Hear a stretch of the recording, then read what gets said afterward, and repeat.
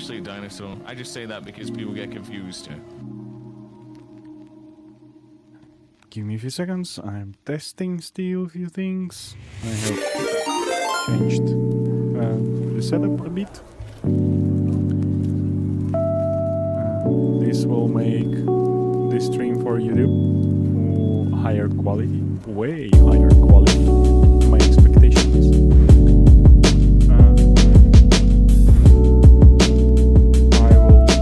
I have had to change obviously the settings for Twitch though.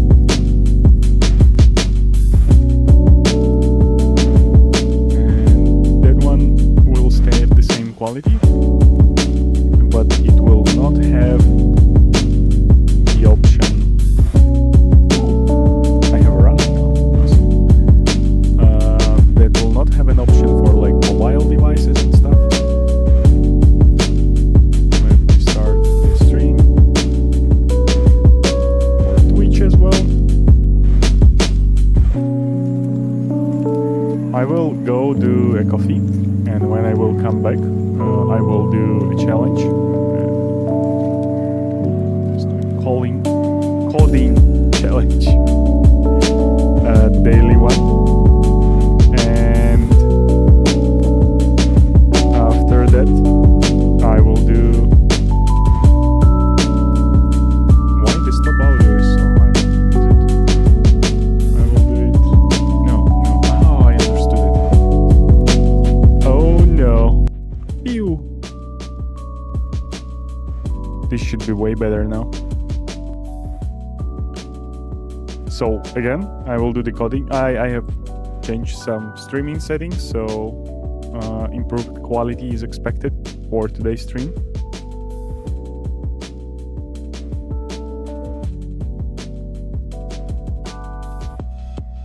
I will go do some coffee. I will come back, and after that I will do a challenge, this one, daily challenge from Lead Code. And after that I will switch to the Nest of Thorns. Be right back.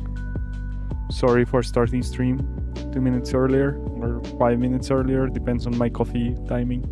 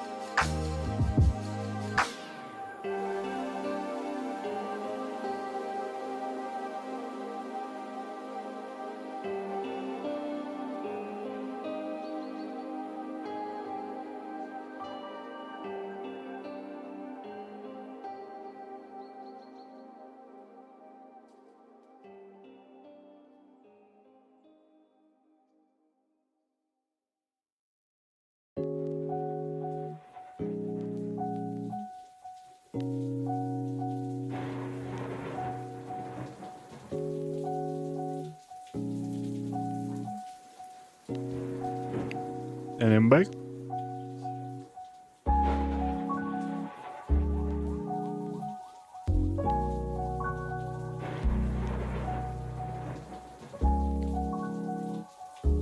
I snitched. How is it called? Sandwich. Where I was on kitchen, in kitchen, whatever. Okay, solving questions with brain power. You are given a 0 indexed to the integer array questions, where questions I, with points I, brain power I. The array describes the questions of an exam where you have to process the questions in order, starting from 0, and make a decision whether to solve or skip each question. Solving question I will earn you points but you will be unable to solve each of the brain power I questions. If you skip question I, you get to make the decision on the next question. For example, given questions 3-2, 4-3, 4-4, and 2-5, if question 0 is solved, you will earn 3 points, but you will be unable to solve question 1 and 2.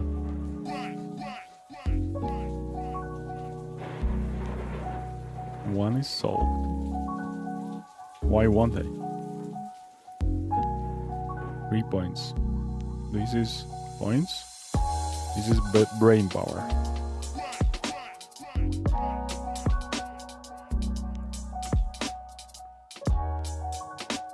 Oh, okay, got it. This is the amount of the questions after this one I won't be able to solve. If instead question 0 is skipped,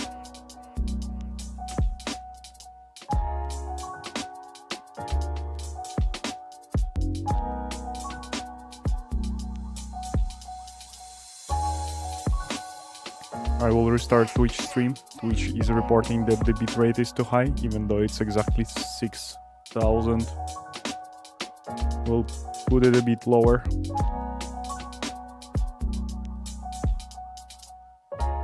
Which is so Twitch.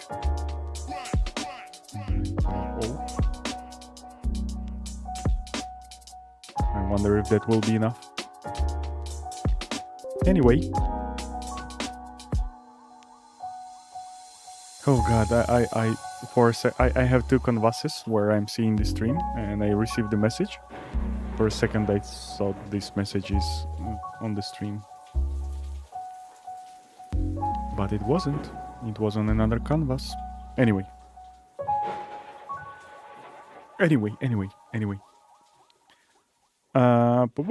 If instead question 0 is skipped, question 1 is solved, you will earn 4 points, but you will be unable to solve question 2 and 3. 2 and 3. Return the maximum points you can earn for the exam.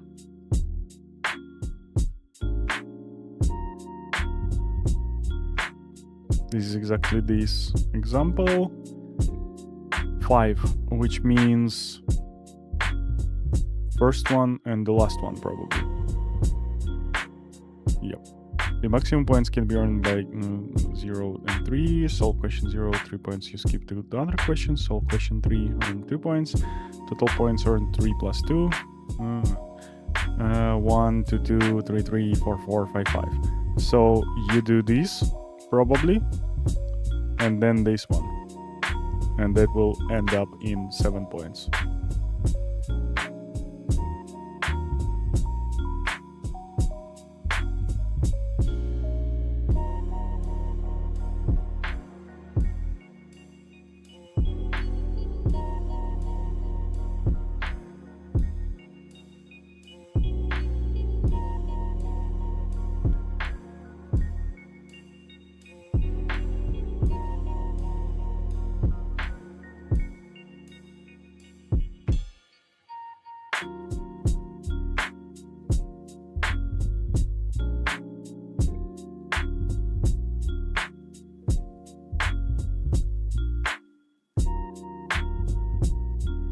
sorry, Twitch is messing with me. Okay, cool. Okay.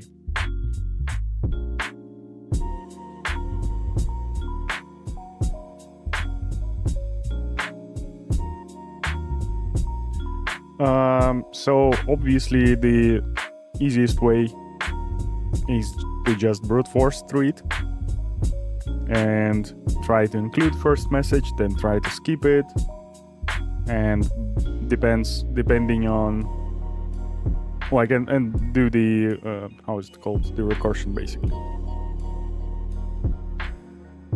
This is what I will do probably right now, as I'm not seeing any sort of meaningful relation how to do it properly, like how to analyze what can be better than brute force.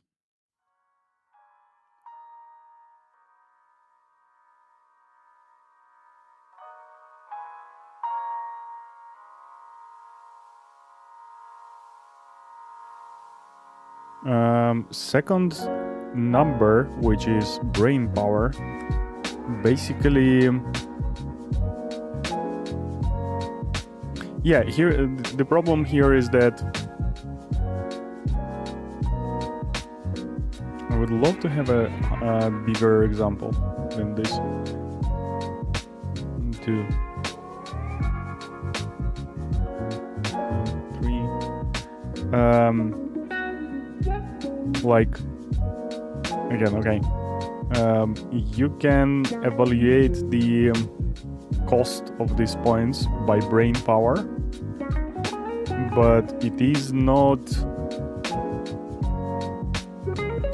That's it. What I can do, I can build a sort of array, which is saying how many points I would skip if I'm picking this task. Then here it will be basically saying that I'm skipping 8 points, -8. Here it will be saying that I need to skip 4 and 2, which is -6.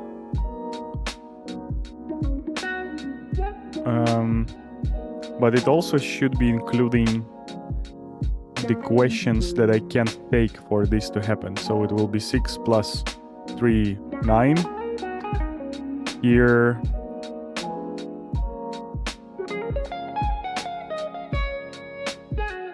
oh, and I see how I can calculate it. Okay, let's create this array that I just explained, which is like potential loss of a sort. So it should be a variable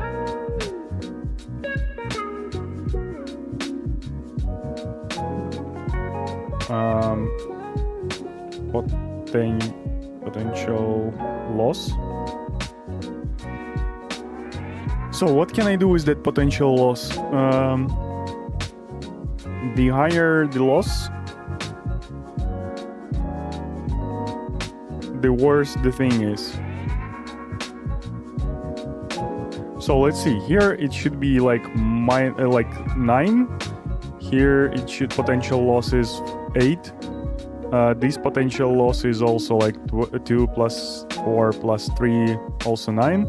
And this potential loss is 8. So these two are the most important ones. And then I'm basically picking up the elements that are important. And I'm skipping on like less important ones. I'm not sure this will work, but this is definitely way faster than doing the full brute force. What about this case? This potential loss will be... Oh, should it be like sort of collecting this potential loss? So basically, if I'm picking this one, this potential loss will be just 2. Potential loss of this one is 1 plus 3 plus 4 is 8. It is pretty huge. here potential loss is just 2. Then potential loss of this one is basically 2 plus 4 plus 5. Yeah, let's do some sort of calculations, examples.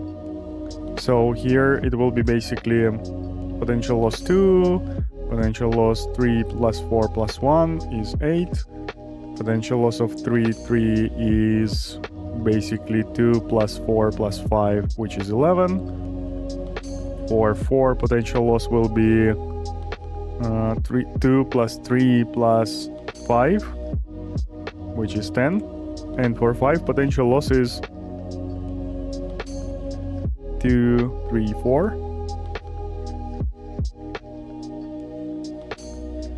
But all of the... No, 2 is not counted. 7, basically. Yeah, so this... Should I go...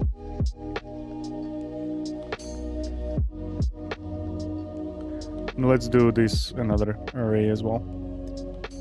This will be like, again, what was my calculation? 4 plus 4, 8. Then 3 plus 4 plus 2, which is 9.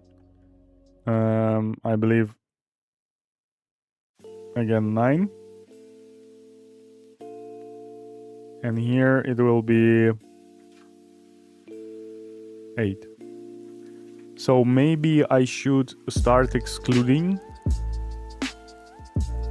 Okay. Let's do another array, which will be potential loss minus the points that it has. So it will be 5.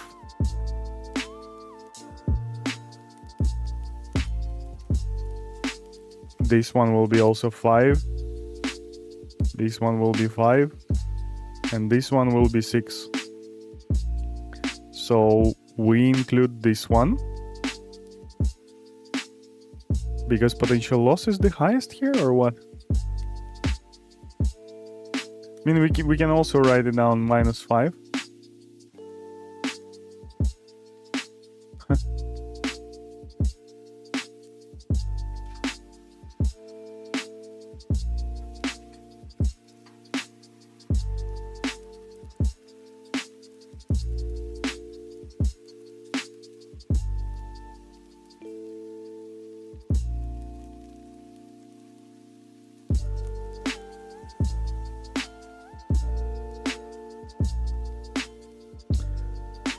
I wonder if I should include 2 into here.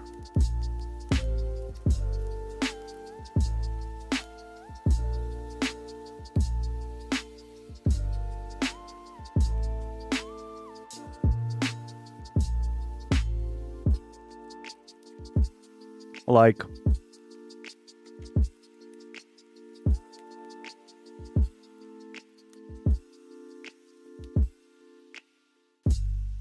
Or maybe like minus 6 include into here.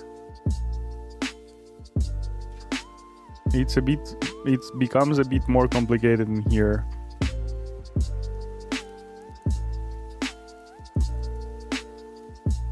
So what is the potential gain here? Minus 1, minus 6, minus 8, minus 6 again, and minus 2, right?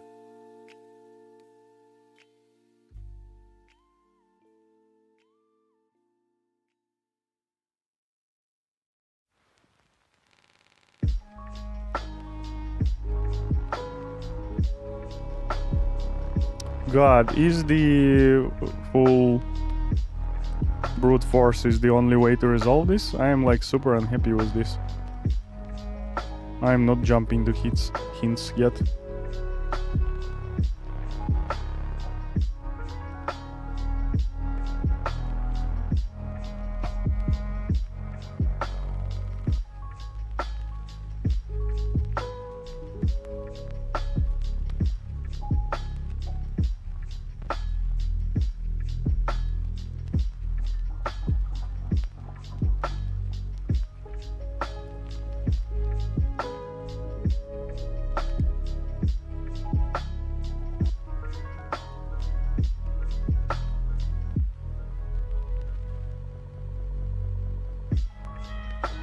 On the other hand, this particular solution can be resolved by like trying to take the highest number of points and see what will be available after it, which is this one, and then nothing is available. But I can also see how this is not working in here, because if you take the highest possible points, this is 4 or this 4, and you cannot pick anything else. So the next best score is 3, and you can take also 2 in that case.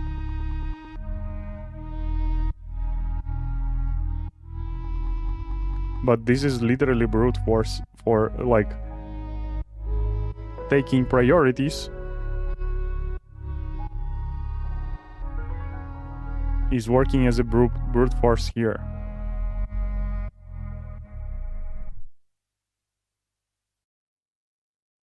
And again, like, I cannot prove that this is the correct solution before like 5, 7, right? And that's it. But then I need to try 4. 4 will be locked by these things, and I will check 1. That's the end of the testing. Then I will check 3. 3 is blocking everything here.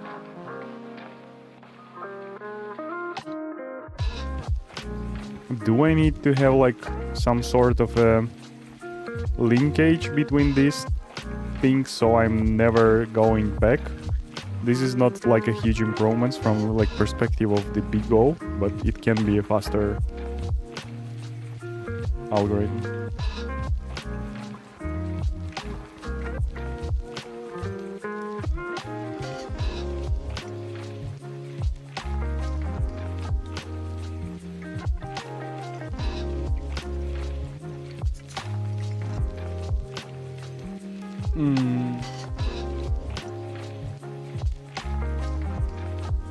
Yeah, unfortunately, I don't see any proper solution except brute forcing this and doing the recursion.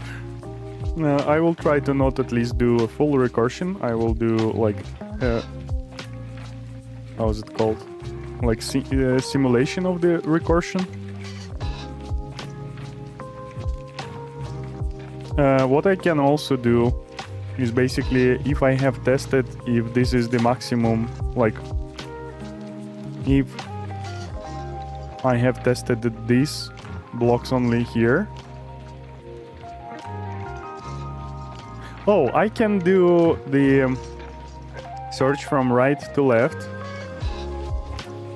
Yeah, this is not a recursion then. I can do the search from right to left and say what is the maximum amount of points if this is included. And then by the end, I will have several... Yeah, okay. So basically the idea is to go from right to the left. And assign the value, like the maximum possible points, with these being included in the final result. So this will do... Oh, and I need to output only the maximum. Okay. So yeah, let's create two things. First,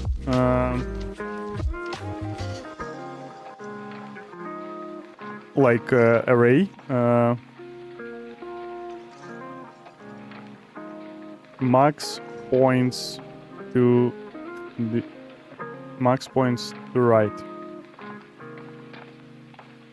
if something is included, and this will be int array.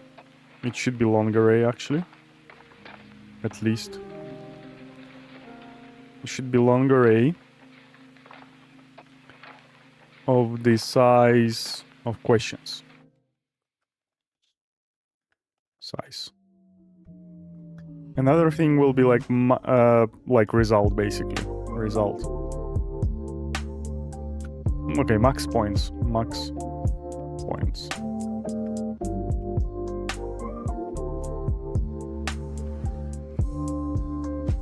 Max points to right. Okay.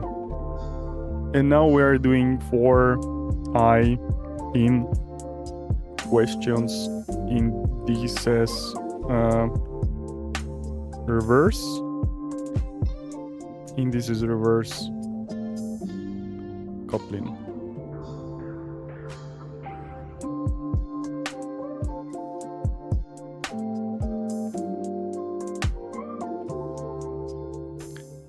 Reversed.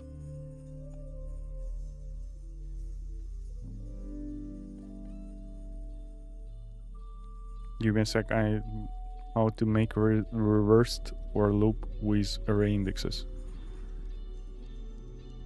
No, this is not cool. This is not cool. This is cool.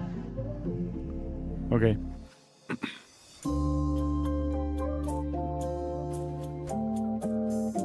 So we're going from right to the left.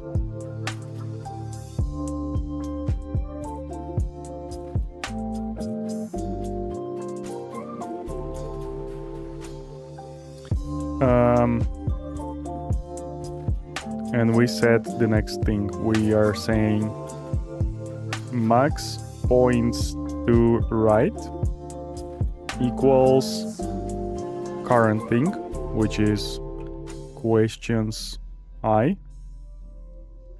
Welcome back to the stream, Jaquiz. Good morning. Hope you have a nice day. I am having a nice day so far. I already took care of some businesses, and I have less businesses left for the rest of the day, so I'm pretty happy at this point. Okay, then we will do another 4. No, we will do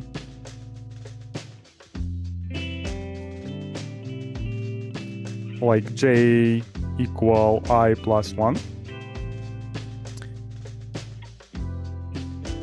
which will be variable. Should I, can I do this? Kotlin var inside while.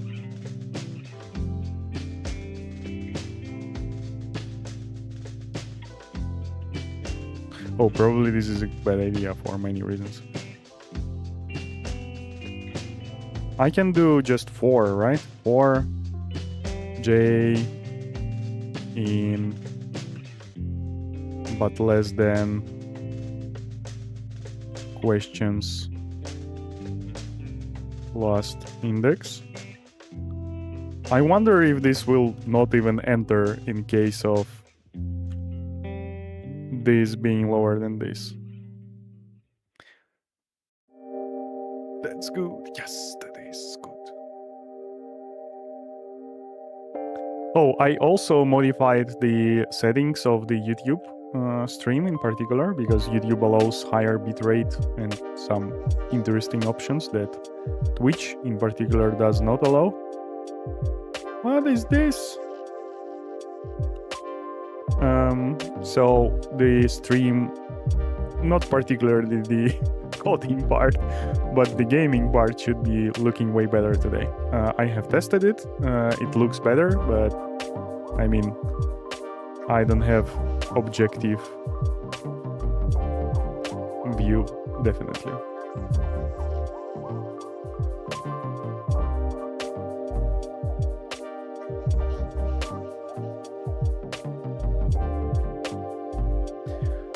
Okay, so now we need to find the closest. Oh no! No, I don't need the 4. I just need question I 0. These are the points. And then if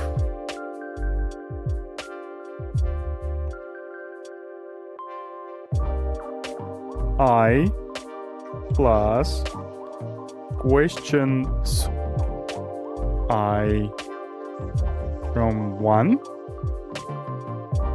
Yeah, I need to do variable for this. Not variable, but like value or whatever it's called. Value.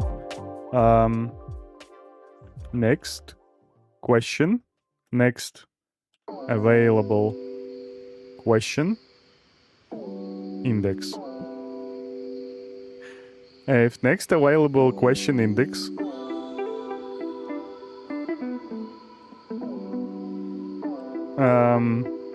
less than questions size. We do max point to right plus equal the questions from next available index and 0, which is the point value. No, this is, sorry, I need to do this. And actually, God, what am I doing? I need to do this because, and this as well. This makes more sense. I mean, they are the same size, so like I didn't change anything here from like perspective of numbers, but this makes more sense.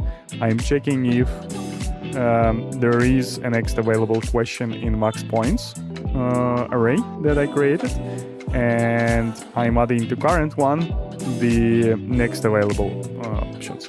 So after this, oh no, and max points equals to 0. After this, I basically have, this is easy question actually, and it's interesting, it's a cool question. So yeah, basically at this point I have traversed this thing only once. I have created a lot of extra data, but I have traversed this array only once. Yeah, the question length could be like huge, so creating a bit data is not a big problem. The algorithmic difficulty will be super complicated otherwise. So I created another array where every question has a potential for like max points. And what I can do right now, I can traverse it once more and check what's the highest number there, or I can basically follow it up in here every time I'm doing this thing. If max points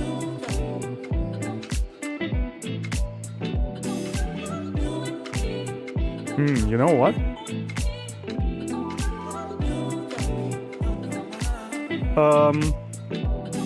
No, I will not do it here. Reasoning, yeah, so what I can do here is basically to do if max points less than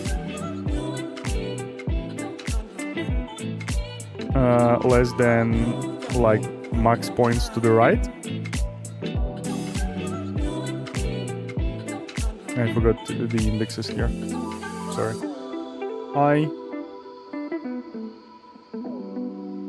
And I here as well.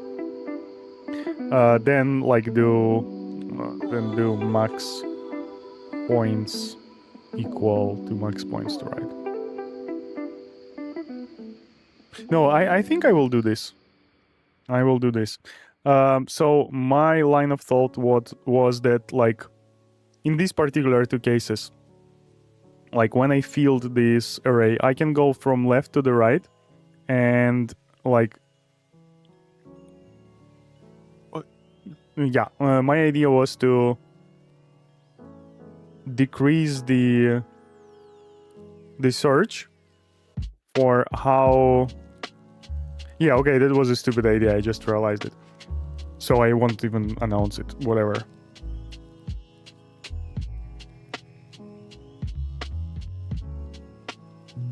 I wonder how the Kotlin max versus if more, if else.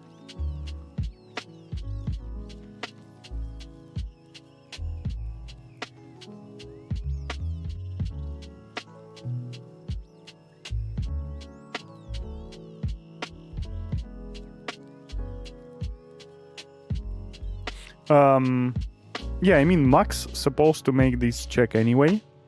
I don't think that writing it like equal maximum from 2 to 2, like between this and this, will be working faster. So anyway, let's check if it's even compiling, and if it's when it will start compiling and when it will be working. I will basically switch to Nest of Thorns, and this is the quickest, seems like the quickest solution of the daily task in the history so far. In my history, obviously.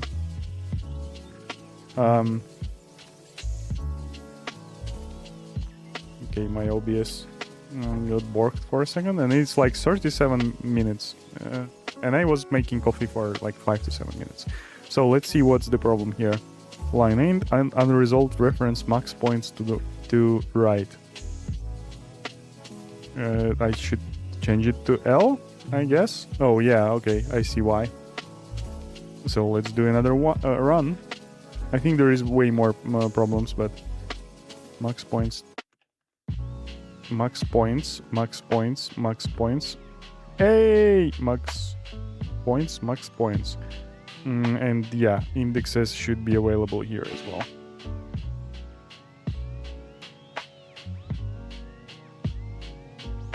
Unresolved reference, max points to right.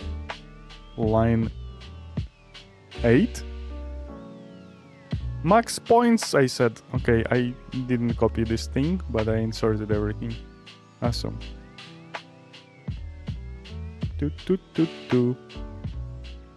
Okay, we're almost there. Argument type mismatch. Actual type is Kotlin, but long is expected. Too long. Way too long.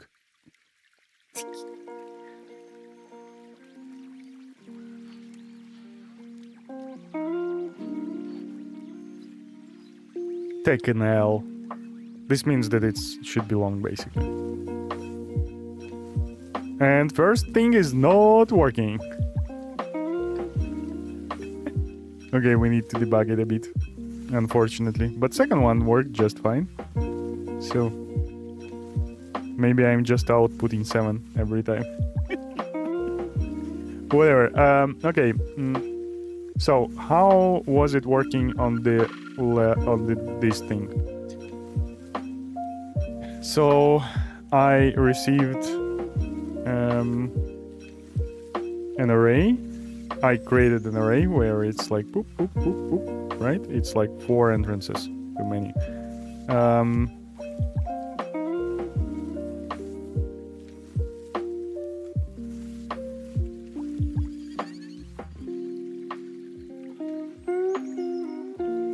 Okay, this took me too long. So here's 2 points. Then the next one will be 4 points, and it's not adding anything here. It's 4 points again here. And then it's like 3 points plus 2 points. 3 points from this and 2 points from the next target, which is 5. How heck did it calculate it 7? What have I messed up? Max points to right, next available. Next available index is equal to I. Oh, plus 1 here. Oh, I don't like this plus 1 now. I don't like it a lot.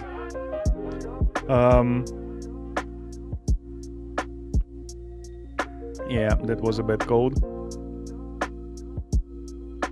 So again, this means I'm skipping 2, which means I'm skipping this and this. So I need like 1, 2, 3 actually. Okay, now it's working. God, that was embarrassing. I don't like adding 1 every time. I wonder how this could be.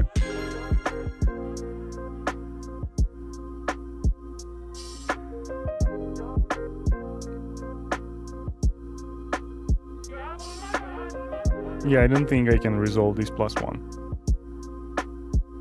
Anyway, this is a decent solution in my opinion. I will submit it. And after that I will see if I want to... Okay, it's not even working. I don't know if I want to optimize it, but it's not even working. Okay, cool. We have passed 27 answers, but 28 is not working. The output is 123, but expected is 157. Next available, less than points. Okay, so let's see what is happening in this array. We again, how many are there? So it's 1, 2, 3, 4, 5, 6, 7, 8. This should be enough. So it's 65 points, right? Next is 49, nothing coming in whatever. 5 is the next one, and it's like erasing everything after it. Then it's 58 plus skipping 1, 2, and taking 65 plus 65, which is 123. Cool.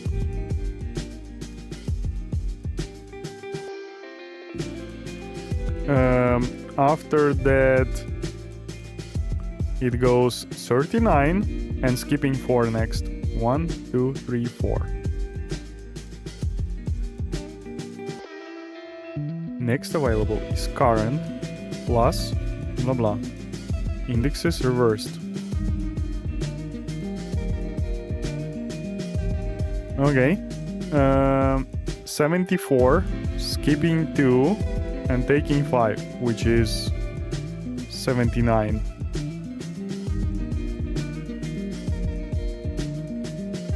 Next is 92.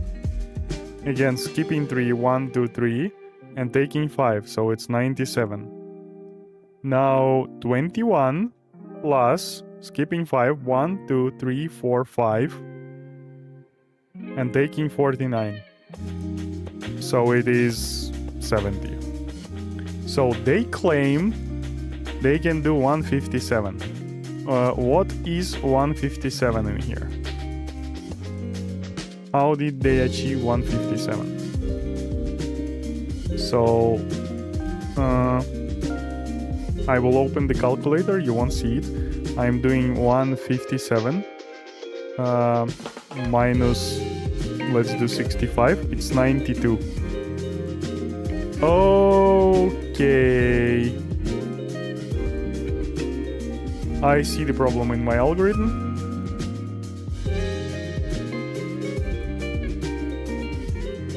And it is reasonable.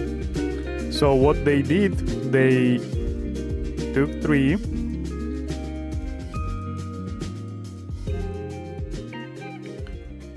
and they didn't took the maximum. Oh, they didn't took this thing, but they did. Yeah, I see the problem with my algorithm. I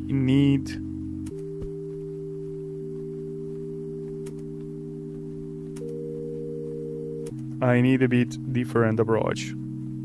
So if currently maximum points, so all I need to do is to add here else and set this to maximum points. Will this work though? Yeah, I think this will work. So the thing is that basically I'm not, like, when I'm calculating the max possible value from here to the right, I'm enforcing to use this number, where, like in this case, this number, I'm enforcing to use this number. But if I'm reaching to this number, I might skip it and have higher score like that. So yeah, that is where the problem with my algorithm is coming from. Yay! This is a decent algorithm, basically. I have made a huge mistakes, like in here with +1 and missing out on this nuance here, which I needed a test case to realize. But yeah, we reached it here. I want to see the fastest solution.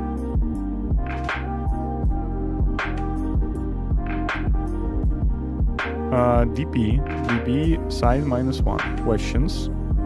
DP size -1 from all to long. Cool. Then in E, size -2 down to 0. DPI questions IO too long. Current question I. Brain power current question 1. Points current question 0. Cool. This is just to like have it verbal, I guess. Points taking equals to points of the current question plus if minus dp size dp thing else 0. Yeah, so this is that adding extra points from the dp. I like how all this is super described, but what the hell dp is? Oh, dp represents the maximum possible points starting at I. Yeah, okay, that makes sense. That's what I missed basically in my check here, is that maximum points to write, but I was enforcing the first thing to happen, to be included. Okay, points taking blah blah, and then dp from I equals to maximum points taking or dp I plus 1. Points taking or dp plus 1. So yeah, they basically saved on these max points. So I can delete the max points and set it next, set the maximum points from I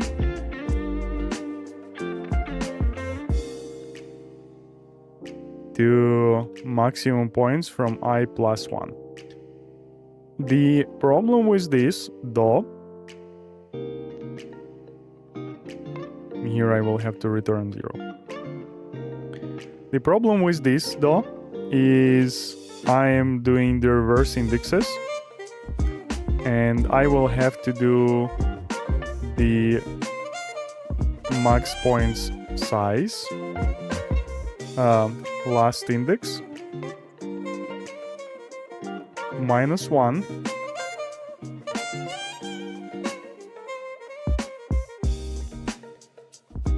down to 0.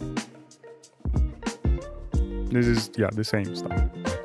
And what I will need to include here is basically the last symbol. So max points to right.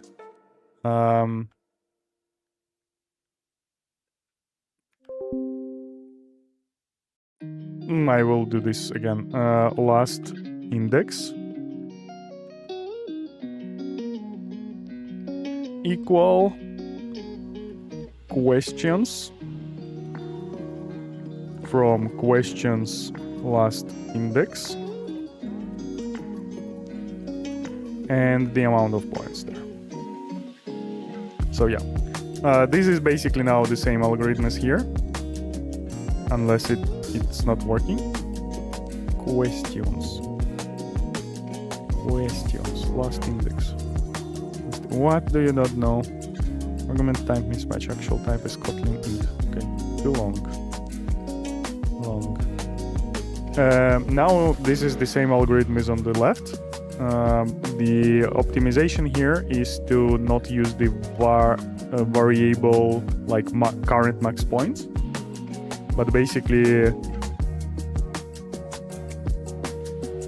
I'm missing the thing here, but basically reuse the cell from the right as these max points.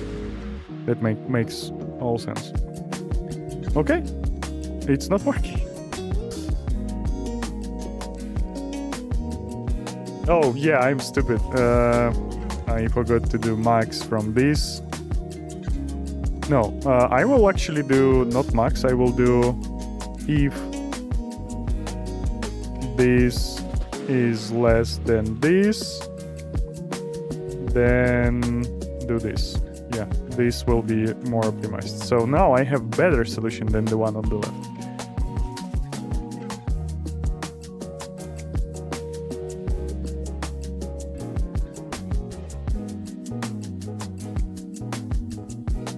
Give me a few seconds. I need to listen to a message.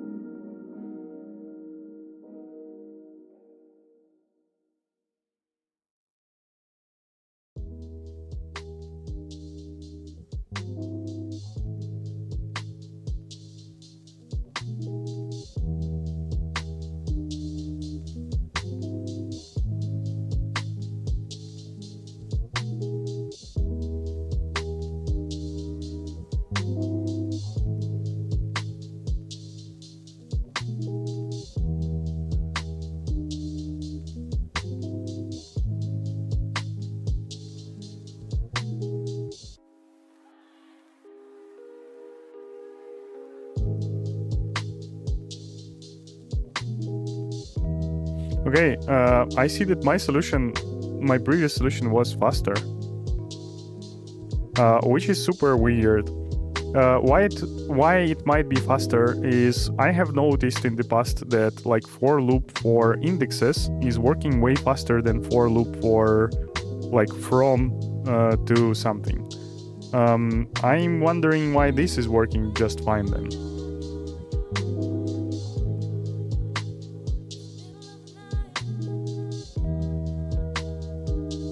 Like why this is working in 6 milliseconds and this does not.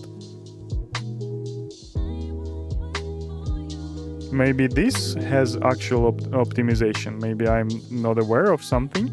Maybe there is a compiler optimization in here. So basically max.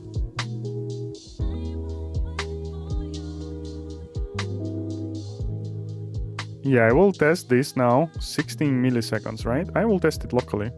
So this is taking 16 milliseconds. With this, it's taking less. It's literally taking less. So it might be obviously random. 15.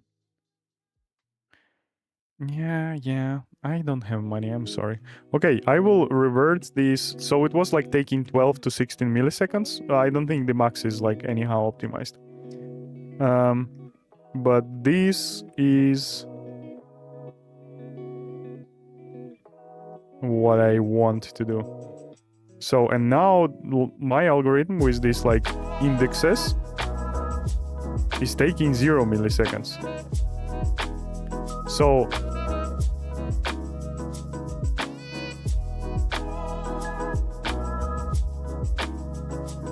and this is what I'm saying, like I believe that this for loop is faster than the for loop with the things.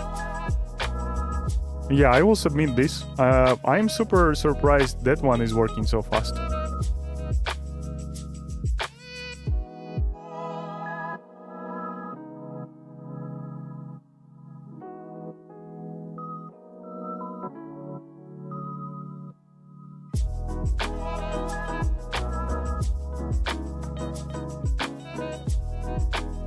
I mean, this is a win. I will take it. The memory is not super awesome.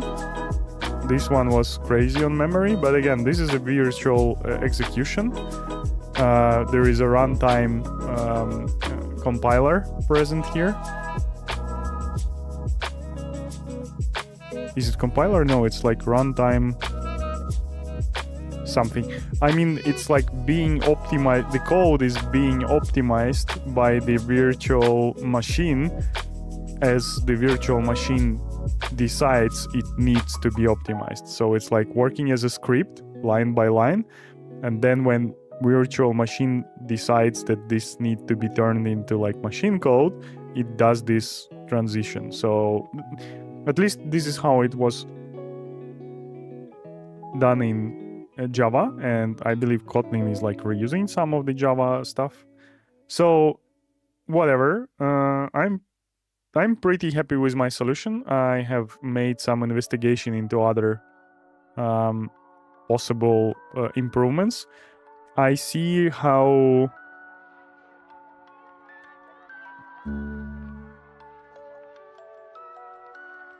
I do not want to make the check like if I is less than.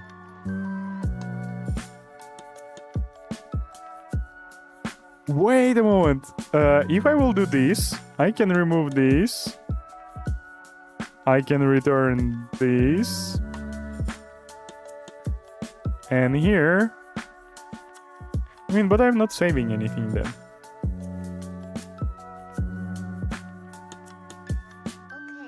No, I'm saving one check, actually.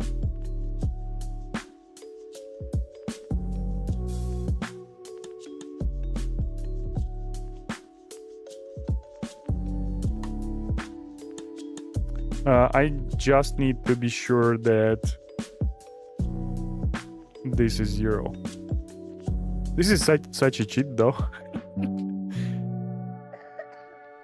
Should be 0.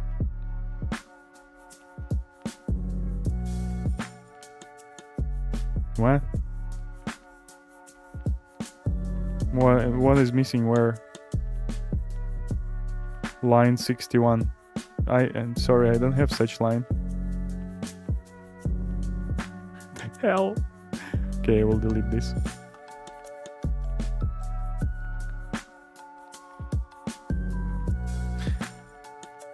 Oh god. Please, Kotlin, don't make me cry. I won't. Run? Oh, okay. I have deleted some extra stuff or what? Oh, I have deleted this. Wow. Cool. So I'm not actually getting rid of the variable. I'm just putting it to the right of this max points thing. But that might improve a bit the memory in particular. It didn't. It actually made it worse.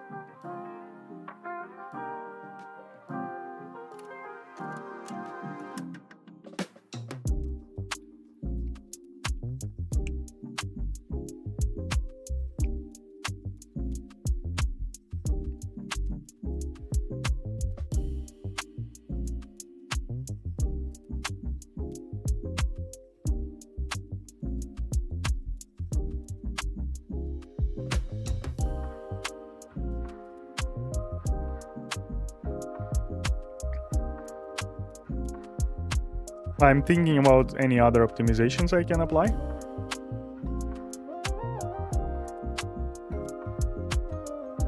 Oh, here is a solution like I have.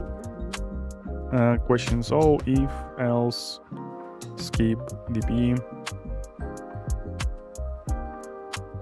max of take, skip.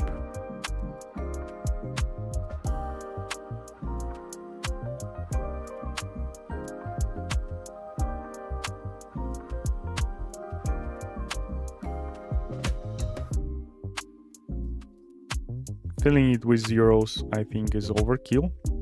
The only 0 you care about is the rightest one. But yeah, I'm not sure about the efficiency of this initialization. What are other... Okay, this is good enough. This is super good. I will submit it once more.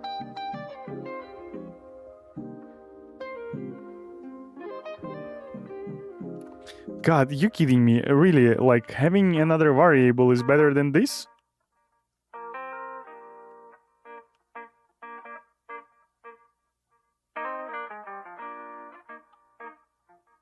I shouldn't have kicked that submit button. Yep, for this reason.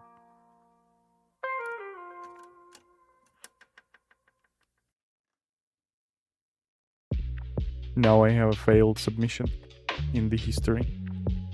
Okay.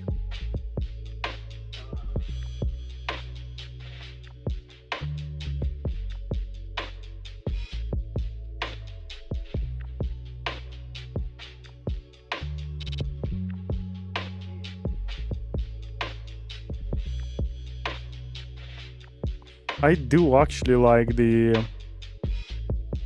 extra variable here. because these are like different instructions, and having different instructions is not fun. And this is like pure.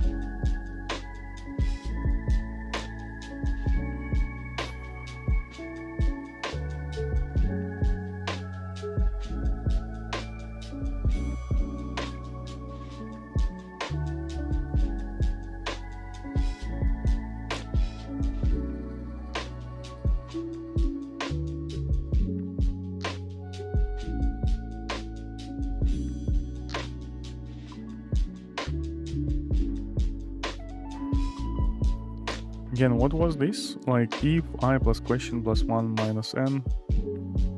Just the question size. And I do really want to do a bit more improvement. Like I am so close to something cool. It's one less. Last index. Oh yeah, I need the I need this thing next available.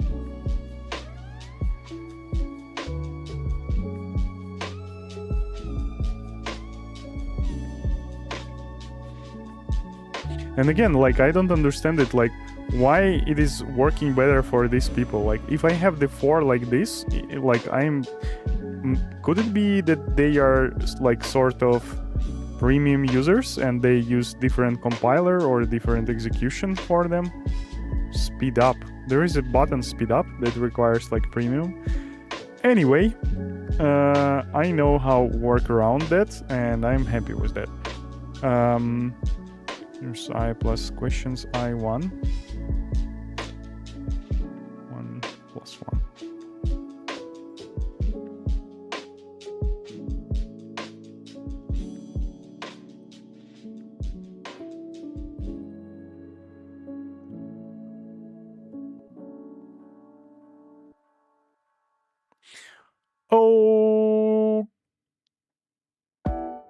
Okay.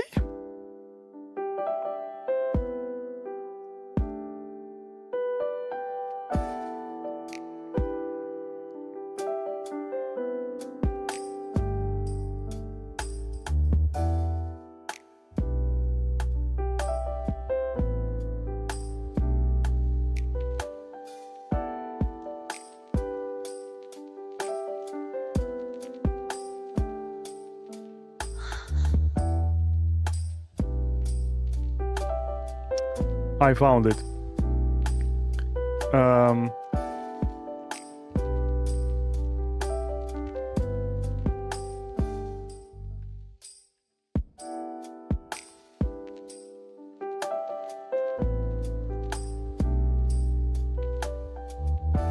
Bam.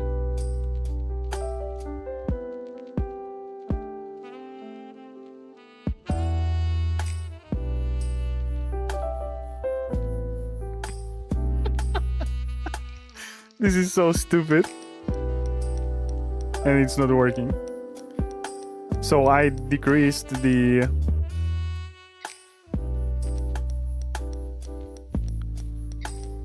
plus, minus.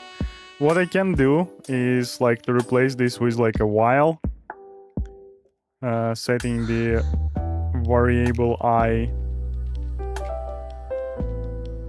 to questions last index, while I more or equal to 0.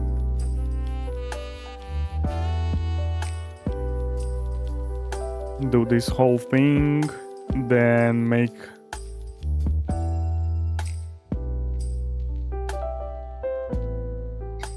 J like this, E plus plus,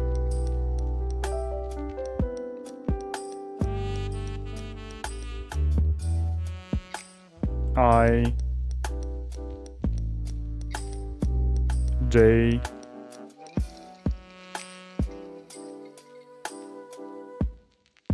J, J, J, hey, J, I said, and I is here. I shouldn't be plus plus, it should be minus minus. So this is basically this should be working like worse because of this comparison. J is less than I, J equal I.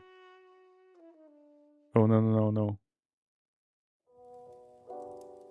Oh hell, yeah, this is absolutely different now. Okay, so cool. I will leave it as it was. I'm happy I found that way to save the +1 operation.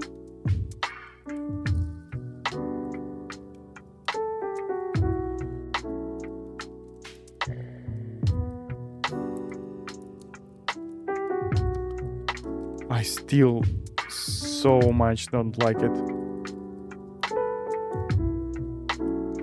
Minus. But yeah, I cannot like get rid of the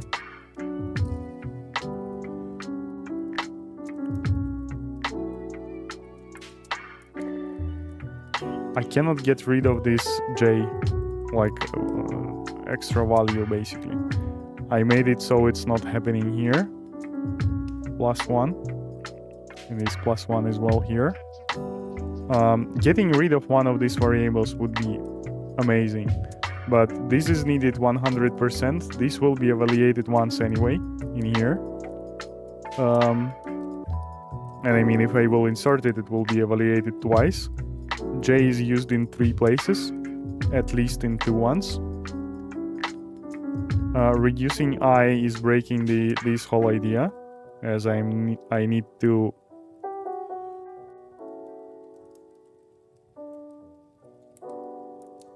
traversing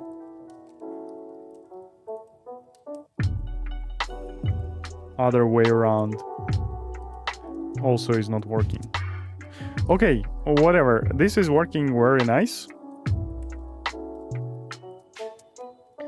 And I'm happy to leave it at this. Now I will stop the music. I will launch the Dota. I will switch to NOT stream. I will start local recording. You should be seeing Dota now. Amazing. And I will get my Thorns controller, which means controller on the cable, as I didn't figure out the situation with cables since yesterday. I need to also turn off the desktop audio, which I already did. Oh, and I need to update the streams, right? Because people won't be watching me unless they are sure this is a Dota stream. Give me a few seconds. Whoa.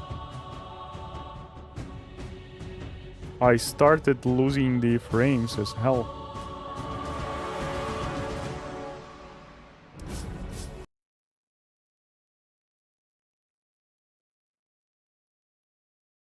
What happened? Oh, yeah, I understood what happened.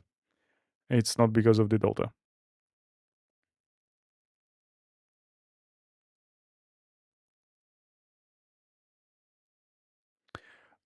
I hope the stream will survive this, but it might not.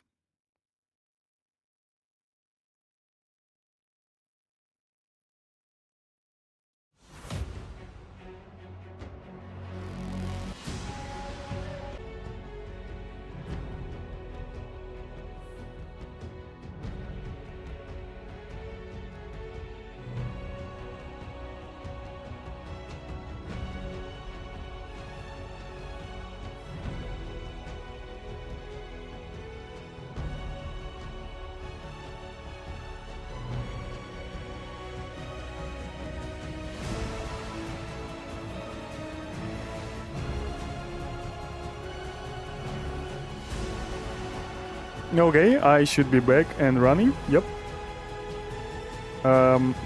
There was a technical blunder made by me.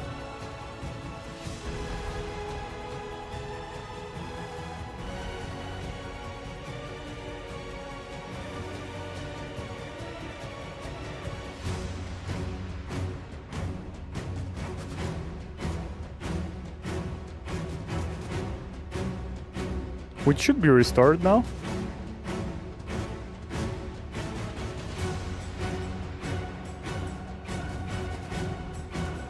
And I think I didn't stop the stream even, so this was just a brief, momentarily problem.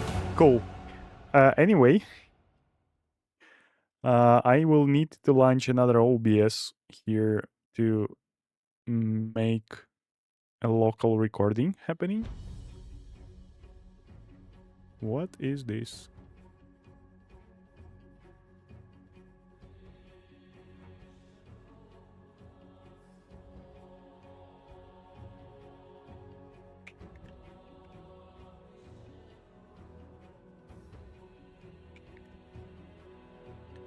Okay, this didn't turn the way I wanted it to.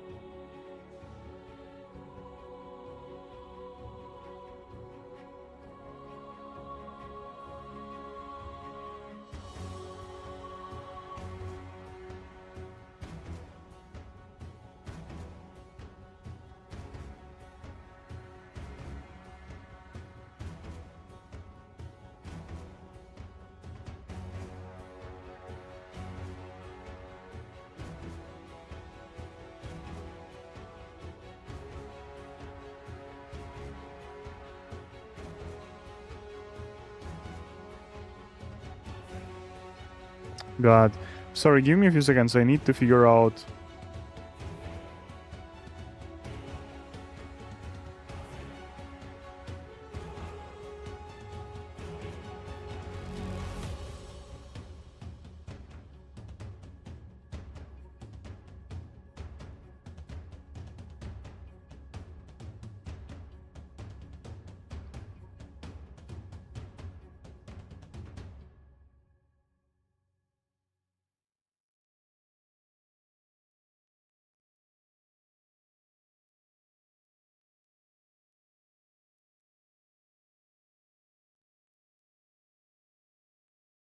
Yeah, I don't think I will figure this out. What I can do, I can shut down the stream again for a few seconds. Change the settings.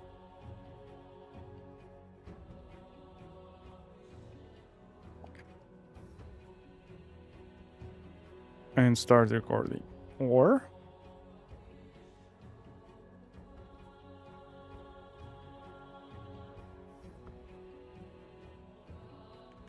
yeah, I really... if I'm going to play, I really want to have another record.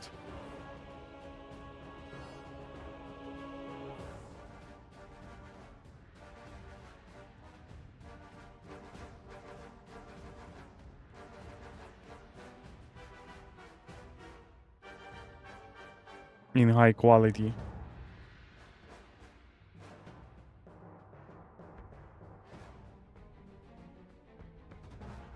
Okay, cool.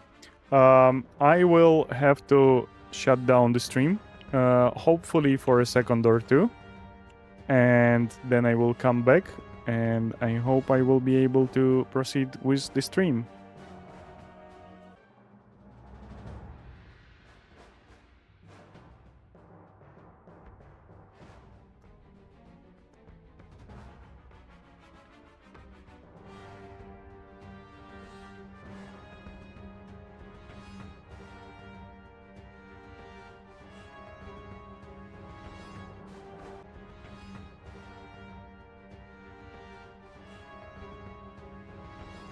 Okay. I hope I'm live. And everything is going just fine. Which is not given at this point. I will refresh the YouTube web page few times, so I will be sure.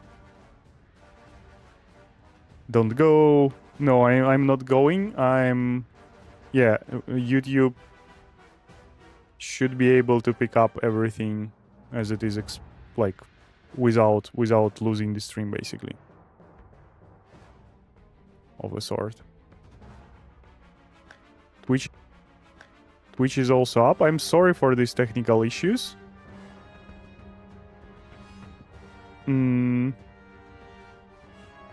So I also hit very important other button. And yep, there is no problem there. Awesome. Cool. So, yep, I can play now, finally. I'm so sorry for all this mess. This wasn't intentional. Again, as I said, I have modified some settings. So let's start with the Shen, like yesterday. We'll do a few games there. Sorry. I have modified few settings yesterday. And YouTube stream should be better. On Twitch, unfortunately... What is happening here? Yeah, I will be restarting this game now. On Twitch, unfortunately, I had to get rid of the mobile streams, which is lower resolution than 1080p. On YouTube, though, I'm using higher bitrate and better encoding algorithm, which is H265, and before I was using H264. It's not like the change in the number is better, it's just that newer version is a bit more efficient for streaming in particular. You should have also available a 1440p version of the stream on YouTube. I'm not playing in that resolution, but YouTube allows 1440p to be a higher bitrate video, and I'm basically upscaling it right now with the cost of on YouTube side, but I might also do it locally, so I will be playing in 1080p. And okay, I just realized that I'm not Sky Race Mage. So what I was saying? Oh yeah, I might be locally upscaling the game that I have, which is 1080p to 1440p, and then sending it on YouTube. But right now I'm sending 1080p on YouTube, and YouTube scales it up to 1440p instead of me. But yeah, that allows me to have a better bitrate, which means basically more data in 1 second on the video, and that should make the video quality way higher. Basically, details of the skeleton should be better visible and stuff like that. Okay, Mortimer Kisses is good. That was a lot of rerolls, honestly. But again, it's not really bad. Amazing. Okay, this game almost went into restart, but the last moment I got this snotty Betty. This snotty. I'll be doing some rerolls to focus on Mortimer's Kisses as long as I can. Level 9 at minute 2 mark is great. I hope I will secure the big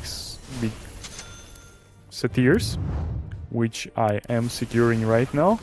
I am skipping a lot of items that might have locked my inventory, but I see immense value in prioritizing more the Octarine core and Specialist 3.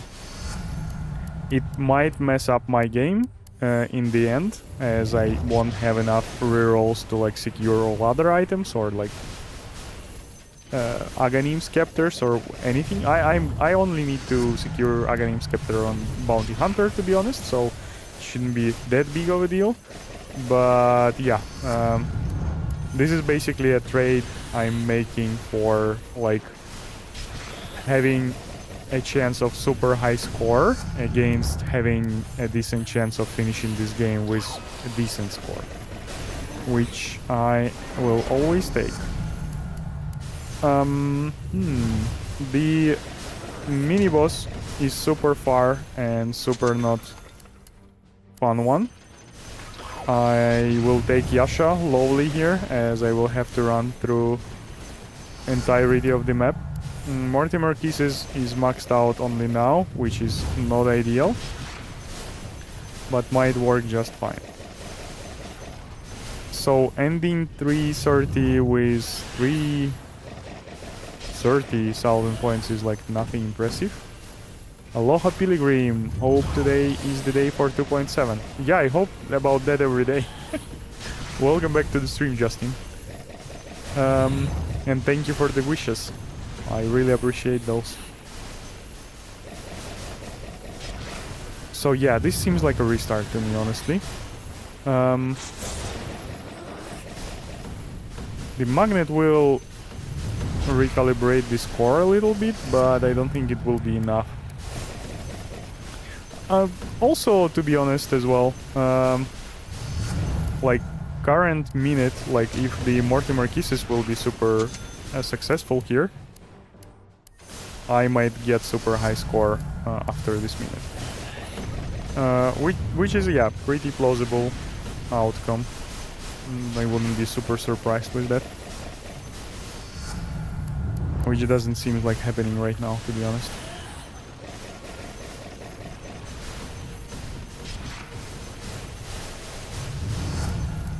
I might not be playing enough into the outside of the screen Mortimers right now, so I'm like not blaming the game on this. Probably myself could also be more efficient with the Mortimers, but I don't seem to see options there. Okay, we are out of skeletons. I'm like barely 7,000 points, 700,000 points at 5-minute mark, so this is clearly a restart. Is it though? Yeah, this is a restart. I'm like already 100k points behind 2.7 million mark, and I will lose more in the late seconds of and late minutes of the game, basically in second half of the game, as Shen has one less projectile, and that will be crucial when your main abilities will be Magic Missile and Chain Frost. No Kaya before 230 is an automatic restart for me lately. It is impossible to get 850 by 5 minutes without at least Kaya 1. I am actually going to skip Kayas today. How about that? The reasoning is that Kaya, you need Kaya 2, not Kaya 1, for Mortimer Kisses to be one-shotting skeletons at to level 7 Mortimer Kisses to be one-shotting skeletons. And basically you get level 7 at somewhere like 230 to 35, and then you got level 9 at minute 3 or before minute 3. So basically you have this benefit from Kaya for literally 15 seconds, and then it is a useless item. Yeah, so this is my reasoning, and this is what I will be trying in today for sure. And this is what I was trying yesterday as well, by the way. Just saying. I had Doctorine 3, Specialist 3, Chasm 3 with maxed Mortimer plus 2, 3, 4 magnets during the skeleton waves, and still couldn't break 750. Yeah, breaking 800,000 points at minute 5 is not guaranteed with any abilities or items. Like, again, like you can finish 230 with level 10, like level 9, barely level 10, and sometimes you're finishing it with level 11. This is basically a huge pointer to the fact that, like, the way skeletons are spawned, the way they drop the experience, like, has... Oh, Selami in command. Okay, I see. I just noticed there is a new person in my friend list. But again, like, there is a huge variability. I realize that. And the thing is that Kaya isn't like... I don't see how Kaya is helpful after you... Like, Kaya is not helpful after you get Mortimer Kisses level 9. And if you can prove me that Kaya is helping you to get Mortimer Kisses level 9 faster, I would love to see that. But again, like, I don't think Kaya would help you anyhow to get Mortimer Kisses level 9 faster. And again, maybe you will kill few extra skeletons during those 15 seconds.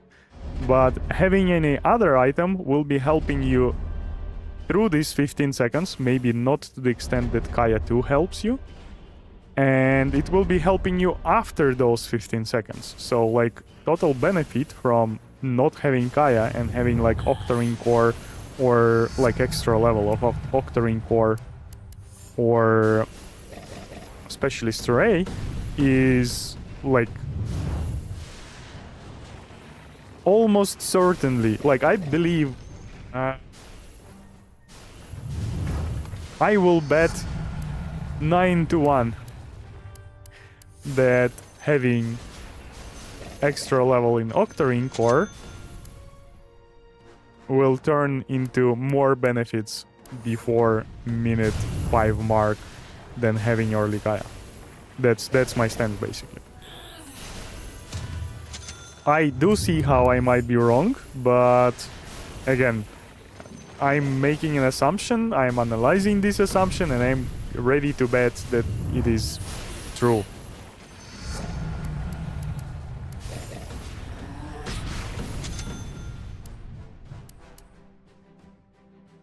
I'm not going to reroll it though. Like, rerolling is an overkill, I think. But yeah, again, my priority right now is Octarine Core and Specialist. I might have had to reroll it actually.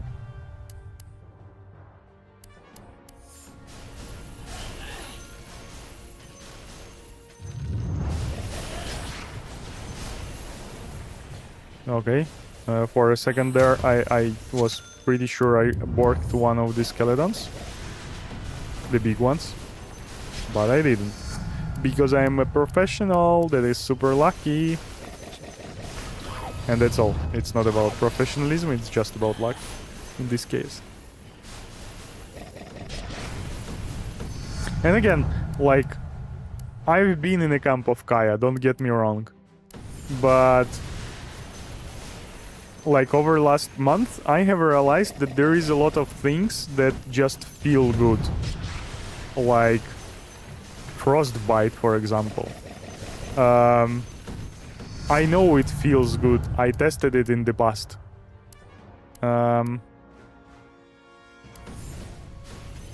But I know that it's not working as well, like, and again, by knowing, I mean I will bet 9-1 that it is not working. And I was explaining, I don't know what. Oh, I was explaining one of these items that are like stun monsters for 1 second, right? That it looks like the monsters are not able to get close to you, and that is always an indicator that you are like killing them too fast.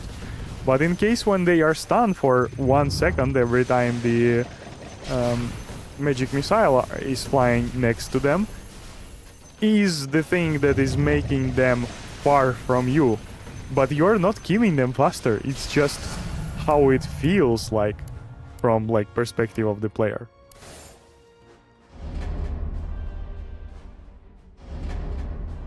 And the same is happening with this Kaya. You start seeing that skeletons are like one shot earlier, but like you see it a bit earlier, but it will be happening like 15 seconds later anyway. So are you taking an item just for 15 seconds of like a bit higher efficiency? Like, looks like a waste to me. Again, might be wrong, I don't know. Another thing why I like started thinking about all this thing, Kaya in particular, is like I feel like my performance degraded in the last one. And like I was looking for reasons, and one of them is that like I stopped prioritizing the specialist array, and I stopped prioritizing offering core as well. And I stopped doing that because I started like believing into new things like Kaya, something else. What I actually think I was wrong about is this, how is it called, the Honda, because I have had multiple games already where having no Honda at minute 6 resulted in like decent scores anyway, which is like which makes me question if Honda is like that important.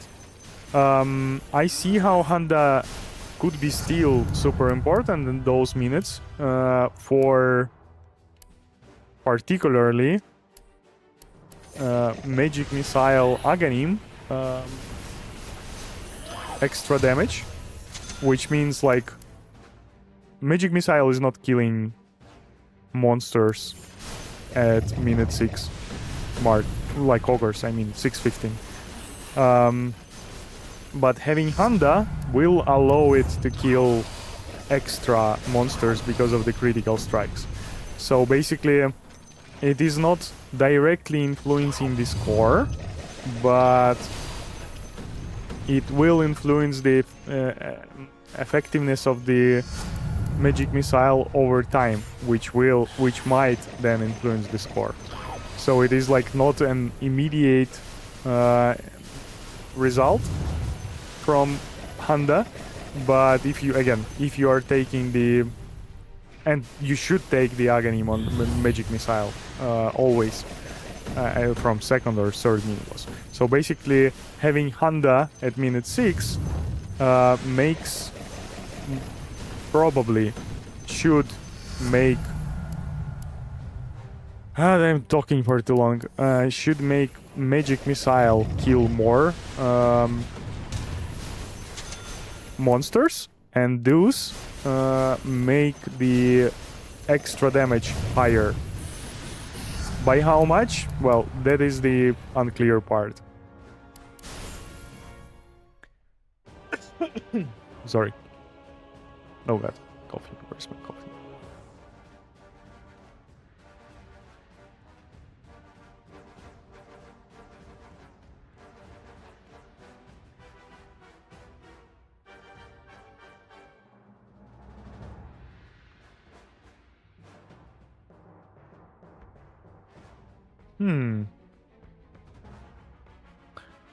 I have some questions about this score.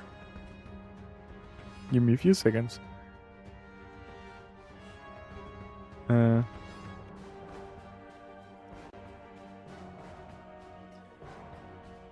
I think this is a cheat.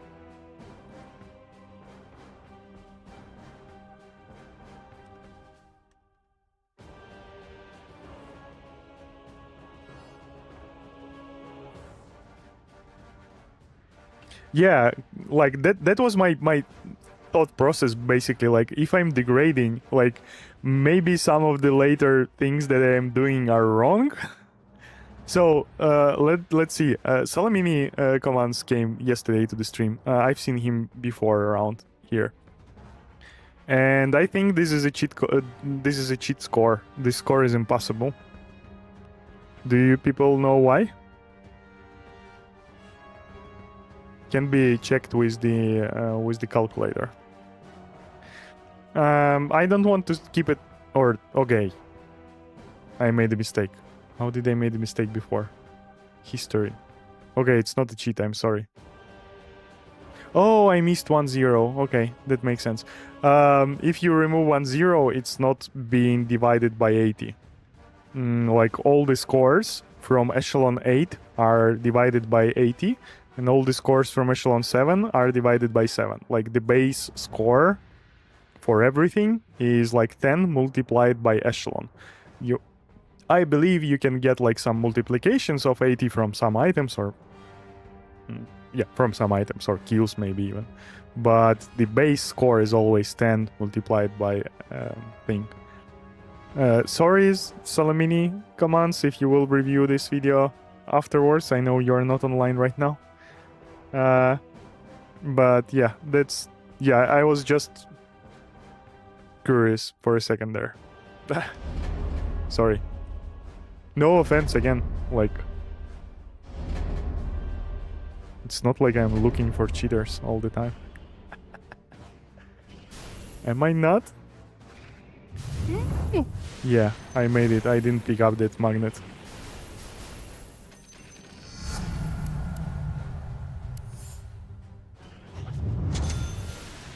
So in this game, I already have 2 magnets. That sucks to pick up. This is a good sign for a game already.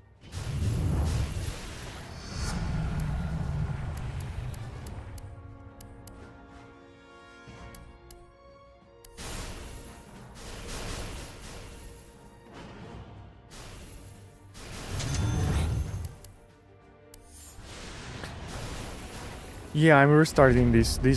Doesn't feel like a good game.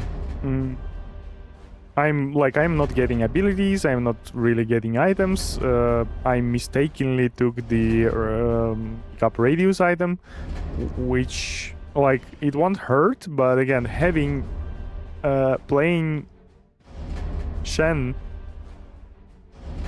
the idea behind me playing Shen is to take Bed Rider as this 5th skill and not waste chests on World Chasm Artifact. So like taking it is like really stupid. I am like, yeah.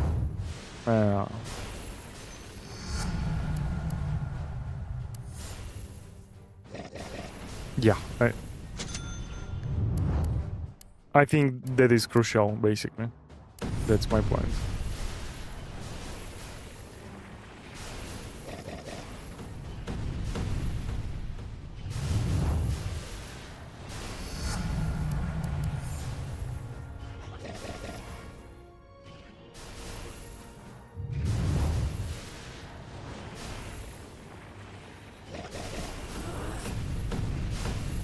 By the way, Justin, I don't know if you were joining this stream while I was like solving code problems, but I had one today, and I did it in like literally 40 seconds.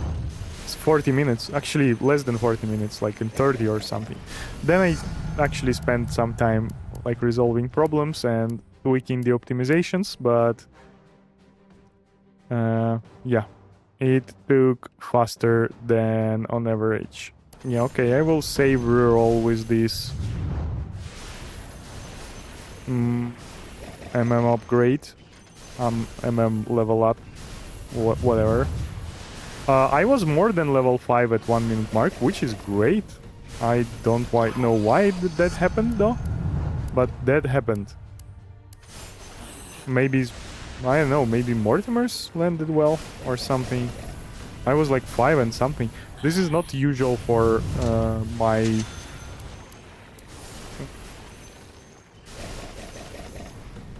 Shen place, but yeah, and also I got the Phylactery and then Kaya as the first two items, so they are like not boosting performance of Shen anyhow, except, okay, maybe Mortimer Kisses is like being improved by Kaya, right?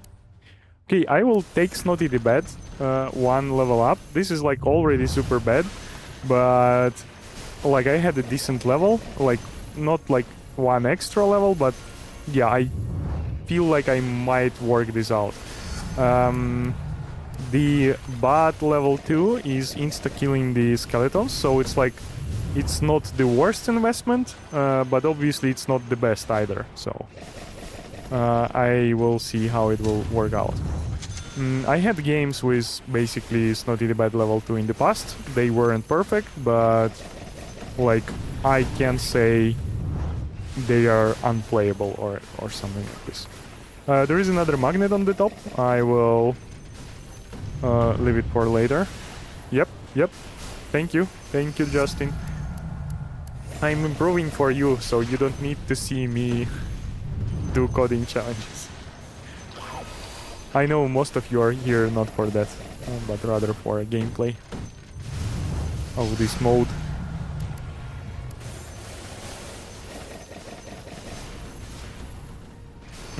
I will pick up that magnet soon-ish. Oh, that is great. Yeah, I will go pick up it now. Or something. Come on, let me leave! That went great, I think. The boss is in a good position, but not the perfect boss. Yeah, Mortimer Kisses level 9 at 307 is like far from perfect, but it might work out just fine. I will invest into Octarine Core, again. Not into pickup radius with Shen. Not into pickup radius items with Shen. So yeah, and Apex, it is too early for Apex in my opinion. Again, I would love to prioritize Magic Missile here, but yeah, if it will be Chain Frost, I wouldn't be super sad about that. It is way worse, but there is a 25% chance on every level up to not get Magic Missile, and then I will go with Chain Frost. Yep, summon dead bows pretty soon. I might try to move out with this Baby Roshan, but yeah, I will have to pick up the chest from it, as it is in this place where my farm is the best for Skeleton and Mortimer Kisses. The coding was interesting. I'm actually slowly starting a Nest of Thorns clone in Unity. I do want to do Nest of Thorns clone as well, but I want to do it. I want to sell it for like $1 or whatever. And my plan is to go with Godot, because that engine won't require me to pay them anything.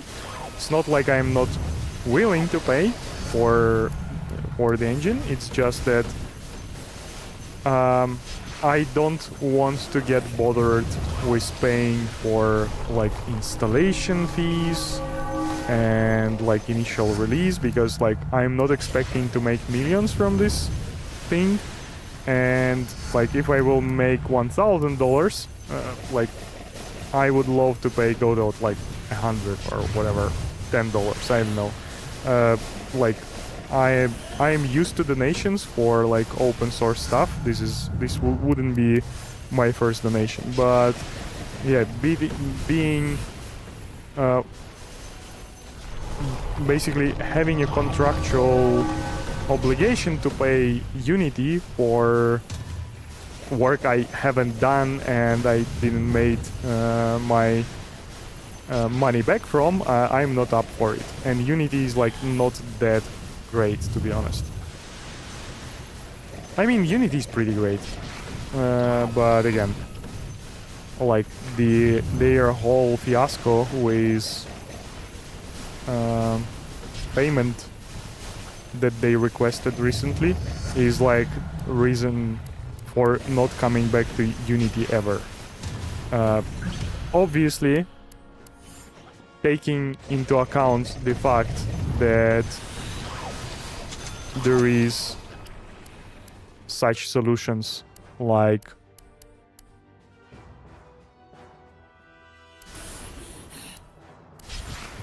Godot, which are free, and they are decent. I already did few mini games in Godot, and like I see no reason to take Unity over it. Nest of Thorns actually helped my MMR grind.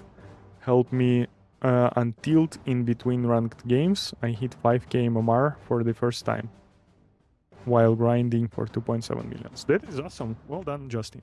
Yeah, this is cool. I was thinking about mini games. Like, this is not first time Dota has mini games during the search. I believe long time ago there was this mini game where you like combine the items. So basically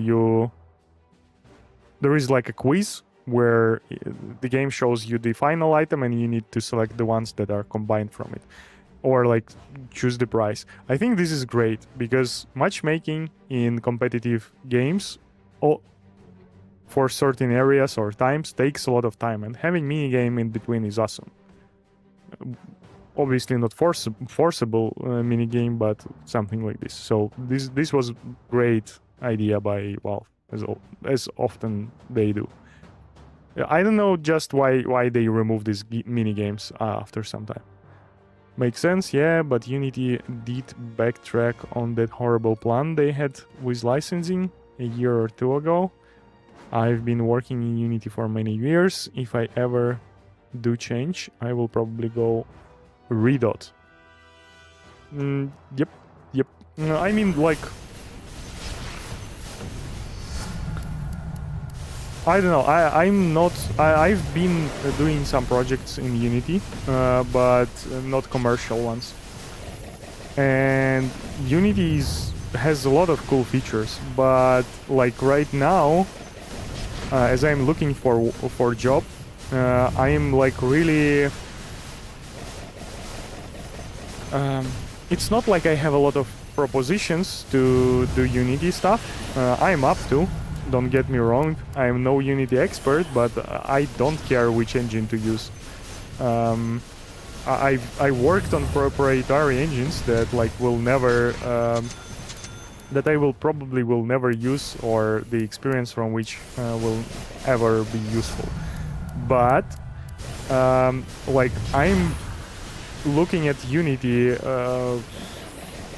like with a question like, do I really need this experience with Unity that might like turn into something bad any moment because CEO will decide that the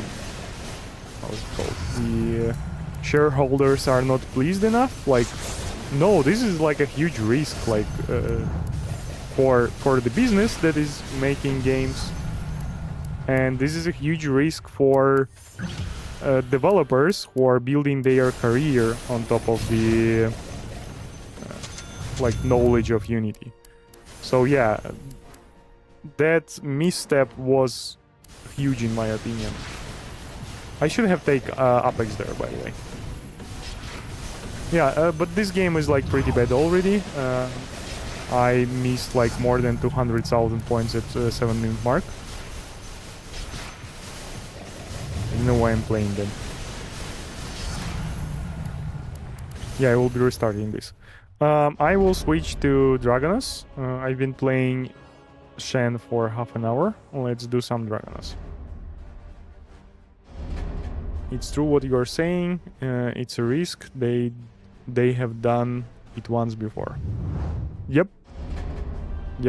And I mean, like, this was obviously stupid and they had to backtrack it, but they can implement something that will be like harder to understand. And like having a project in the working on Unity while they will figure out and Like, again, I believe... Yeah, whatever. It's like...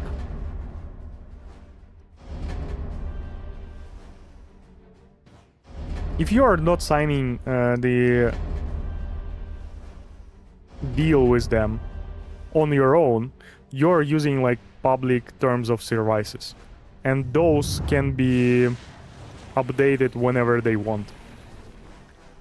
And like having a game in the middle of production on the agreement that can be changed whenever someone else wants is a huge risk. Yeah.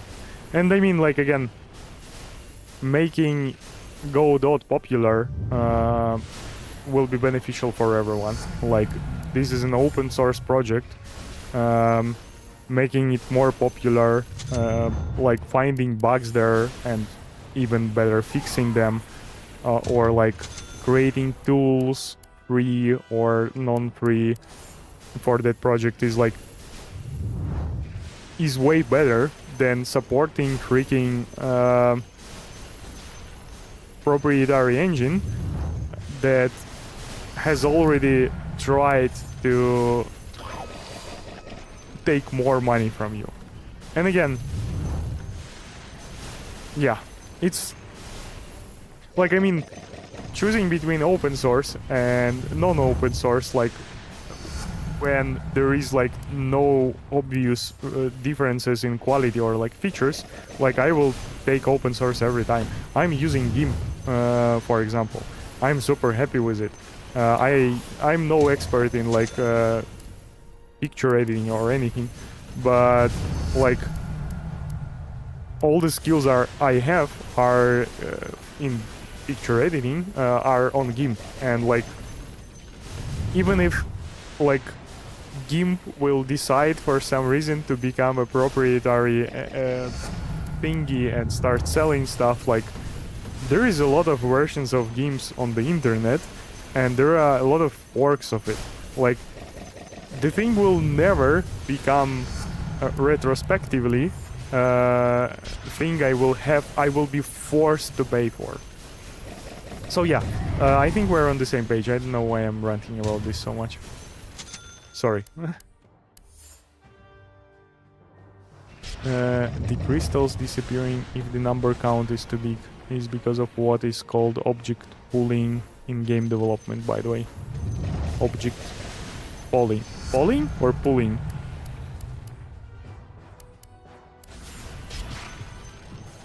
That's my guess anyway. Yeah, I'm not familiar with this definition, or with this, not definition, with this term. But I mean, it's pretty reasonable and obvious practice, like to hide things if you don't need them.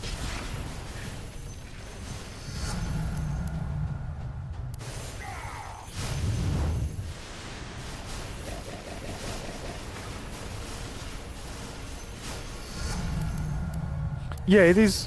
There could be so many reasons as well to why they have this limit.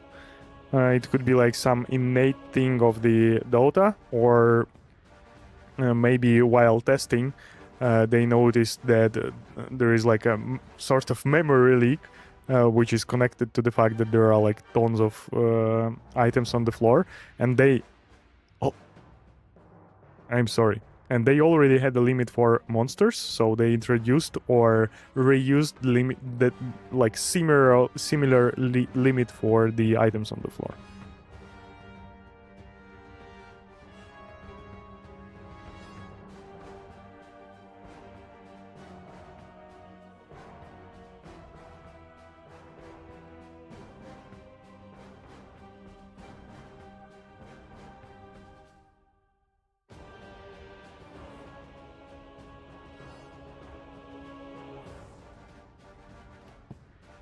Okay, sorry. I love GIMP. I haven't tried version 3.0 though. Yeah, I am upgraded at the same moment. It looks slick. I don't know. Like, again, I'm no expert. For me, GIMP 3 is just better looking one. I appreciate the look though. Pulling. Instead of spawning a new crystal every time, you already have... Oh, yeah, you mean this thing. Yeah, you have a pool of 1000 crystals and the game just disables and enables them as necessary. But if the pool is full, use them. Yeah, it's used for projectiles in most cases, so basically, yeah, I'm familiar with this concept. Maybe that's also the case what they did with the crystals. Yeah, this sounds like a better explanation actually than like dead on limit. That they used this pulling thing, and basically the old crystals are just relocated. But the problem with that statement is, I'm pretty sure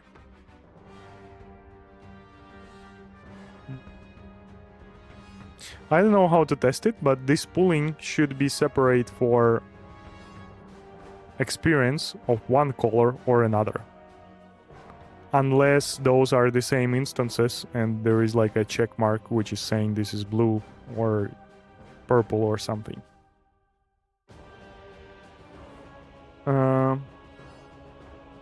Yeah. What I'm concerned with is that like in one of the tests when I was checking this maximum limit, the crystal that disappeared was a red crystal, and that one looks like super different from the blue one. It's like bigger and it has different color.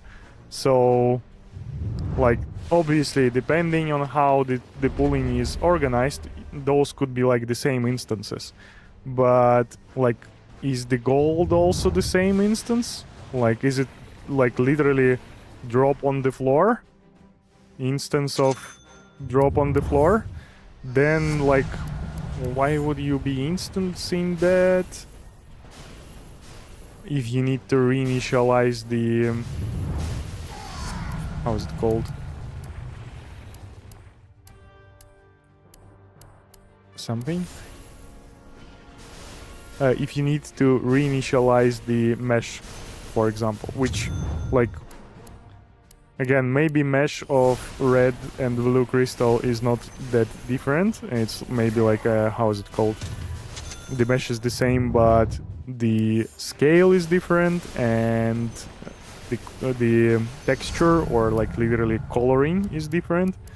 But again, yeah, it is super good explanation for it, but might not be the true one.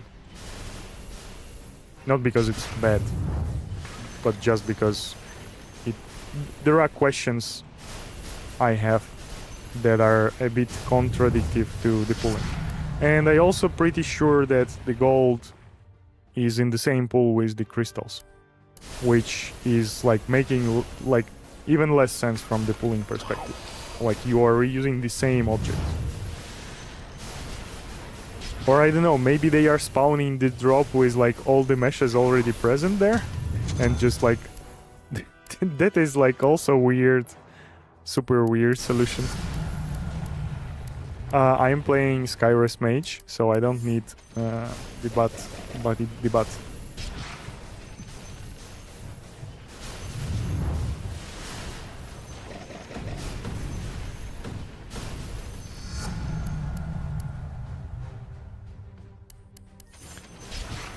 Whew.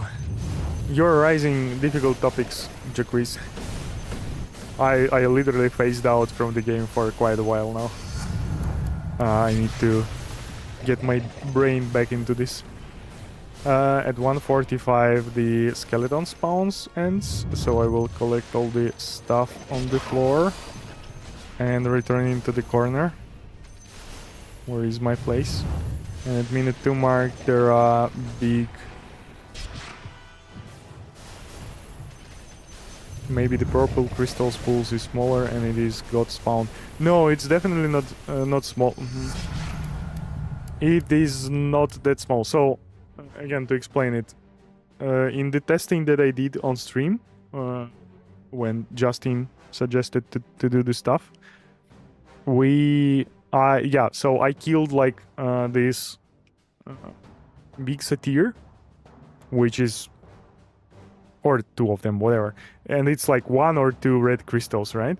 And I run somewhere like super far, and I come back like in a minute or 2 minutes. So there were no mobs who spawn red crystals yet.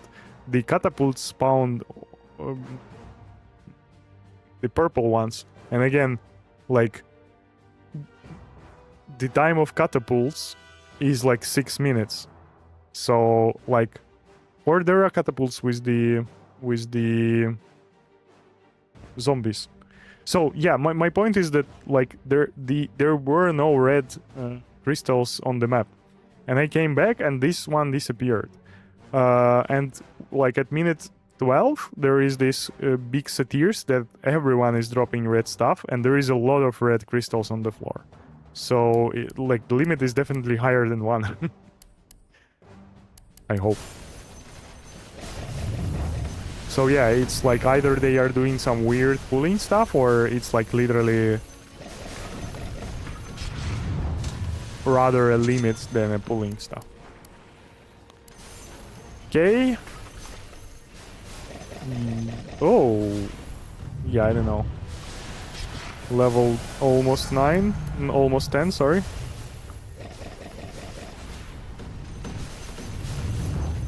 The pickup radius is pretty small though. No, I'm not blaming you for arising difficult questions. That is rather a compliment. But yeah, I'm trying to excuse myself for why I'm not doing good in the game. I really want to restart this. Yeah, I will be restarting this. My scores are not super particularly great. The Mortimer Kisses is still level 7 at a 3-minute mark. The boss is like okayish, but on the other side of the map. Okay, not like okayish, or the other side of the map wasn't a big problem, but like it doesn't seem like a perfect game or anything, like even close to a perfect game. Grabbing coffee, that is a good point. I'm grabbing coffee as well. Coffee break.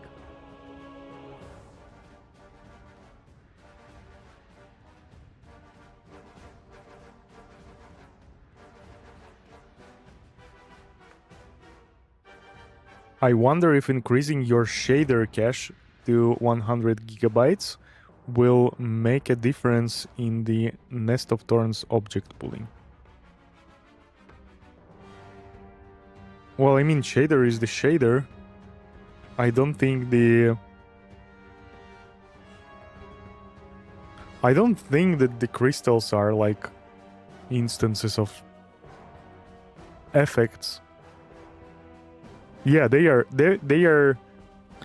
definitely in-game objects that might be having a shader assigned to it. If I understand shaders correctly, obviously. I'm not a shader coder or anything. But shader is basically a visual effect to my knowledge. And you can have shaders without like existing objects, so shader being an object on its own. But this one has a pickup radius and the type of it to it. So there is gold pickup, which can grant you 1 gold, or can be a bag of gold, so will grant you 10 gold or whatever, more than 1. And then it could be experience that will grant you 1 amount of experience or another, depending on many factors, including the color of this experience. So putting all of that data into shader will be like extremely not reasonable. Yeah, you are not even second. And Jaguar is already 5th. At some point, they were second. Why do you have similar nicknames, Juicy and Juice, then? Who is who on the Nest of Thorns Reddit?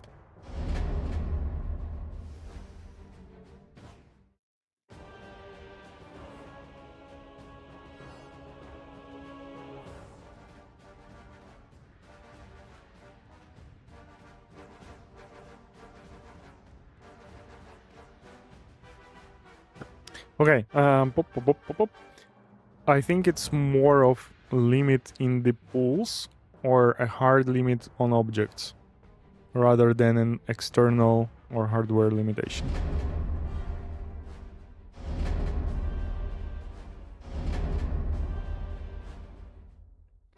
But limit on the objects can be like hardware related. Like there could be configs to that in theory. But yeah, I don't think like Dota developers would be using those. It will be like counterintuitive for the concept of like competitive game, which Dota is. This mode is not, but it's done by the Dota developers. So I don't think they are embracing the concepts that are harmful for the competitive play. No, I will not take those stupid items yet. I am fine with picking up World Chasm Artifact once I said game, you do have access to the microphone. I know because I'm using it in the matches. I was using it months ago in the matches, I mean. Like, do you hear me? The game?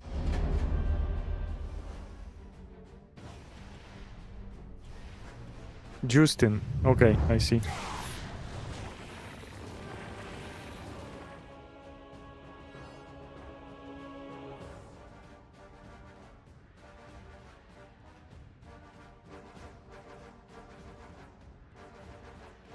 That is awesome.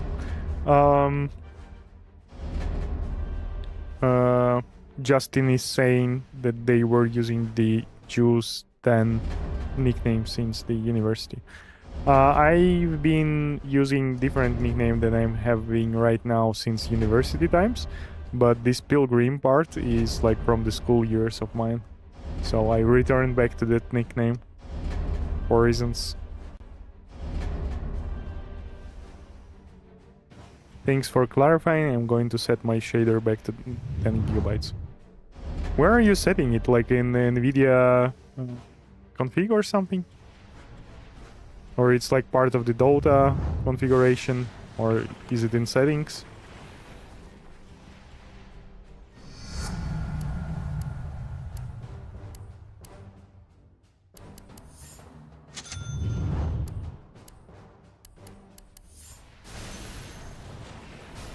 Yeah, I'm not super familiar with shaders, but to my understanding, these are like purely visual calculations.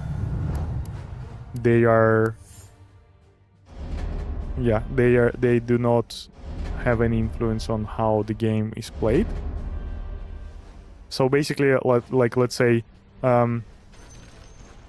you like if there are games with ravens that you can't kill, those might be like effects and might be using shaders. But whenever you have ravens that can be killed and they are dropping on the floor and you can, like, I don't know, loot them, that is not a visual effect anymore. That is like clearly an interactable object. So whenever you can interact with it, it can have shaders to it, but it is not like purely shader anymore.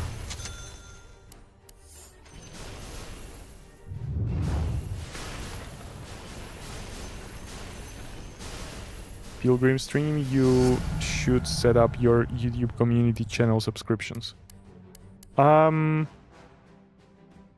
Yeah, this is a difficult question. I do believe I have like opened opportunity to become like a super something subscriber or whatever it's called on YouTube, but I don't have anything to propose yet. If you want to support me on monthly basis, I have a link to, with nothing in return, for now at least. You can go to the buy me a coffee. It should be there should be a link in the description, and I will highly appreciate it. I'm thinking about doing something like this, as I already have 3 subscribers on the Twitch, which is also awesome way to support me, but buy me a coffee is a better one. So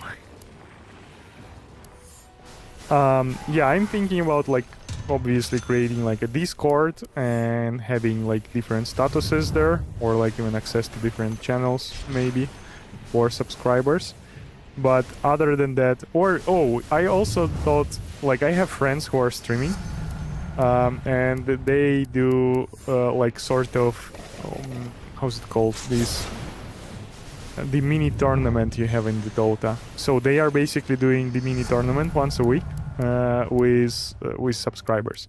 So I was considering that as an option as well. That would be fun for me, and maybe for whoever wants to subscribe anywhere. But yeah, these are promises. Don't never buy anything for promises. Always, yeah, that's the point. I might never follow up on those promises. So you need to buy stuff for what it is. I subbed to Tortellini a month ago, but I cancelled it because he got a bunch of people banned through his in-game guides. I'll use that sub for your channel. Awesome, thank you. I don't know which platform are you talking about though, but thank you. That will mean a lot to me.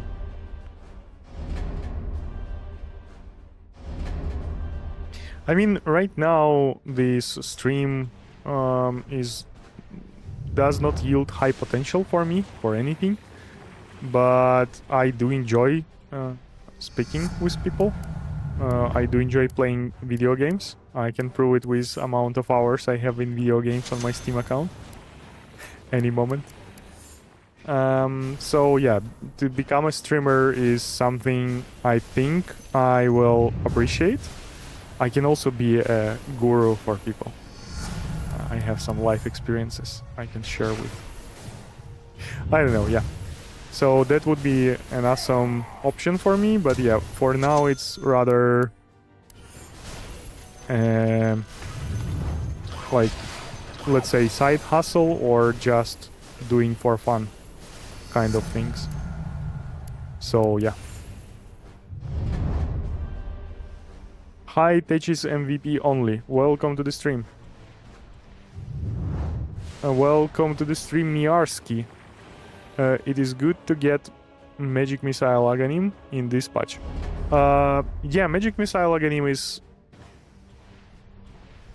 like 3 best Aghanims for high score runs are on the first place is obviously the Truck Aghanim. And on the second and third places are Chain Frost and Magic Missile. I'm not 100% sure which is better, but I am trying to use like the next logic. If my second boss, at my second boss, Magic Missile is above like close to 40 damage, the bonus damage is close to 40, I will go for Magic Missile Aghanim.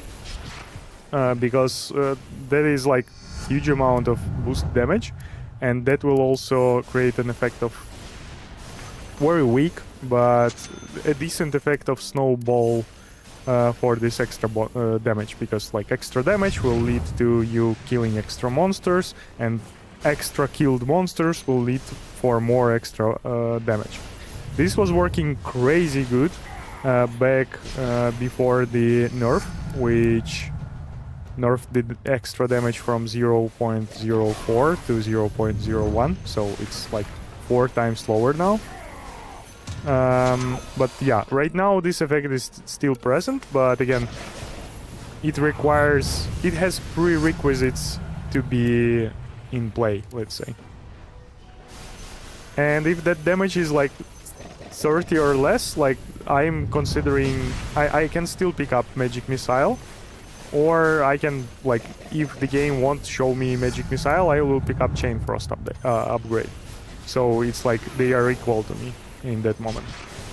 Another important thing is that, like, if I'm killing second mini boss after minute 7:45, it is, or like after minute 7:15, like after minute 7:30, let's even say, then it's like it's pretty late for Chain Frost, and you won't need it for till minute 10 when the huge amount of skeletons will appear, crawling skeletons or whatever it's you call them.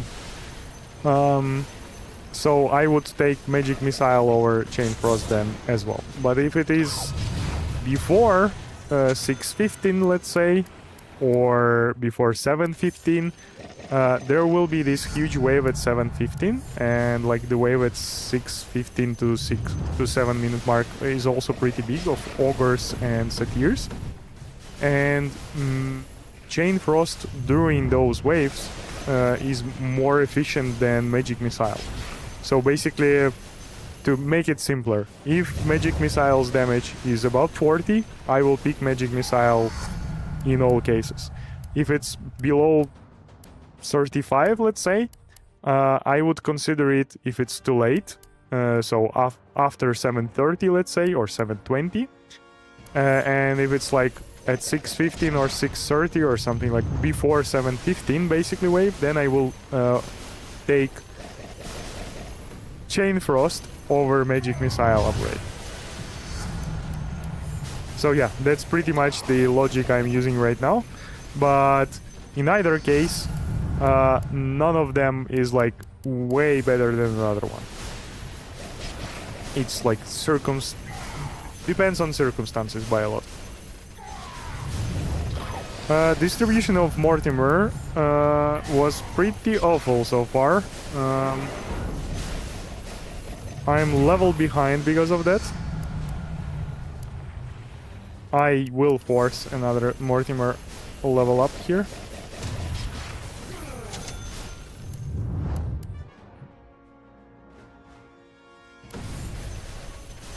So what are we at points wise?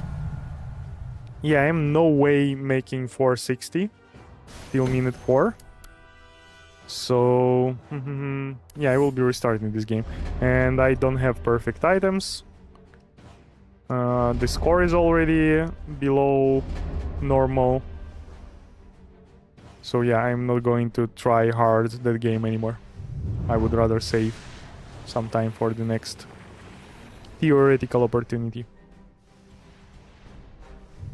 Yeah, the most important part was that I still had a single level, I had no specialist array in my inventory. That is like huge disadvantage.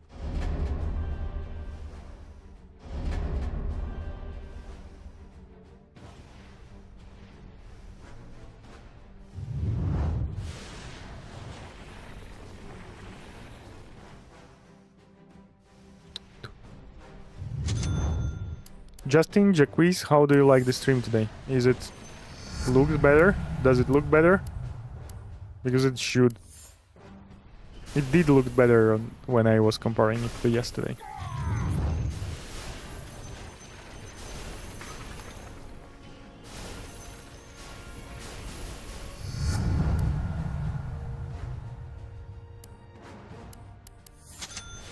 Zero rerolls left. Okay, let's play to the next mistake, or like to the next unlucky turn of event. Not lucky turn of events. And then I will restart it.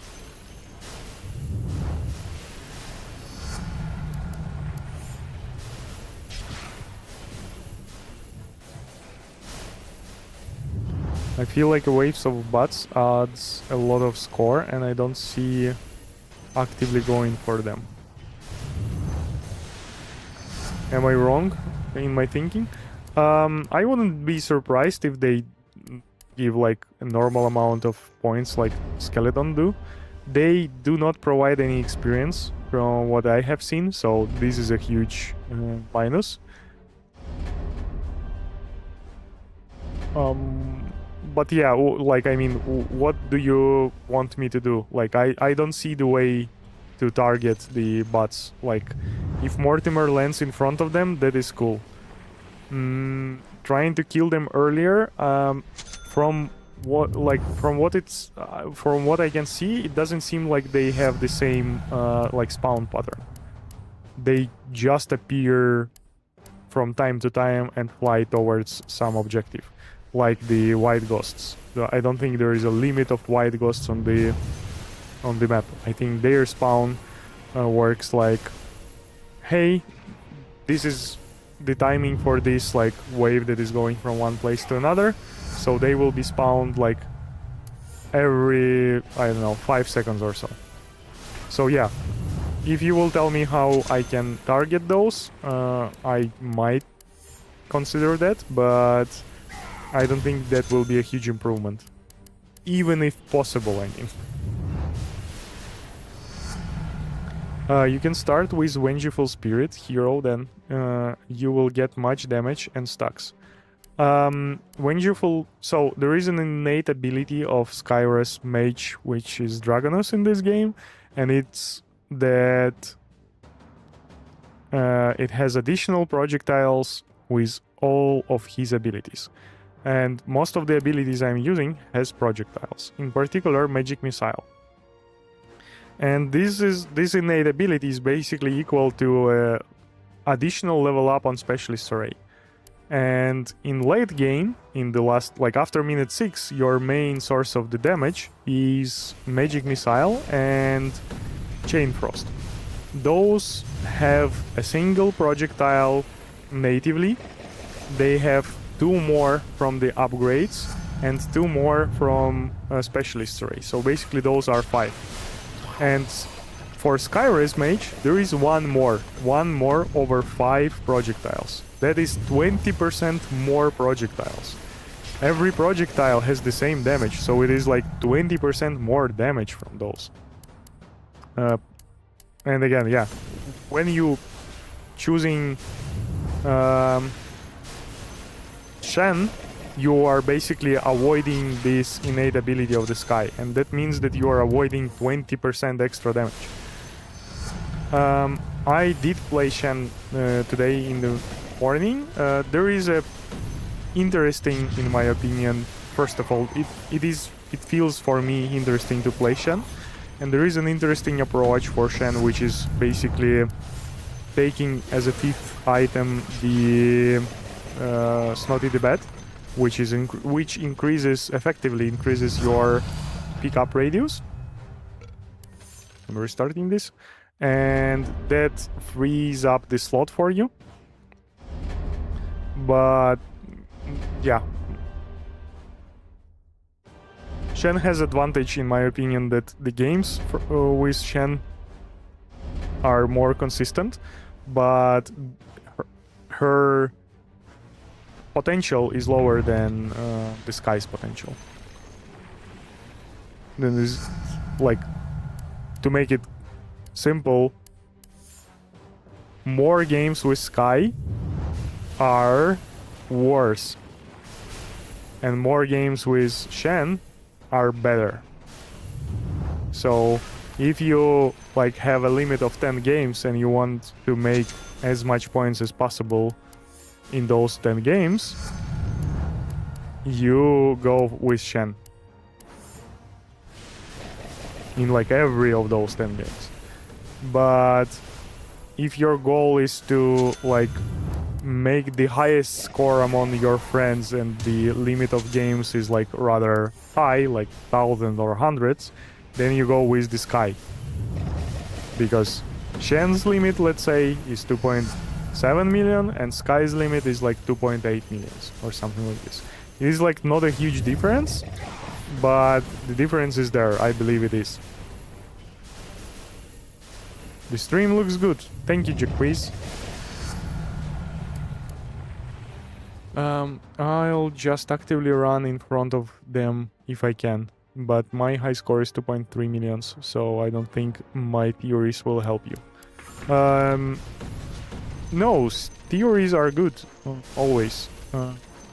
I did do that, what you described, like run into them in the past, but yeah, like as I described already, like my mental capacity is a bit lower when I'm streaming, as I have to spend some of it on like chatting, managing the stream, checking if the frames are not dropping and stuff like that.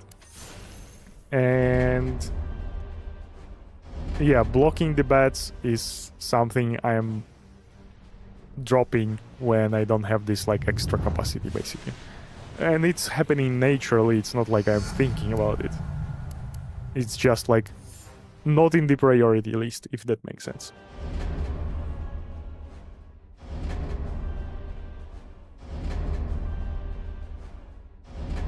I also enjoy like catching up on those white ghosts at like after minute 6.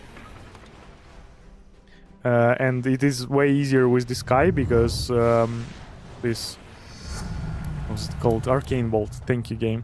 Arcane Bolt is like pushing them back, so you have a bit more time to killing them. But again, I'm not sure they give more points or like improving the game. It is super important. The fact that they don't drop any experience is like super important to realize that their value is probably not that high. But again, there is like not much to do. At minute 6, you're just running around, picking up everything and like focusing on fun stuff like killing these white ghosts is what I'm doing from time to time.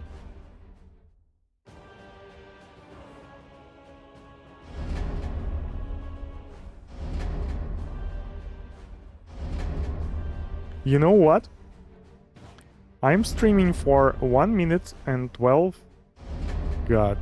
For 1 hour and 20 minutes, and this is not including the coding part. What? I wasn't watching into the screen.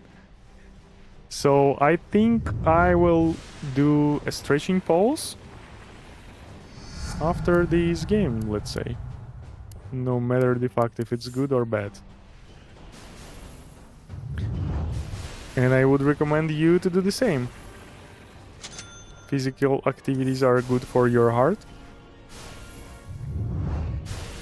your health, and the health of your heart. And your heart is pumping the blood into your brain. And that is the organ responsible for your gaming in most cases. Both having joy from the gaming and excel at gaming. So I will highly recommend you to do physical activities. Like once an hour or two for 5 to 10 minutes. You don't need to push yourself from the very beginning, but you will be enjoying pushing yourself over time. In most cases, I guess.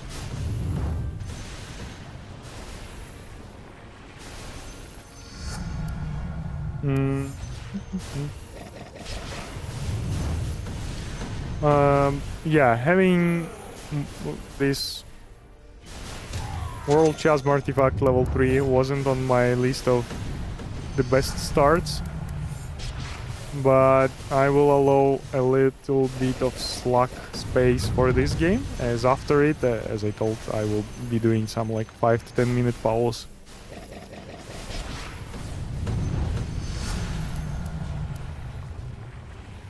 Oh, that is too much slack, sorry, I'm not taking Chain Frost level 2. I mean Magic Missile level 2, I will take that, but Chain Frost level 2 is an overkill. Like, very not efficient experience spent.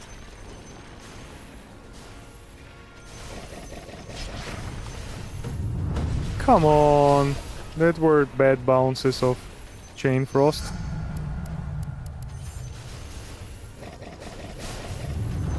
Okay, Mortimer Kisses level 5. I do not have any level ups in any other abilities. So if I will get level 10 before 230, which I'm not getting because these two satyrs are not dying, I would have Mortimer Kisses level 6, which is not the upgrade I'm looking for, but it is an upgrade that is... the upgrade I'm looking for is Mortimer Kisses level 7, but you can't get level 7 without level 6, you know. Chain Frost level 2 turned into a must ability to have, thanks to the randomness of this game. Minute 3, I'm still not having Mortimer Kisses level 9, and it seems like I will only have this level up after minute 3:15, which means I will not kill enough monsters to start the next wave of skeletons with decent score in my account. But anyway, I will try it. And we will see how minute 5 will end. I really wanna leave this mini Russian chest behind. That would be a huge help. The other reason for low score could be the fact that I'm not having Octarine Core and my pickup radius is huge. Some say it's the best.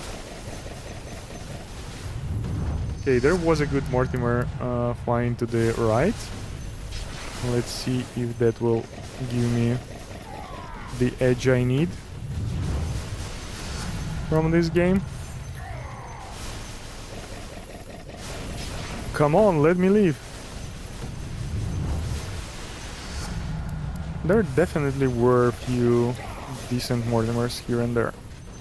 But yeah, I'm not sure I can end up this minute at a good score.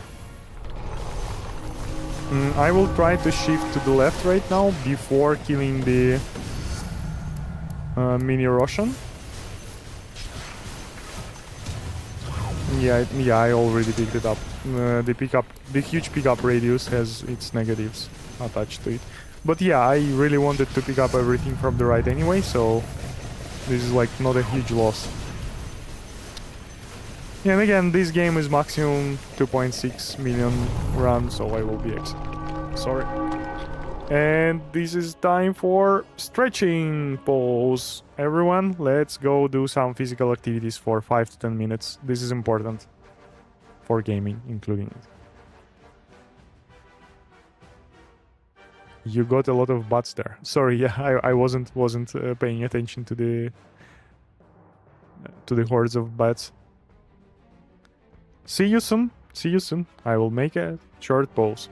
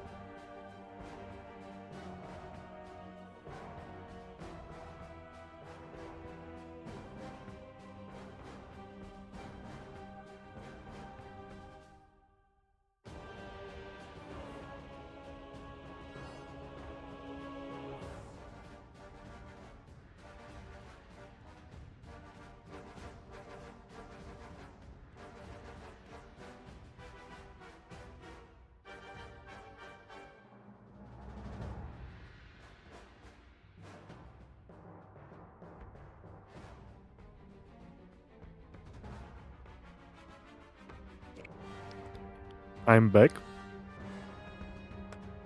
Well, Justin, that is real unfortunate. I need to finish my coffee because it's already 20 minutes past 2. And I try to not take coffee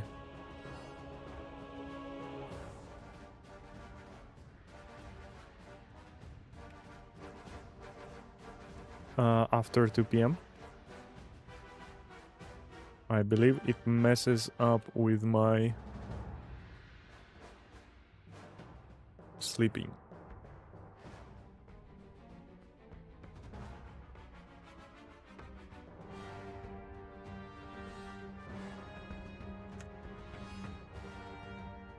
Anyway, let's do some more trying.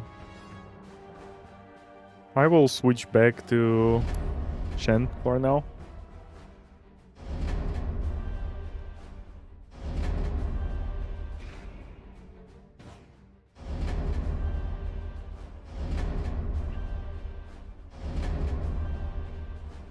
Again, one of my goals is to produce a video for YouTube.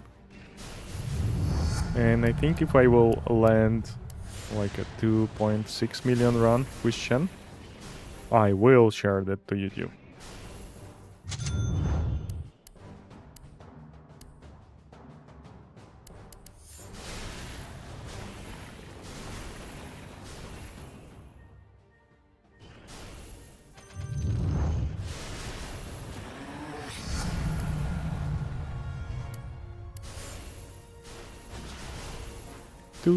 Do.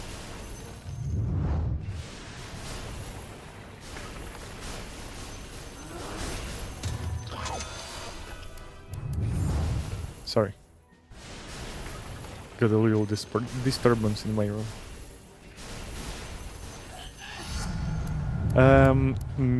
Level 4 at 45 seconds mark.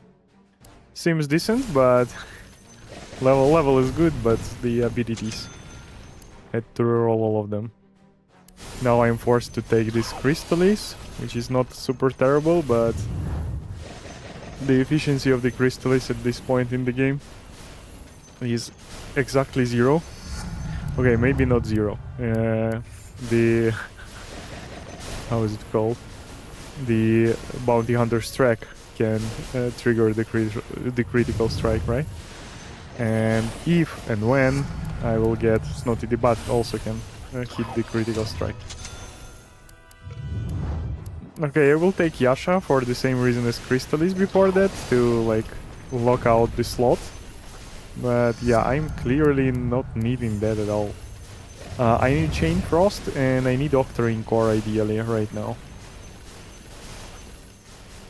as an ability and the item. These skeletons are taking too much time to die.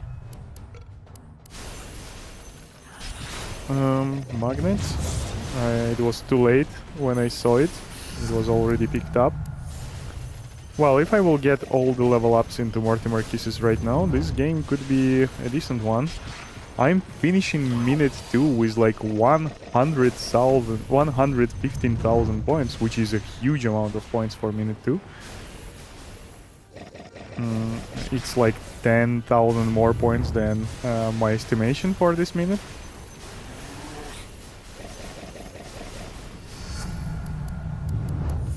Mortimer Kisses level ups are coming in, which is great to see.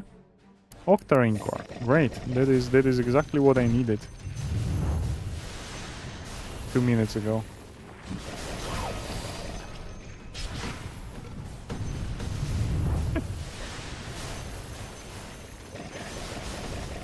But now it's fine as well, obviously. Well, I'm super glad with the level ups into Mortimer Kisses. I do believe I can hit Mortimer Kisses level 9 before minute 3 mark. Like, I'm clearly doing it.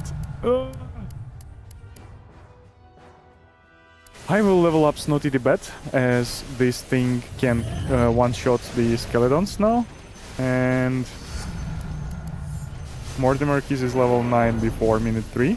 And oh, the boss is amazing.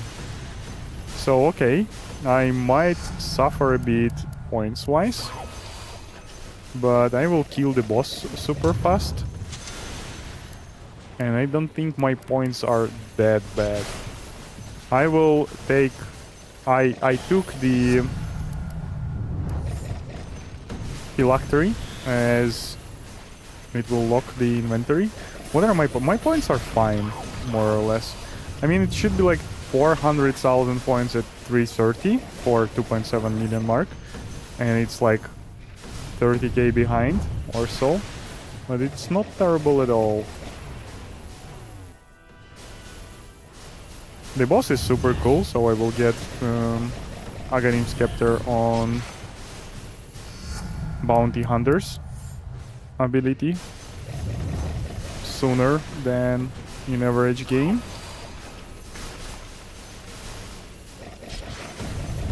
But that is the thing that need to be proven yet. I might be struggling with killing this mini boss. Ooh, that is not good distribution of the Mortimer's Kisses. I hope I will survive this. Okay, I picked up Magnet by accident. I haven't seen it for quite a while. Till I get too close. This is huge. No. This is huge meatball. I am not used to see it this big. Magic missile. Yeah, I had to reroll track. So I'm super low HP, which probably will end up in me having not a good position. But yeah, anyway. For some reason it took way too long to kill that Wailing Mass. And I'm like literally below 700,000 points at minute 5. Which is clearly a restart. Like, this is too bad of a score.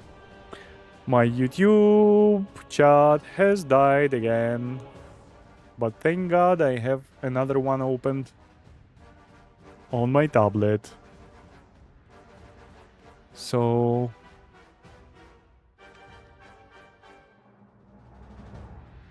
have you tried the mines with Shen? If you got Daedalus instead of Handa, they do a lot of AoE damage. But if you have Daedalus instead of Handa, then you're reducing the damage from Chain Frost and Magic Missile by 45%. Oh, good morning. Welcome back to the stream, Black Rain. You can make it up with the 400 waves. No, I don't think that the mines are super good early on. I can see how their huge damage can be helpful, like basically late in the game after like minute 11 or so, because you're swarmed with enemies there. I would go for magnets if game will force me as a 6th skill. But taking them instead of Bat is like killing the whole idea why I am playing Shen.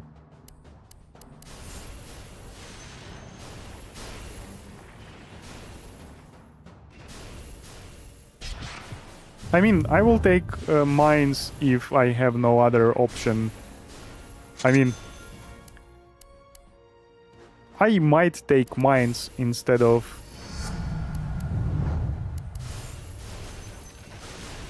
Frostbite, for example, as I know that Frostbites are not working that well. And like, yeah, but I think the Laguna Blade and Annihilation are the best 6 skills. Depending on circumstances, I will take one over another. And I can do mines after that. After those, if I feel like it, yeah. And like testing is interesting stuff. I believe I have a video from like Echelon 7 where I had mines as the 6th item. if I'm not mistaken. I definitely had few games like that. Not sure if I shared the video with those. So today I got so unlucky.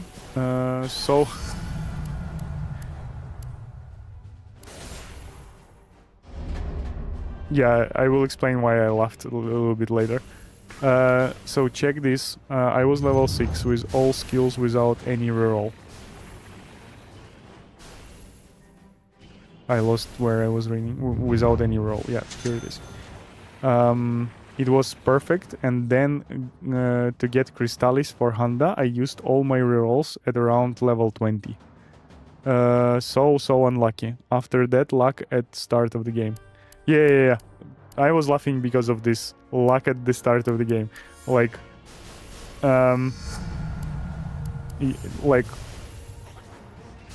sometimes you get to like level 20 and everything is going perfect, and then the game stops and you and it's like you got so unlucky.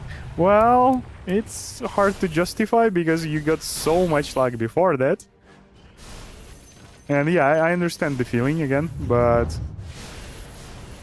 I believe what you used unlucky term for in there is an average game. Like, unlucky is an average game in here, unfortunately.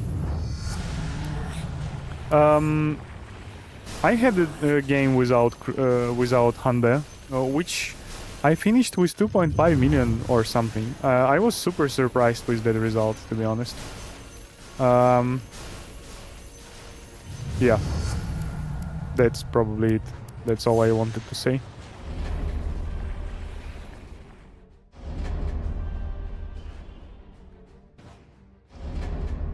Did I finish my coffee? No, I didn't. How dare I?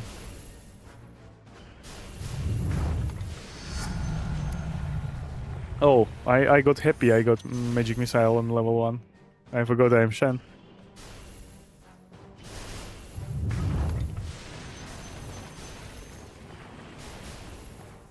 By the way, switching to Shen might be a good idea also from the fact that you're like refreshing your approach, because when you get used to repeating something, you might start making it inefficient, as you will try to optimize everything to like mechanics of the muscles basically, and you're not thinking about what are you actually doing.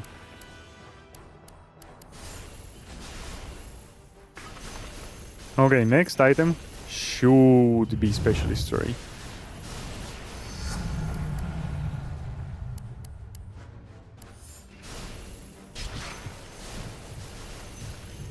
Level 4 at 50-minute mark is like not a good sign, honestly.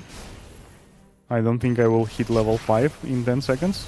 This is not how it's working. From my experience, at least. Having Mortimer Kisses and at 1 minute mark is kinda crucial. I'm not 100% sure about that, but like the amount of skeletons you have right now on the map is pointing to the yeah, I'm restarting this. Frostbite, not good. I don't have evidence that it is good, so, and I have evidence that many other abilities are good, like Laguna Blade in particular, and how is it called? Annihilation. And Frostbite being like, from my in games I was taking Frostbite, it looked like I was getting less points than I was anticipating. So it's like not only not good, it like I have feeling that it's like damaging to your potential score. And welcome to the stream. Mucht. So help me. Sorry if I butchered your name though. That is what I do. I'm sorry.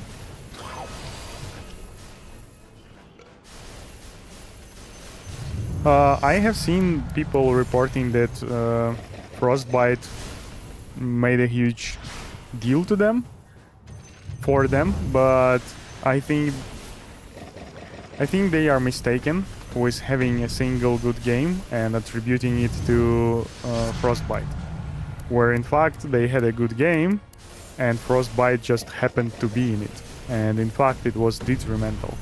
Because I played multiple games. I'm still might be having a wrong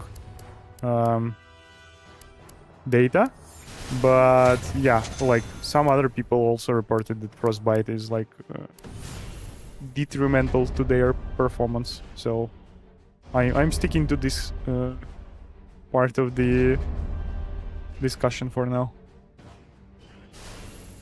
Yeah, I still analyze your videos multiple times and I see that FPS on my PC is pulling me back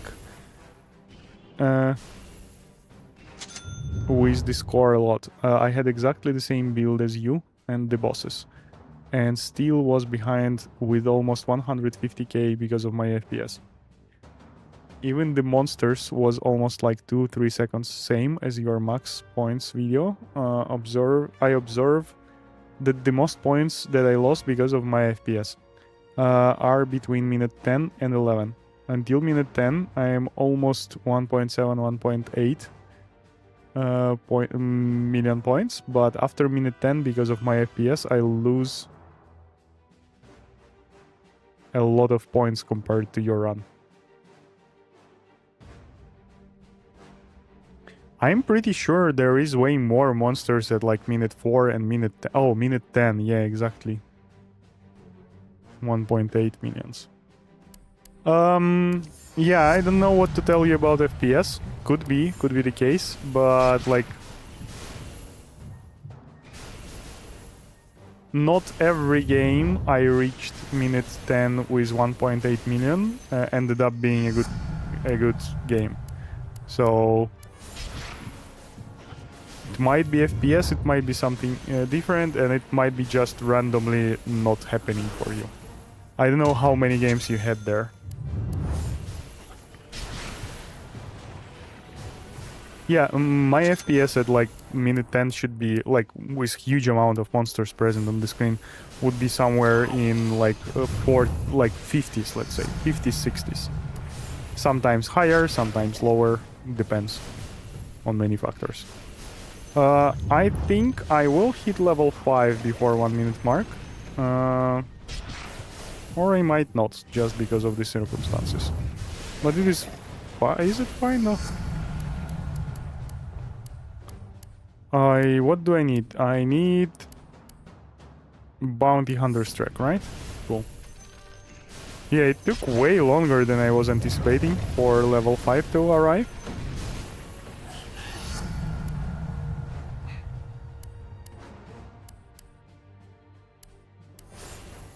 Okay, I have no rerolls left for this game. I mean, I will keep a single reroll for securing the upgrade for Bounty Hunter's track from the first mini-boss.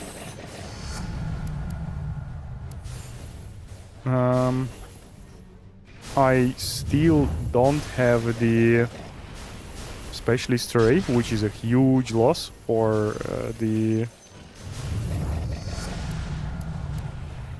Yeah, this is enough for Shen play. Until I change my GPU, I won't get more than 2.5, I think. This shouldn't be GPU bound game. This should be CPU bound game. What are your specs, Black Rain?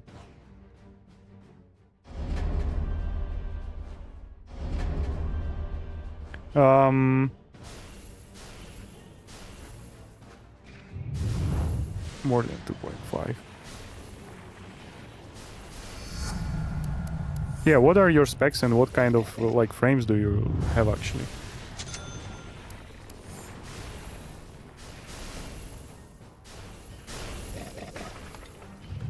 I should create a video on how to optimize the game a little bit. And maybe how to record it a bit. But yeah, FPS definitely can influence the scores. I'm pretty sure about that. I'm just not sure what kind of influence they have. 1080 Ti, I don't think you need a better GPU with 8700K. That CPU has like 6 cores, I believe, right? 12 threads.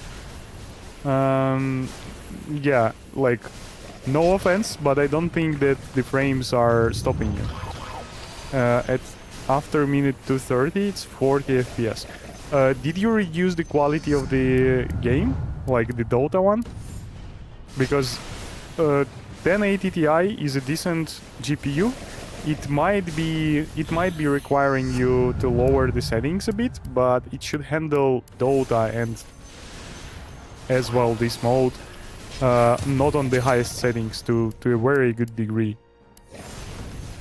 So you can, I believe you can like increase your FPS a little bit by decreasing the quality of the game, of the video settings. Crazy. 2K resolution. Yep, that could be another problem.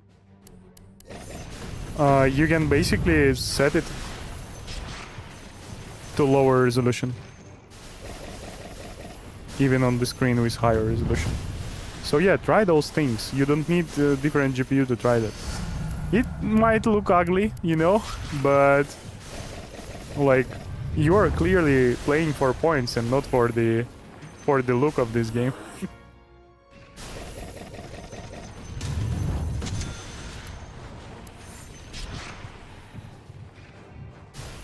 Okay, one satire is on the right and another one is right here to the left.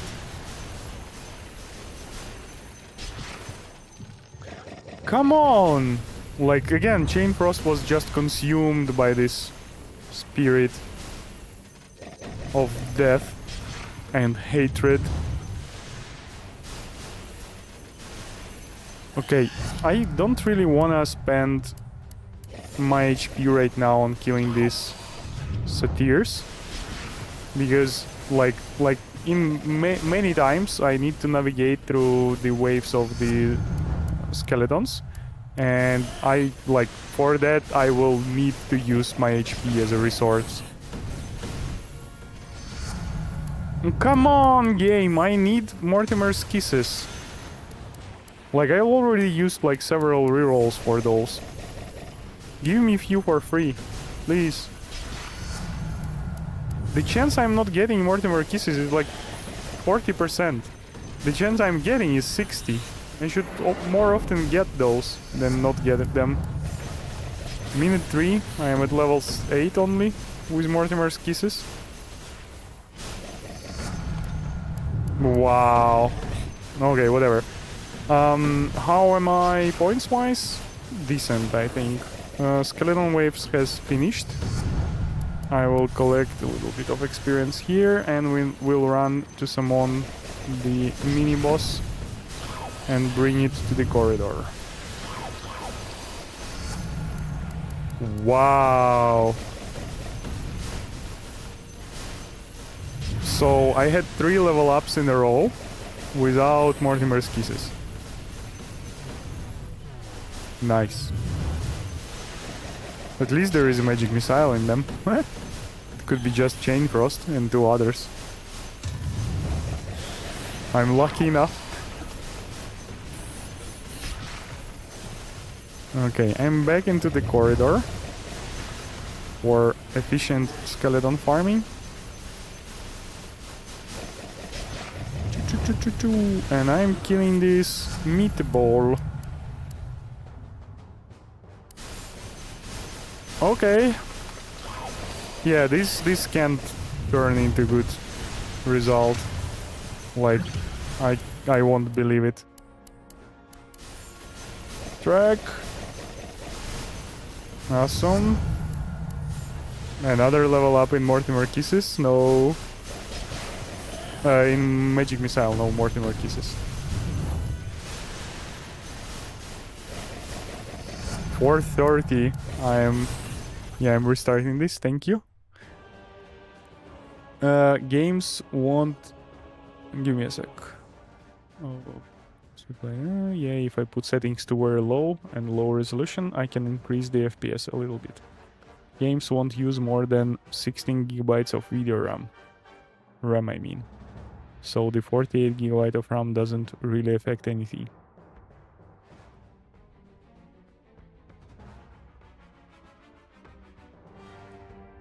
I have GPU and 48 gigabyte RAM memory. Oh yeah, I mean, nobody was discussing the RAM. RAM is like huge, actually. The thing is that RAM might be working faster the more of it is you have. It is like mostly... It is partially explained by the fact that whenever a computer needs to allocate memory, it has more options. It doesn't need to seek for exact amount of memory it needs in like whatever space is left.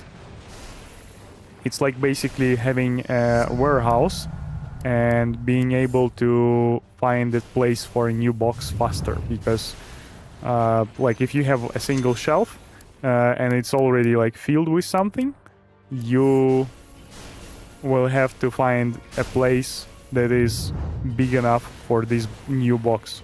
And if you have like 3 shelves and one of them is like literally empty, you will basically put whatever box onto that empty shelf without like spend any time to looking for a place. Or in some cases, if you're like really low on RAM, you need to like reshuffle the boxes to put a new one in play somewhere.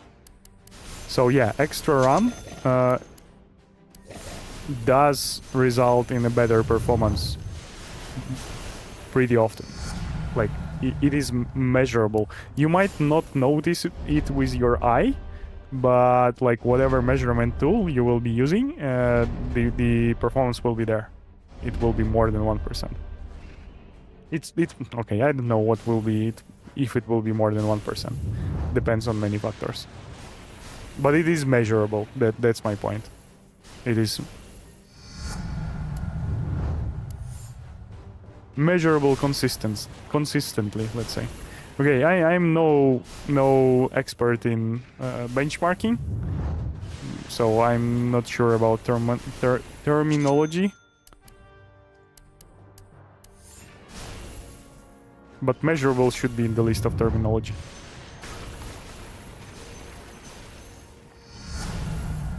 No, I mean no current game should ever even get close to that, and should really reach 16 even. How do you get to 48 gigabytes of RAM, by the way?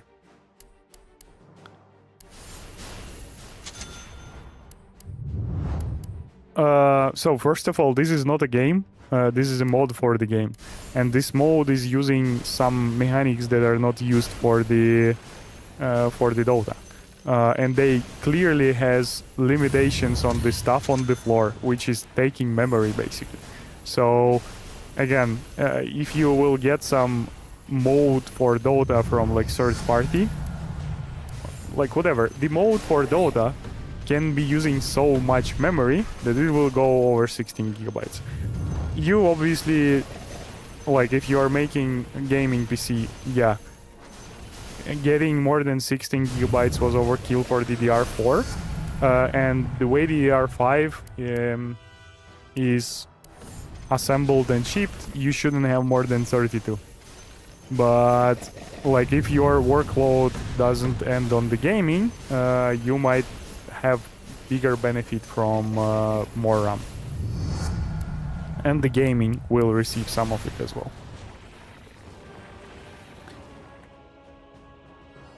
I, for example, have 64 gigabytes of RAM, but again, this is PC for game development, and like I allow some of my applications to use extra memory for like benefits of faster search, because if you are searching for something on the drives, it is not faster than... The drives are not faster than memory. I mean, if you can like move more resources into memory or create like search tables in the memory that is like speeding up the search or seeking or whatever. But yeah, for games, definitely you're right, Jaquis. There is no point in like getting over 16 gigabytes in most cases.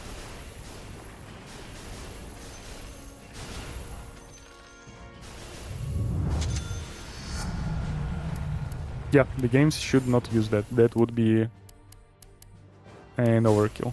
Unless, you know what, I wouldn't be surprised if GTA 5 or GTA 6 requirements would include 32 gigabytes of RAM. Because again, 16 gigabyte was the sweet spot for DDR4 because of the way it was manufactured, because of the way it was distributed. Like, it's not technical reasons to my understanding, but rather like combination of technical stuff and the way it was produced. And for DDR5, it is also a combination of like many factors, but the sweet spot is now 32 gigabytes. And the game like GTA, with like NPCs and a lot of open space and interactions between those NPCs, could allow themselves to use and require more memory as we are advancing in the future. We're never degrading so far. They can allow themselves to ask for 32 gigabytes for the high fidelity settings. So again, it shouldn't be a huge difference between 32 gigs and 16 gigs money-wise nowadays if you are like taking a PC that is like brand new. So I would suggest to go with 32 gigabytes if you're building brand new PC with DDR5.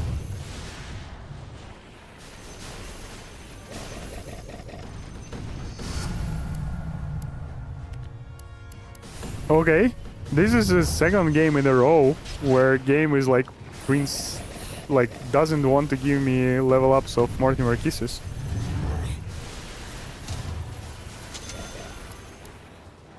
This will be a rage quit from the game, I feel like. From the stream, sorry. I meant from the stream.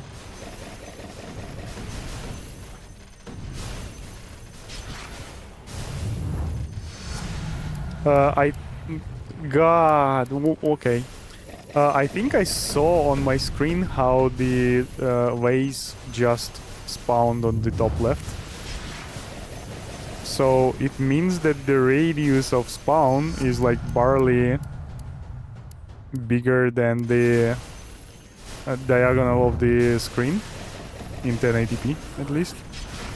I got some butts there for you, Chiquiz. No Mortimer for me today.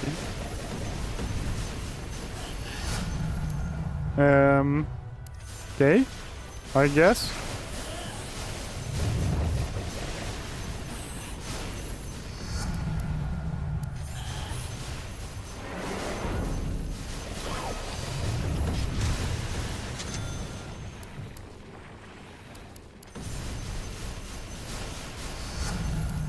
Welcome back to the stream, John Milionis. Long time no see.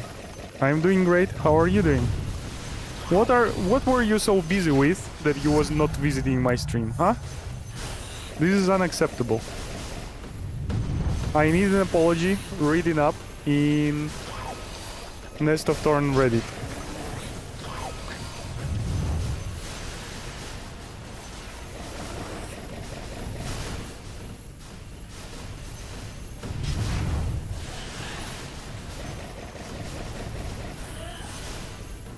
It might sound like a joke, but I'm dead serious. You know, I am one of those people.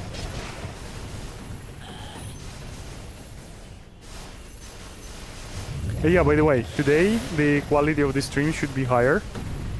So, is it as you remember it, or is it better? Yeah, I will be restarting this game now. Yeah. Any plans on starting a Discord server? I have a Discord server. I've been sharing it here in the past. But it is not like... It's Discord server for me playing with my buddies, basically. Like co-workers, friends, whatever. So it is not prepared for the community, or it is not like Nest of Thorns oriented, oriented at all. Give me a few seconds, I will drop the link in the chat. But you're welcome to join and chat there if you wish to.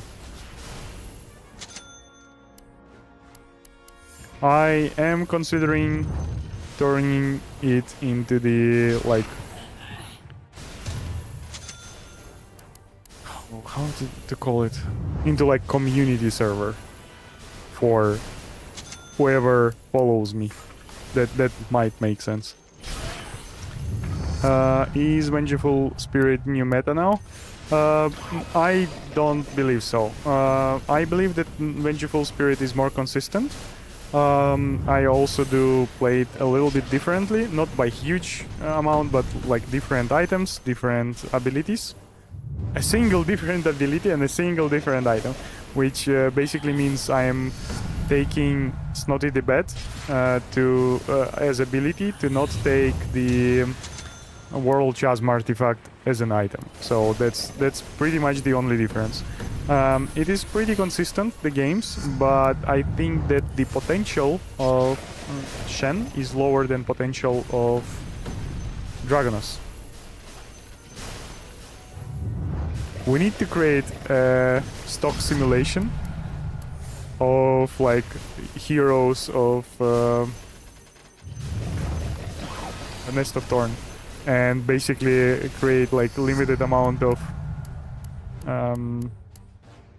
how is it called, shares for people to trade them with like, I don't know, Steam inventory or something. Like something crazy, basically. My idea is to create something crazy. What do you think about that? I will do a short pause for reading the messages and sharing my Discord. Whoa, Discord got updated. It looks crazy different. Invite people. Copy. Paste. And I will also paste it to the Twitch, which is dead, but I'm still streaming there. But now is not priority. I was actually like allowing Twitch to configure my stream and then reuse its stream for the YouTube. But YouTube actually allows some stuff that Twitch doesn't. So today I have reconfigured. Oh, somebody joined already. So today I have reconfigured the stream such as YouTube has, to my knowledge, optimized feed, and Twitch is streamed separately to the best of Twitch allowance, let's say. I am kinda tired of the game, man. I just want to play, and now having a high score close to 2.7 million, meaning I'm looking for the 1 in 10,000 run. I don't think it's 10,000, I think it's like 100,000 run or something, to up my score. It is not fun anymore. This game needs less RNG now. You need so much early game to have a good run. Yep, that is true. I am still having fun though. And again, like I am being motivated by the stream as well, or like YouTube channel. So the game is not the only motivator for me to play it. And you know, there is this. There are these games which are cool to play with buddies, but on their own they are not fun at all. So for me, this is a game to play with buddies, which are viewers and the community. But on its own, yeah, I see how this game, on its own, I am not sure this game will be keeping me for this long.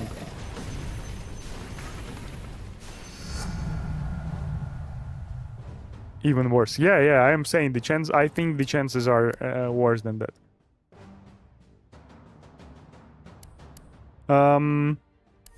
Maybe. I don't think so, but you might be right. Like I have no data to back up my opinion over your. So maybe you're right. Maybe it would be funnier to have this stream if RNG would be less of a thing. But again, I think that reducing RNG will lead to less investigatory activities and as a result less like playtime of a sort. Current playtime is pretty high, even though it's very annoying, as you need to repeat the same stuff many times and hope for the luck. But yeah, I have no evidence to back up my opinion, and you can be right as well. Also, as always, I will bet on my opinion. But in this case, I wouldn't bet 9-1. I would bet like... Let me think about it. Less RNG stream versus more... Okay, now I'm not that much... I would bet like 1.5 against 1 on me being right. And my stream would be less popular. I start doubting more and more now. So I might have more views, but I think I would have less followers, like less members of the community, if the game would have less RNG.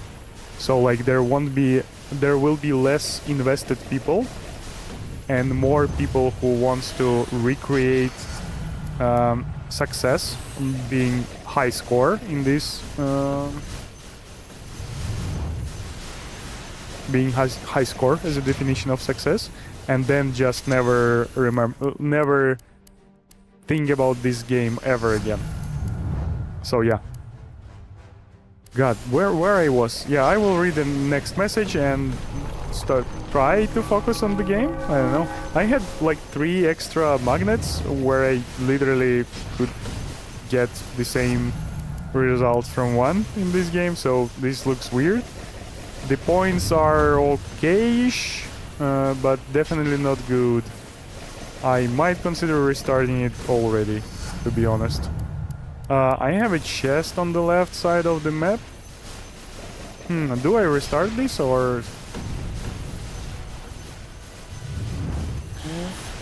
I feel like 100... Yeah, I feel like this is a restart.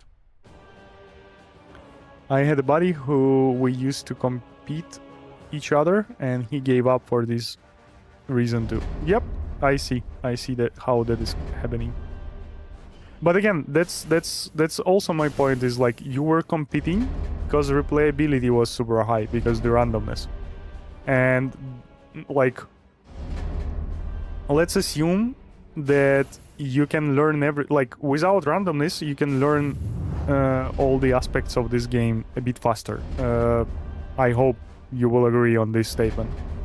And basically you would reach like super high scores faster, but then like 1,000 more, 1,000 less is what you will be competing for, and that one would be absolutely random as well. And like the question is like, will competing for 1,000 points instead of hundreds of thousands of points would be more interesting? Like, I don't think so. The game will be more consistent? Yeah, for sure, but like for those last 0.1% of points, it wouldn't be more consistent. So, like, it is a question of perspective. But again, like, you will reach the point where competing would have as much sense as competing right now with these, like, huge deviations. So, yeah. there is a very high chance that you would stop competing with your body after the same amount of time anyway. It's just that you wouldn't be competing in like 2.6 millions versus 2.7 millions. You will be competing for that last 1000 point. So your body will be having 2.7 millions and you will be having 2.701. And yeah, like I'm not sure that will be working for longer.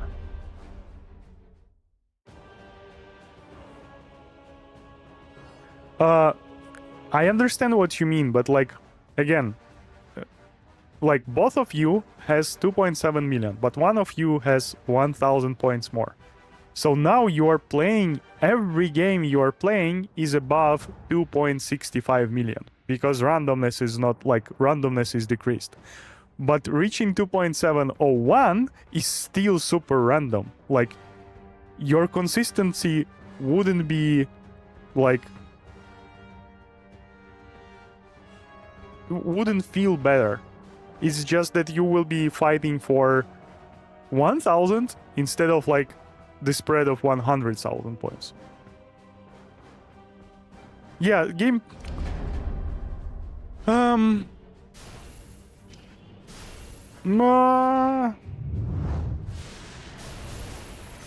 I don't know, like... Look, here, I know at minute 5 that there is no chance I will do 2.7 million points. And I can restart at minute 5. And in cases of, like, higher consistency, like I can pick any ability, I can pick any item, I will be playing some games till like minute 13, or like not even minute 13. I will have to finish like every game to Imperia to see if she will spawn me a set of skeletons and not set of the ogres. So basically, I will have to invest 13 minutes to see if the game is good enough to go with, instead of like spending 5 minutes and seeing that, like, yeah, I'm definitely not on the spot here.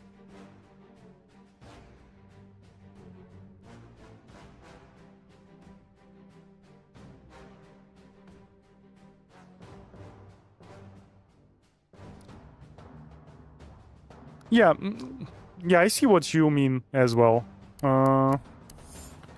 But I'm not sure, like, if either of us correct, and that is my stance basically. That I'm not sure that in decrease in randomness will make it this game better.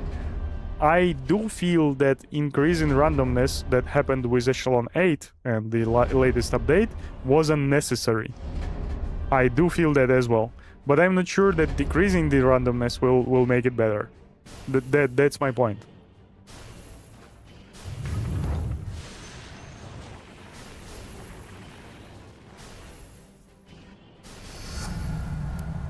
But again, I feel what you are saying. I understand it. I am being frustrated with the randomness in this game as well.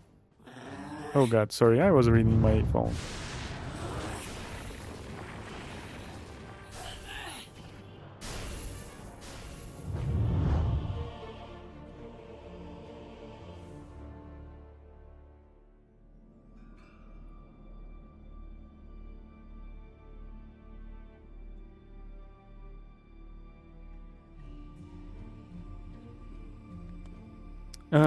Retry. Sorry, I am back.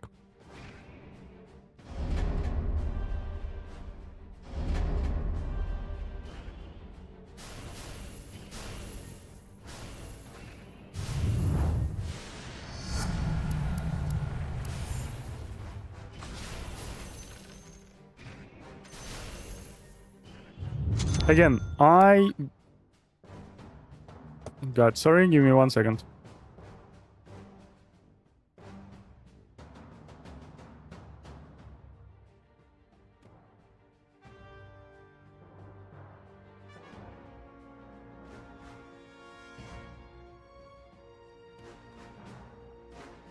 Wow.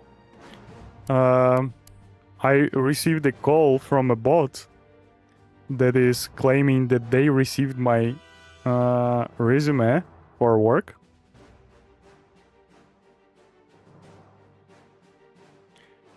And to proceed for their position, I need to contact them through WhatsApp. Like, what is this? How does this work? Yeah, this is definitely some scammers. Or some really, really stupid business. Like, extremely stupid business.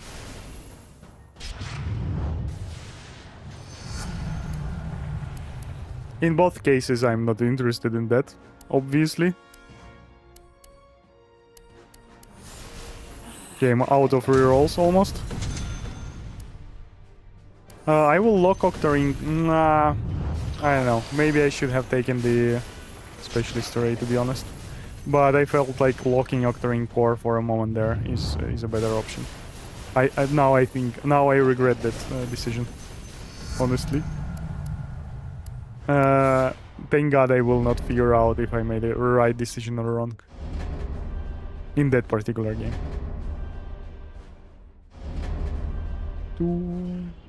Give me a sec, I will restart local recording with a high quality. Yeah, John Milionis, you didn't say if you like the stream better now. The quality of it. The visual aspect of it. I mean, my videos were always better than the streaming part because of the limitations of the technology. But makes huge... So get 6 items before to 30. And by the way, you should try dying to 4th and 5th Roshan, so you get 6 items before to 30. Makes huge difference. Maybe you can just send them $10,000 for the first interview. Yeah. That sounds like... Camera is good now. Awesome. Yeah, the camera have changed as well. But yeah, the change in the camera wasn't that visible at the time I changed it because of the quality of the stream was awful. Awesome, thank you. Yeah, that's exactly what I'm expecting. Like, you know, there is this like super, like some of the biggest YouTubers were reporting on the. Oh, this I forgot his name. Harris something reported on the very famous chat about like cryptocurrency, where you're like being accidentally added to the chat where people are like discussing what to invest, and there is like a history in this chat and they are like right in front of your eyes, basically in real time creates like a meme coin or something, and they like literally trade into it, and some of these chatters, they got like some benefits, and they are basically setting you up for the next meme coin they create, and then that one they will dump. Like it's crazy. It's hard to imagine how much investment these scammers are doing into like systems to get to like cheat money from somebody. It's crazy. Like with all those resources, they could create a real product and sell it and feel good about themselves. But no, scamming is so much easier. It's like literally stupid at that point. Welcome to the stream, Motive Quotes. Well done on your 2.85 million record. That is like crazy good. Do you have like a screenshot or the video? Do you have any like tips on how to do that? I would love to learn how to reach those highs.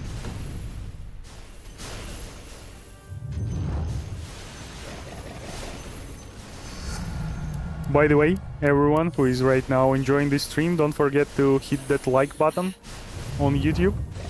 That should help more people get higher scores. I hope. I cannot guarantee that, but I firmly believe in that.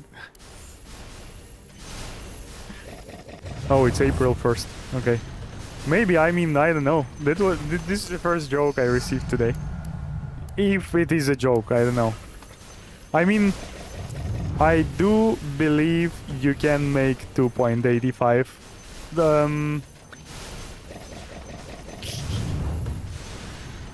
I wouldn't be extremely surprised with 2.85 million score. It is pretty high, but like I can see how with all the star alignments this can in theory happen. Like just think about it. Some of the projectiles are flying towards the same target, and if one of them is killing that target, another one is like missing and disappearing into nothing. So imagine you got so lucky that every projectile picks unique target. What do you think would be the outcome? Outcome would be like super different from the games we're playing right now. Yeah, I'm not saying 2.85 is doable, but I wouldn't call it unbelievable. That's what I'm trying to say. I mean,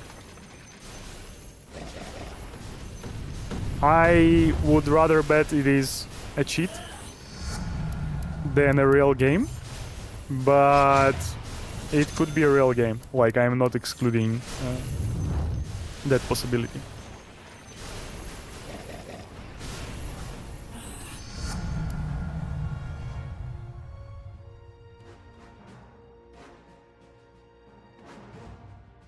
Watch out corner and pray Mortimer kisses eats all first wave.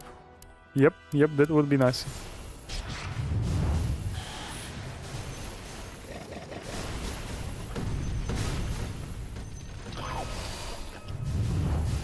Yeah, it makes sense if it's April's Fools. But maybe it's true. Who knows?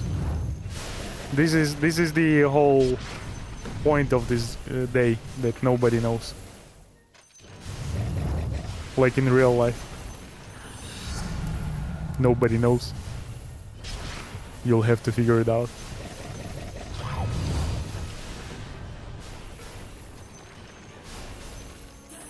Uh, 10 plus magnets in one round. Yeah, magnets could be a huge influence as well. So there is a lot, like, the game is super random. And I think, like, Echelon 8 got more random, went more random than Echelon 7. Like, again, this is rather a feeling than something I can back up with the data. But again, like, it makes sense because there are more events in this game. And, like, by events, I mean there is more interaction with monsters. As monsters are... There are 2 times more monsters than it was before. I have noticed that magnet too late. I would like to leave it for later, to be honest. I will do Mortimer's Kisses. Maybe I will get like another level up a bit earlier. Come on, level 10, 11. No, that is set. I was hoping I will get Mortimer Kisses level 7 at this point already, before it actually happened. 8 is good, and... No, not 13. It will be another execution of Mortimer without the thing. 9. Nice. Magnet, again, not perfect. But I'm happy with that one. I will not be investing into Snotty the Bat anymore. I will be moving towards this exit, as I will have to run through the entirety of the map for the mini-boss.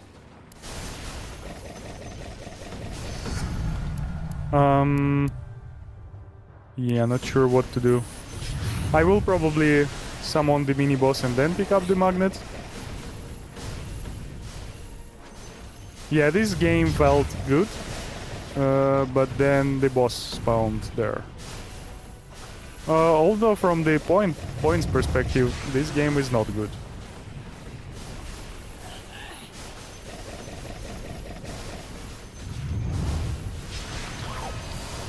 Well, but that's the point of 1st April's jokes, that you need to sound serious. So the fact that they sound serious doesn't mean that it is serious topic. I really need to pick up that magnet as...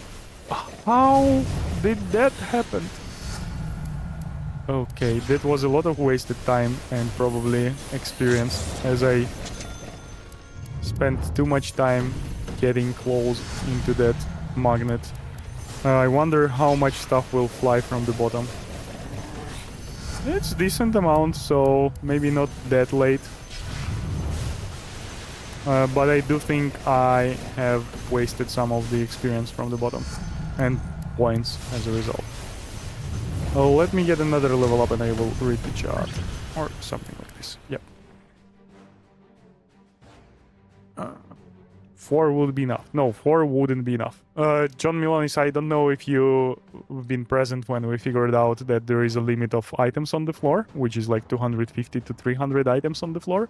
So basically, stuff can start disappearing like within a minute. So, like, probably in certain cases you need magnet every 1 minute or so. And also having them in the key waves. Yeah, key waves. Magnets at the key waves, not like 10 of them, is the important part. The key was treasure box position, then the timing on the cornering. Just don't let the magic missile bounce on the ghost. It doesn't bounce. Yeah, I know. That is a well-known factors. But pretty important factors for high score runs, for sure. Ending 445 with less than 700,000 points is generally a bad sign.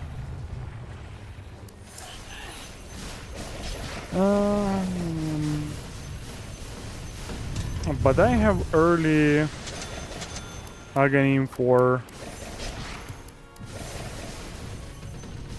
Bounty Hunter's track. Again, that won't make me... So, like in theory, this could be a 2.6 million game. But that theory only works for Skyrus Mage, because my predictions are built upon the Skyrus Mage performance. And Shen's performance should degrade over time. So if I'm like 100,000 points behind the target right now, further into the game, it might turn into more than 200,000 points only. And I'm not having early Honda. Sage is super stupid item as well. If the next boss is not archers, I will be restarting this game. Archers could be a bit helpful, depending on amount of extra damage I have right now. Okay, those are archers. I'm not happy with that. I would rather restart this game already. But as I told, let's focus on archers. Let's get them. Let's try to get them before.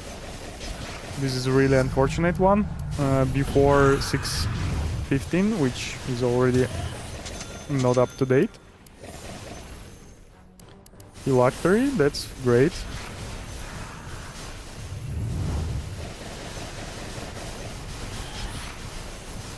Come on, die already. Oop.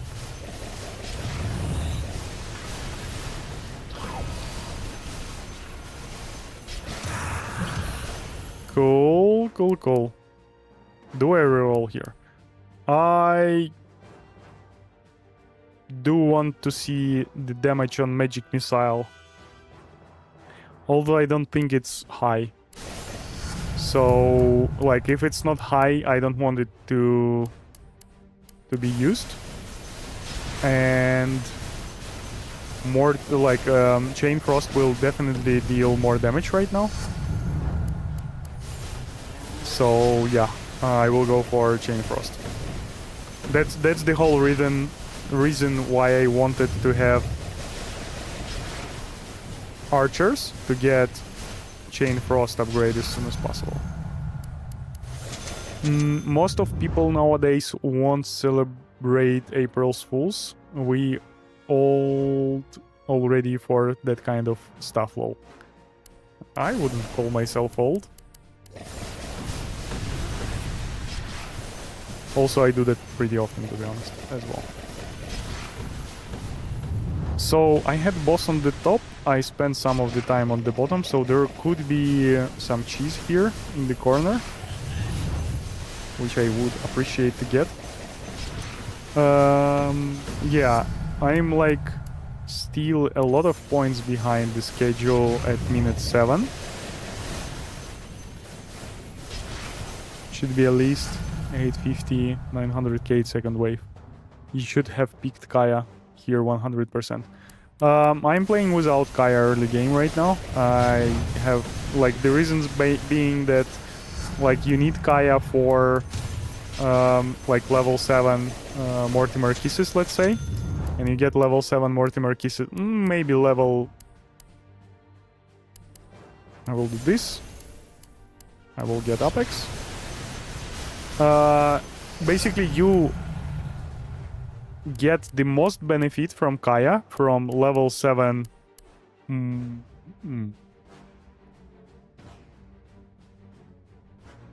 Do I go... let's go Proximity Mines. I want to test it. Not for now in particular, but later in the like after minute 11 or so. So coming back to the topic, you get the most benefit from Kaya for Mortimer Kisses level 7 and level 5 as well, somewhat of a bonus.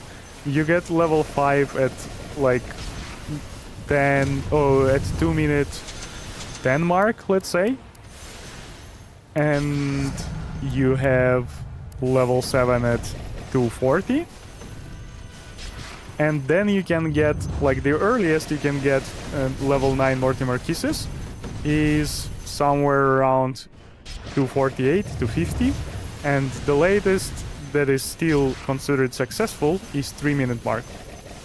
I'm getting this magnet. Yes, please. So basically you're taking Kaya to perform a bit better for a whole 30 seconds. And after that, Kaya does nothing until minute 6:15. So you're getting an item that will be useless for 4 minutes after minute 2, but will perform for 15 seconds. I don't think it is working for this reason, and my performance actually degraded over like last few weeks where I was focusing on Kaya. So right now I'm ignoring Kaya in the first level ups, and I'm like literally afraid of it as a fire. So yeah, that's my reasoning, and that's what I'm doing right now. Have a good stream. I'm heading home. Have a good walk or whatever trip to your home.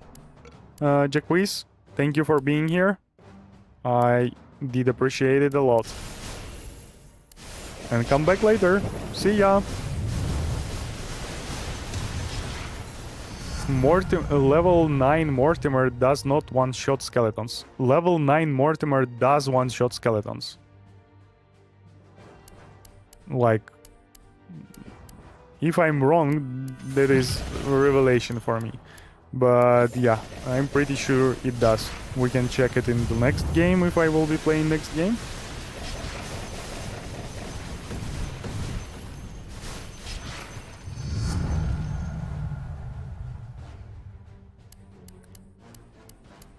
Okay. 7 people watching and only 4 likes. Yep, that is a valid...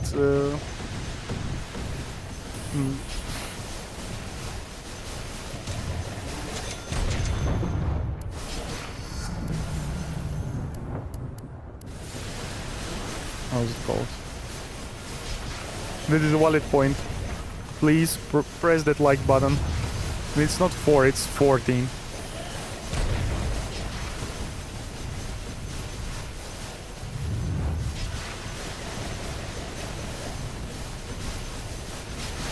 Okay, I will go for...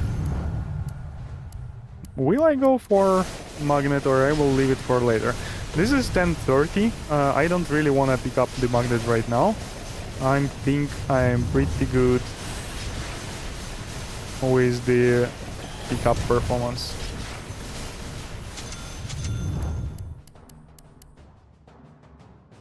The last item supposed to be the pickup radius, right? I won't have that. I will get Demon Age.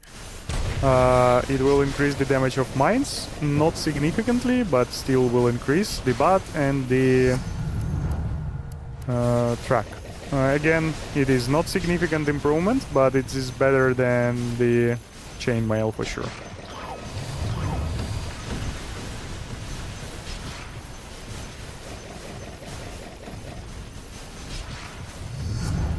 Try mastering the cornering early, you'll see the difference. No, it's 5.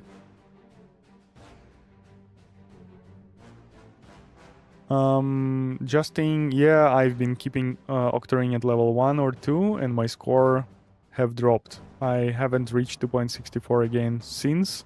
People were saying 10% doesn't make a difference, but that's 1 second of Chain Frost cooldown. Yep. I mean, 10% is a huge difference.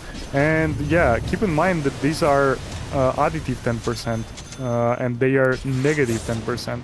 So basically, when you're reducing the cooldown from 100% to 90, it's better than increasing the damage from 100 to 110%. Because the increase is happening like 10% on top of 90 is like close to 11, and 10% on top of 100 is exactly 10. So decreasing the cooldown by 10% increases the damage by 11%, not by 10%. So yeah, it's going down additively, so every next Octarine core is better and better. Is it?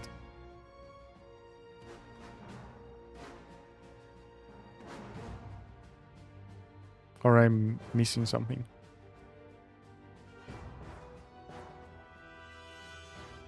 Give me a few seconds, maybe I'm stupid. Increasing by 5 from 94. Yeah, every next level up of... yep, I need to do the math, but it feels intuitively saying that every next Octarine core is better than the previous one. Oh, those are huge mines. Maybe I should have taken the Bloodstone, but I don't think Bloodstone was at the table when I was choosing the last item.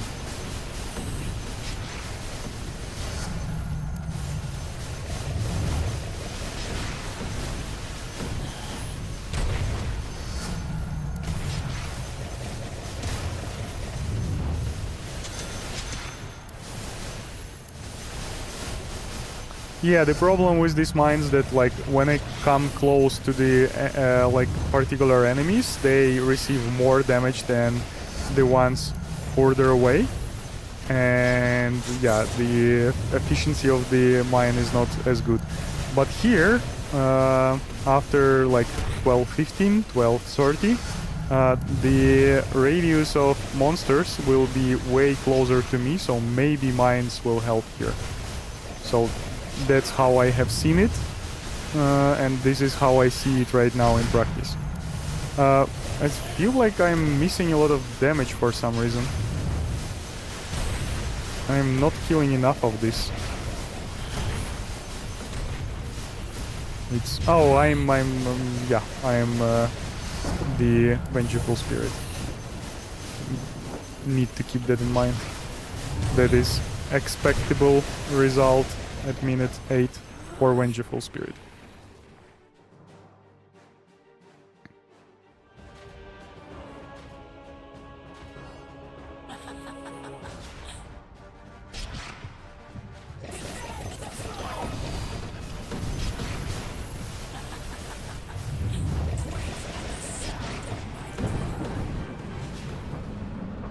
Okay. Yeah. Not even 2.5. Yeah, I will finish this game for the sake of finishing this game. But yeah, it's not anyhow doesn't have any importance to me, to be honest. I might move to the corner of the top right. First of all, I will pick up that stuff, or I will die. No! Okay, she summoned new monsters. I actually wanted to destroy the...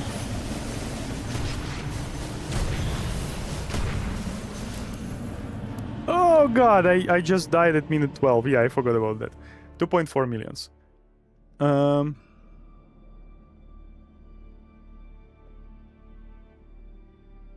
So, you're saying that...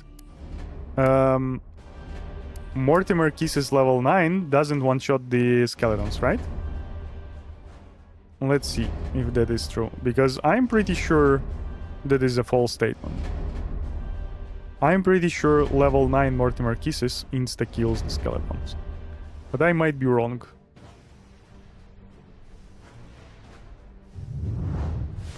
Which I never am, but I still assume that there is a chance I will be wrong at some point in the future.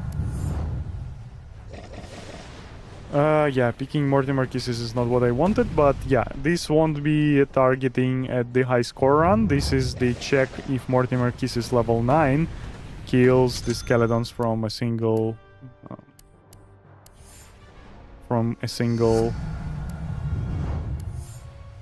instance of damage.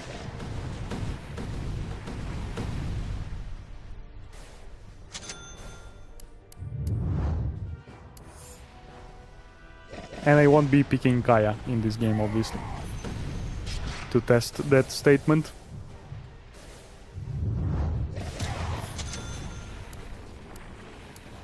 Like in here. Let's go Bloodstone, just for fun. It will be easier to see the level 9 Mortimer Kisses impact as well.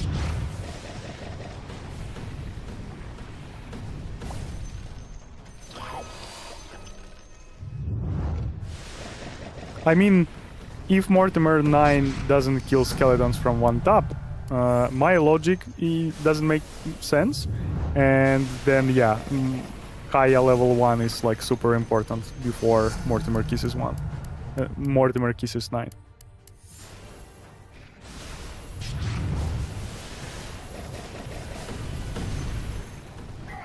This would be funny if this game will turn into high score game, because oh yeah, I have Bloodstone. That is not possible anymore. Actually, maybe it will work out somehow. I don't know. Who knows? Octarine Core.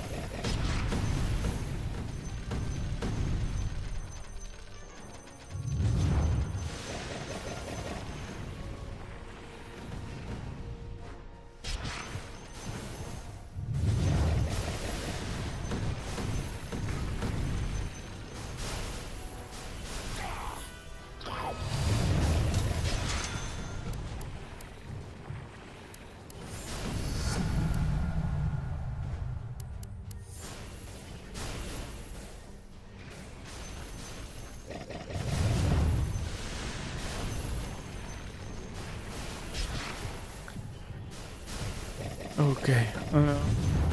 Yeah, after this check, I might stream for another half an hour, but yeah, I got tired already, and oh god, I might actually end the stream right after this test.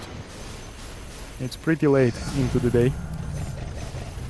I lost the count of time a little bit, as I had to restart the stream today a few times, and my OBS doesn't show me what was the length of the whole stream, it's just saying what was the last session. So, Mortimer kisses level 9. Let's see how they are not killing. One instance of damage and the monsters are... Okay, let's do something more obvious here. So here's the Mortimer kisses to the top right. One instance of damage is 30 damage. And Skeletons has 14 HP. Which is weird. So they are dead from a single instance. John? Like it's hard to trust your words when you're mistaking. So Kaya is not needed. I don't have Kaya. And Mortimer Kisses does 27.5 damage. While the Skeletons supposed to have like 14 damage. 14 HP, sorry. I will check the video in a second. And I want to see actually what's the difference in the damage that Mortimer Kisses does. From 8 to 9.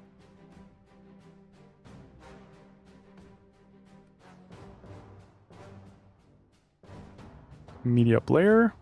Here we are. Should be seeing it, right? Yeah. So where was this level up?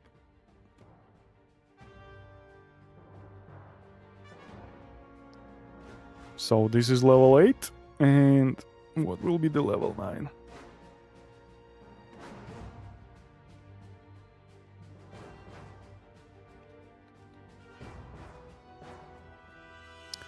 So damage is rising from 22.5 to 27.5. Why Mortimer 7 is not killing the Skeletons from one shot? It seems like the Skeletons that are like spawning early are different from these Skeletons. Because those are definitely having 14 HP, I'm pretty sure. Like, what are these? I'm interested. So yeah, 21, 24 damage. And they are still alive, right? Or am I imagining this? So, level up. 23 damage, 28. And they are alive, definitely. So in the next wave, they are dead. These are different Skeletons from the one that are starting the game. Maybe magic resistance, it doesn't matter. Like the numbers are showing. And here it's as well, 22, 25. I wonder if some of them are dying on the first impact.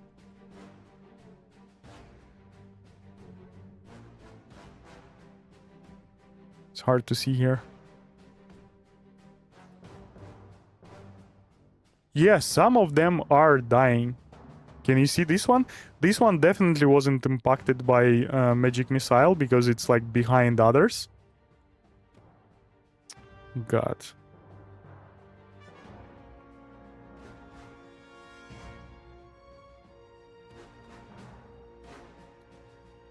Can I slow it down? Speed?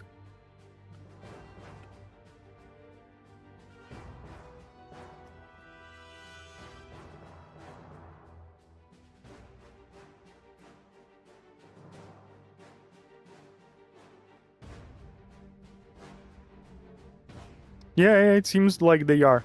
The question is if Mortimer Kisses 9 is effective at minute 4. Let's investigate that one. So I will close the video for now. I will start recording a new one. Cool. Yeah. Maybe Mortimer level 9 is not killing like all of them. Do you see any survived? But yeah, the damage 27 is like by far, like it feels like they have 25 HP because like sometimes at level 8 some Skeletons do die. I felt like it at least. This will work out. Yeah, let's wait to minute 4 and see if they are dying at minute 4 from one-shotting without Kaya, obviously. Because it's if Kaya is needed at minute 4, it is valid to get it early, but it also would make sense to get it later. But yeah, again, I feel like Kaya is absolutely unneeded before minute 6. That's what I believe in is true, but again, I wasn't testing it. So let's see, new wave of skeletons.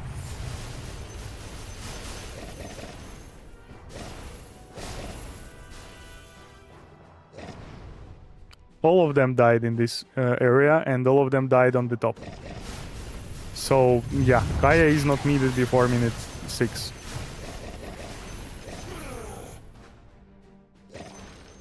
Yeah, it seemed like this one survived, but it died in the end as well. So skeletons at minute 4 are the same, seems like.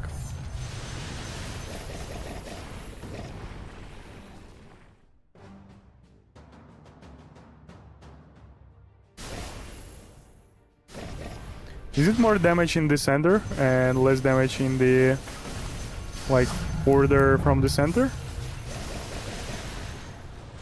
No, it is not. Here is 29 damage and there is 25 in the center. Yep, so...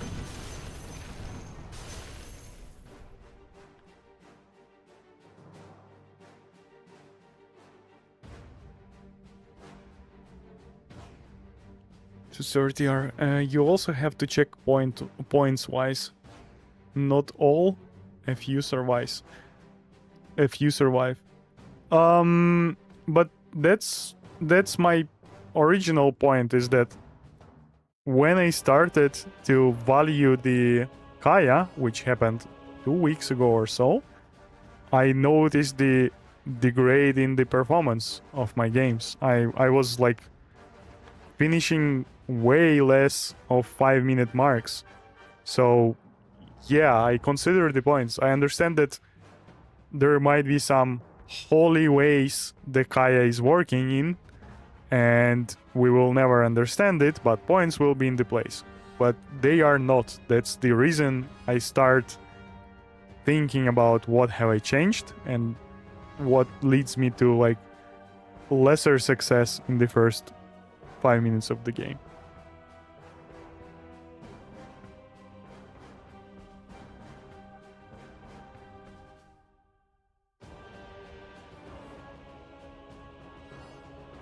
You missing 2 for... Yes, Justin. You do have Kaya working for 30 seconds of the game, let's say. From somewhere to 15 to 245. But then Kaya is not working for the another 3 minutes of the game. Like 3.5 till minute 6:15. So you do get some benefits from Kaya for 30 seconds, and then the Kaya is useless for another 3 and 30. And I think most of the other items are way better in like during this 6-minute span than the Kaya. In particular, I think that Octarine Core, Specialist Array, and World Chasm artifacts are better than Kaya all the way till you max them. And I'm not saying that I will be avoiding Kaya with like fire, but having Kaya and like some stupid items like I don't know, Crystallis, the what is this, like this square, purple square, which is, I forgot how it's called. Like, the point is that Kaya is not the item you want. The Kaya is a slot locker with slight benefit for 30 seconds. That's my point. So basically, if your other items are doing great, you probably will have a good score, and you need to phylactery. Yeah, thank you. You probably will get high score, but you shouldn't try to get high score through the Kaya. You should try to reach high score through Octarine Core, Specialist's Array, and World Chasm Artifact.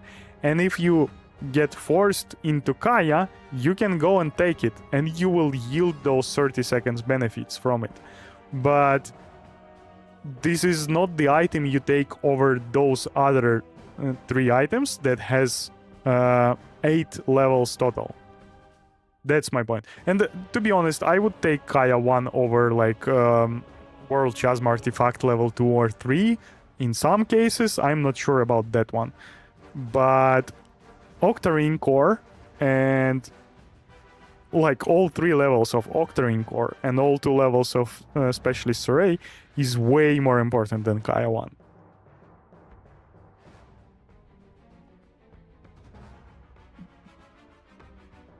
Yeah, I'm not sure about that one. John Milonis, that can be true with Kaya being bad item anyway. Like, it might be... Like, what other items you had early game in those high score games? Like, are you sure it's because of Kaya or maybe other items? Kaya... Again, I have nothing to prove that Kaya wasn't the reason for it, but like there were other items in those games as well, and I think that those other items were more important than Kaya. So I think that Kaya just happened to be in those games and wasn't the reason for those games to be efficient. Yeah, another thing is that like taking Kaya once may be alright, but like leveling it up more than once is like definitely taking from other more important items. So that is also important thing I am trying to address right now through my gameplay. So yeah, again, Kaya for me right now is rather a slot locker than an item I want to have before 230 or whatever.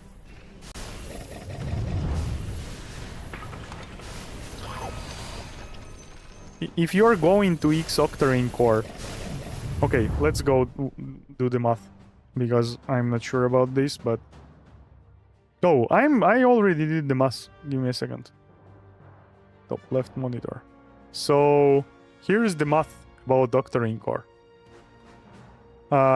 When you take Octarine Core for once, you increase the damage by 6.25%. When you get Octarine Core for level 2, you're increasing the damage by 666%. When you're taking Octarine Core level 3, you're increasing your damage by 714. So if you eager to invest into Octarine once, and even twice, your third investment is more important than previous two. Like, spending the item on Octarine Core 1 is worse than spending the item on Octarine Core 2. Octarine Core 2 and spending the items into 1 level and 2nd level. Can you see it? Or okay, yeah. Give me a sec. You can't see everything, right? God. Top left monitor. Huh? Something like this. So every next level of Octarine Core is more efficient than the previous level of Octarine Core. So phrase like 2x Octarine Core makes literally no sense. If there is an item that is better than Octarine Core 3, then that item is better than Octarine Core 2 and Octarine Core 1. So getting Octarine Core to level 2 makes no sense. You either go all the way to level 3 or you are not taking it at all. If something is better than Octarine Core 3, it is also better than Octarine Core 2 and Octarine Core 1. You take this as a whole. You never stop at level 2. You never stop at level 1. Unless you think, again, unless you only value Octarine Core for the fact that it's lock in the slot. Then you take it in level 1 and skip other 2 levels. But you are not stopping ever in the middle, unless game forces you into this.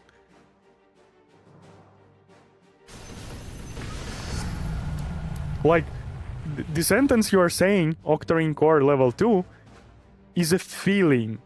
You feel like Octarine Core 2 is the way.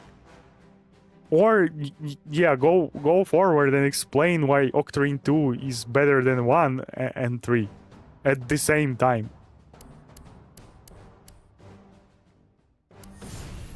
This is like, the feeling explains why you might feel that Kaya is super important. And yeah, I need to be honest about this. I might be wrong. And Kaya is working in some way that nobody can explain. But I don't have the data to support that either. I have some anecdotal data that Kaya is not helping. It is not helping me in particular.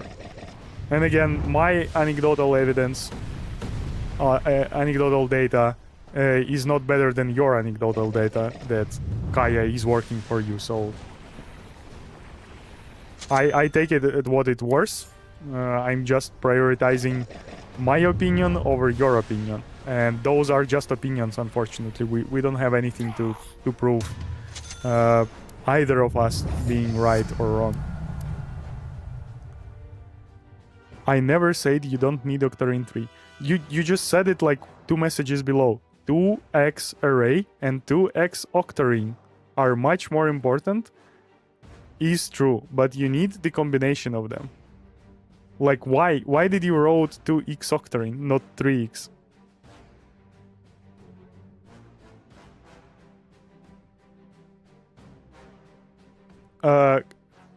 Combination with... Okay. Tell me an example of Octarine Core combination with other item that level 2 and level 3 is working somehow differently. Like, tell me a single item that Octarine Core combines at level 2 better than it combines at level 3.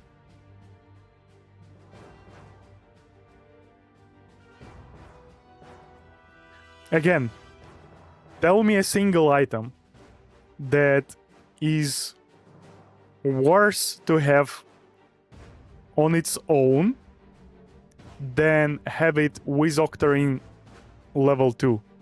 Like, the statement I'm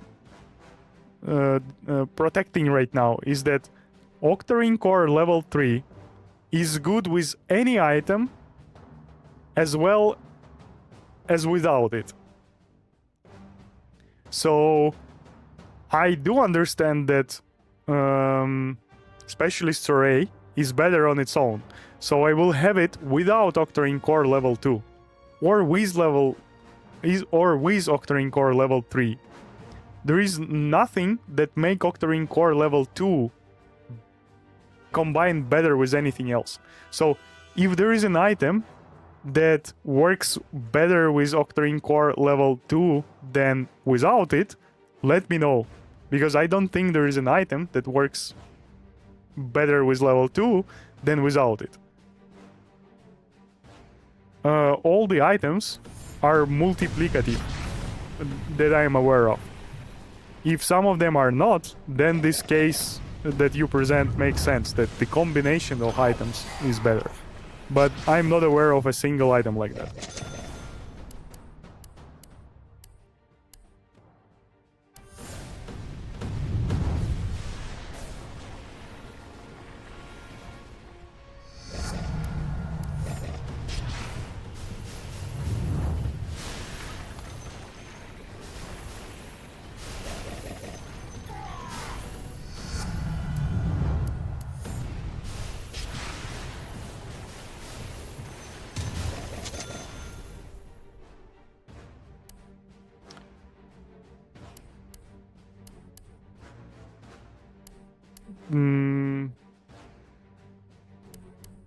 I think getting 850k without Kaya is at 5-minute mark.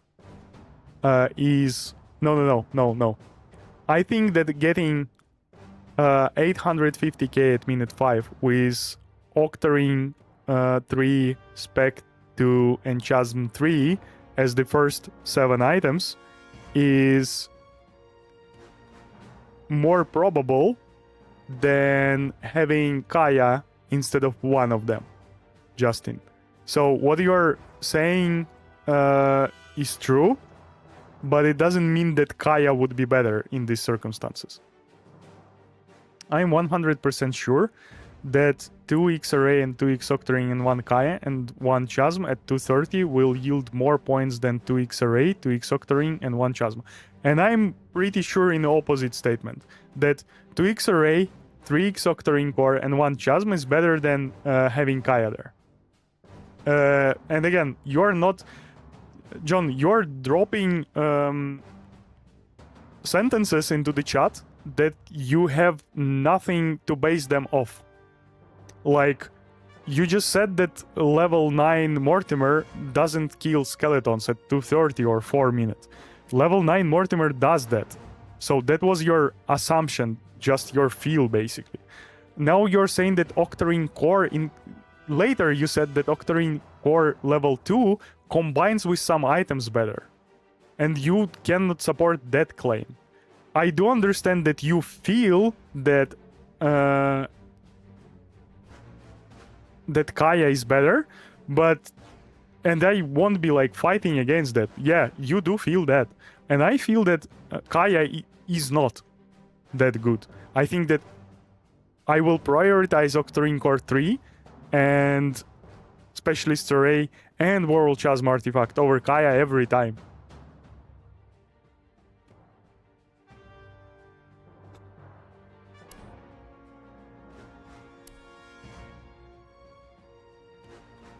I really want to have Specialist Array here, but I'm not sure I want to spend rerolls.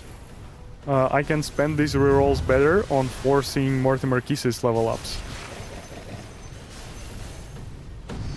Yeah, and like again, sorry for me getting agitated, but I do appreciate you being on the stream and you being in the community of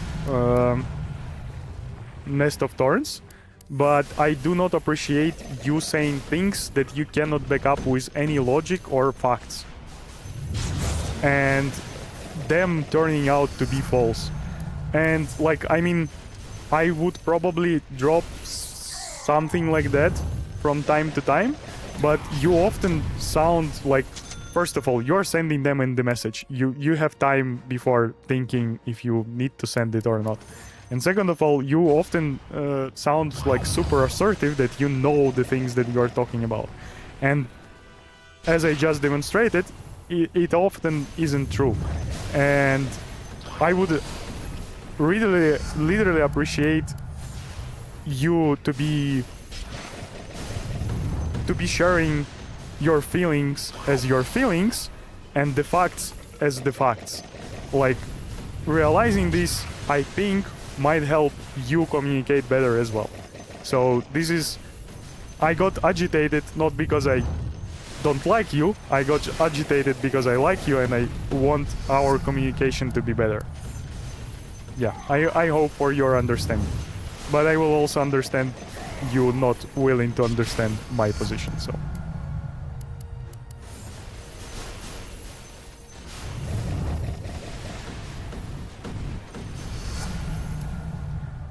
That level 9 Mortimer doesn't completely one-shot skeletons. I mean, of course, it's only by feeling game doesn't give more data.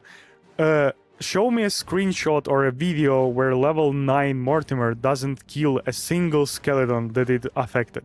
Because I just tested it and I haven't seen a single skeleton from level 9 Mortimer not dying. If I'm blind, give me a screenshot. Give me a snippet of the video. But yeah, this is like literally not fun at this point of the moment.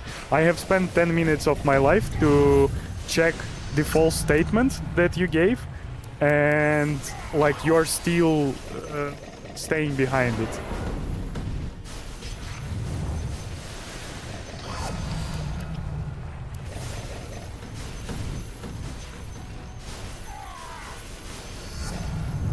dogs blocking. Yep, thank you for that comment. This is my bad. Thank you, Jordan1.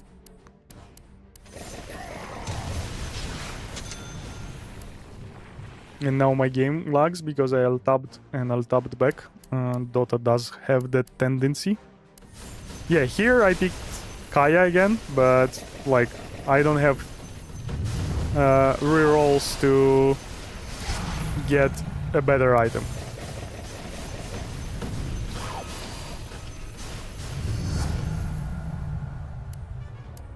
You are not following my comment properly. You're saying that level 9 Mortimer doesn't completely one-shot skeletons. What am I not following?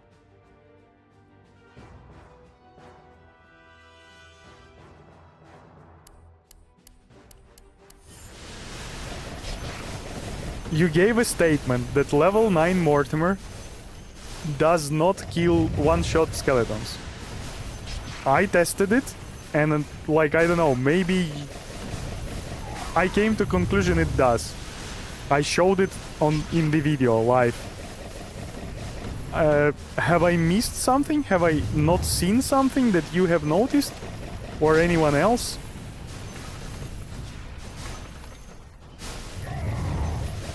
I haven't seen a single skeleton that wasn't killed by a single instance of level 9 Mortimer damage.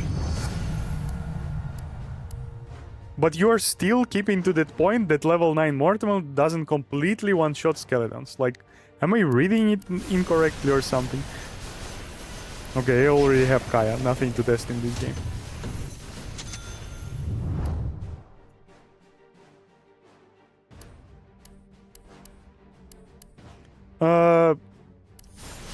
Justin, like, it's not about different styles. I'm not saying that, like, you should play this way or another. Like, I'm saying, like, if you feel like it is better, then great. Like, but if you're, like, throwing statement that it is better, and I know it, like, or you just, like, saying facts like level 9 Mortimer doesn't one-shot skeletons. These are facts you can check. Unlike the fact that, like, Kaya grants you more damage or Kaya doesn't grant you more damage. Those are theories. And again, I'm also, like, building up a theory that Kaya is worse than other items. And that theory can be wrong, like, no matter how hard I will be defending that theory. But the fact, like, is like the question, is Mortimer one-shot skeletons, is very testable, and I just tested it and I don't see that it is true. Maybe there will be tests where it will be true, but again, like, for example, it will be true if the upgrades are not maxed out. But with maxed out upgrades, I need a video to see that it is not true sometimes. And again, if it is not true like 1 of 100 times, like, do you want to get Kaya to kill 1% more skeletons? No, we're not talking about 1% here. I hope.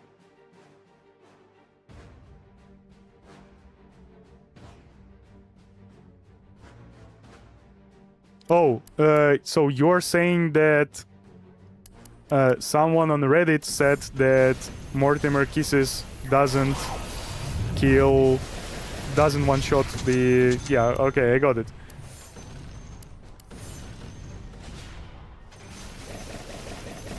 But again, it still means that you are spreading misinformation, and, like, you are super assertive on it, because, like, you took someone else's word, you start spreading it, you came on the stream, I said it does kill, but you said no, it doesn't. Anyway, so, like, I mean, you didn't said that, like, well, I don't know, I heard it on Reddit. You knew that you are right and I'm wrong. Like, okay, it doesn't matter anymore.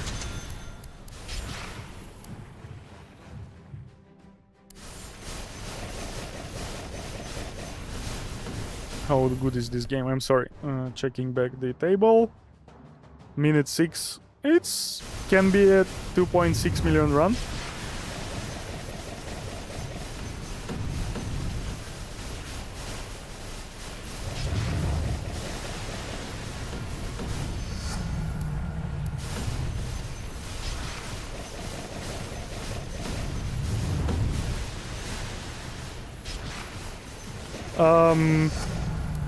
Again, no offense, but like I find your messages super assertive and super aggressive. You do use like all caps messages in chat often.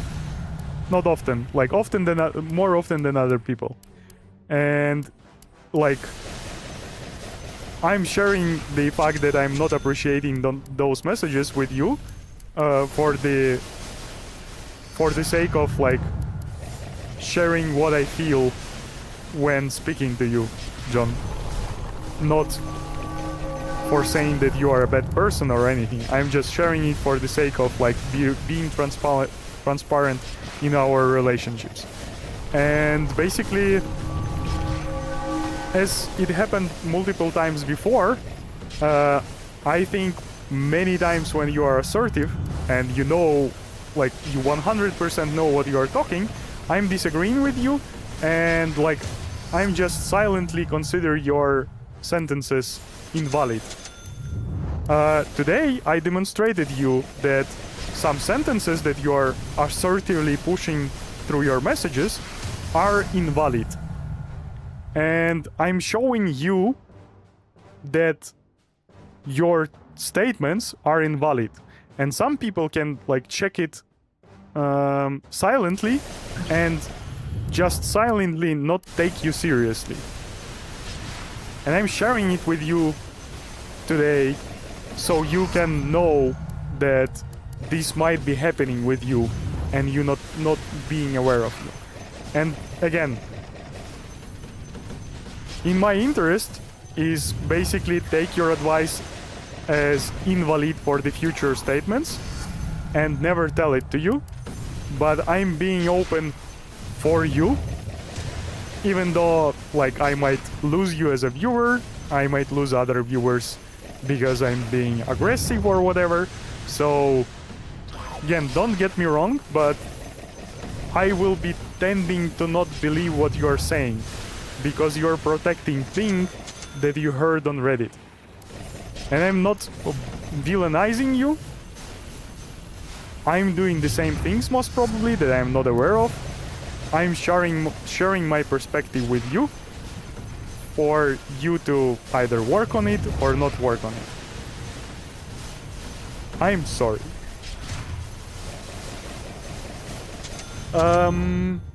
Magnus Tangen, welcome to the stream. Yeah, also I have one other reason to believe that you need 1x Kaya. Early game, I told you before. Do you remember the 490 point score at minute 5? No, I don't remember, and you're probably pointing to something else. 490 at minute 5 is nothing impressive. Mangustangen, Track Mania patch in 45 minutes. What? Are you know each other or something? Oh, I get it. You're playing Trackmania? Both of you? Okay, anyway. There is a high chance I get onto this rant because I am tired a bit. That is also a great excuse for myself. I restarted the previous game because I had no chance to get Trident in it.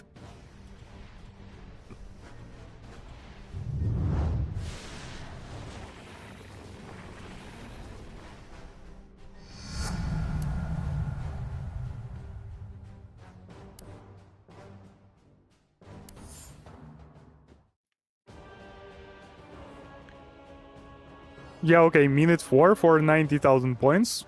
And like I again, John, I'm telling you that for reasons I described before, I will consider your assumptions rather false than true, especially when they are in contrast to what I think is true, for reasons I described below. I should have done that in a silent way, but I'm sharing it with you. Like, I think the things that you are saying are not really, doesn't really have strength behind them. So, yeah, you're trying to point me out to something vaguely. It doesn't help the assertion I'm having towards your messages. Yeah, it was pretty random, Magnus, but that is good that I have buddies in the chat of mine. That is very cool. That means the community is growing of a sort. Maybe if I would be more of a drama queen, that would be also helpful. But I am drama queen enough, I think.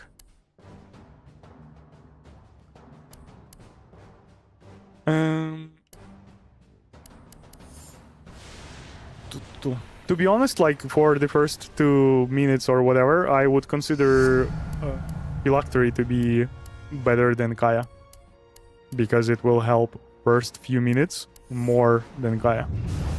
Like first minute, okay? How can you say that result doesn't count?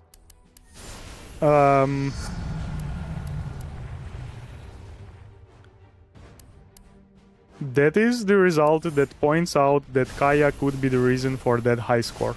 Yes, I will agree with that. But that result doesn't mean that the Kaya is the result of that high score. Again, I'm not saying I'm right. I'm not saying that Kaya is bad for your scores. I'm saying that I believe it is. I'm saying that I believe that having other items is better. And this is what I will be doing. Your position, contrary, seems like you know that it is better, and you want me to accept that fact. Accept that as a fact. Because of this single anecdotal evidence.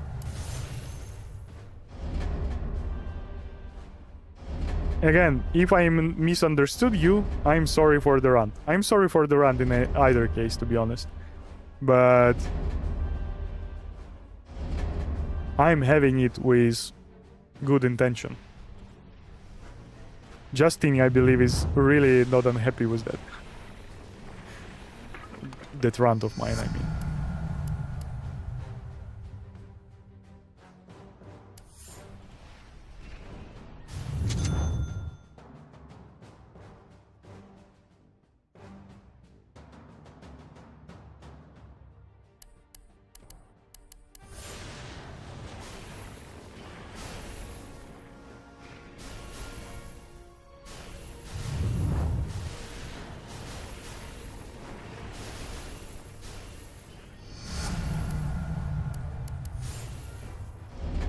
Too many rolls for 2 levels of magic missile, for sure.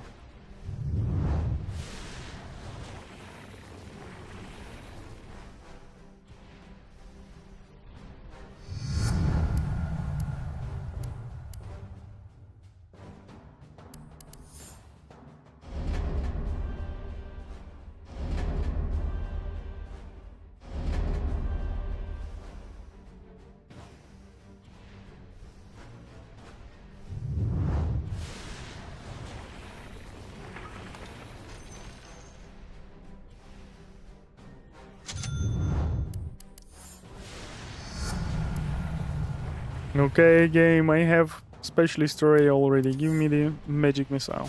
Amazing. Okay, I still have 4 rolls. So, if everything goes perfectly from here, this could be the game.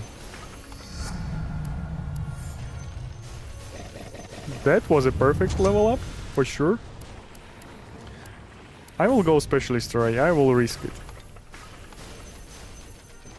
Specialist Ray is so much better than Octarine Core at this moment. And again, first minute is super important, and the minutes after it are also important, but they will be better if the first minute is on a high. Okay, Kaya. Here we have it. Okay, I can walk easily right now till minute 1 and 10 seconds.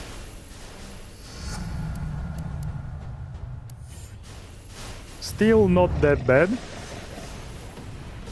But yeah, like a single mismatch with the item or ability and like there is no point to play this game anymore. It is not that bad for this particular moment. Okay, I'm still getting the abilities I need. Items are not particularly ideal. Okay, I will suffer a single level up of Magic Missile. Did anybody notice how many points I had at 1 minute mark? Because I didn't.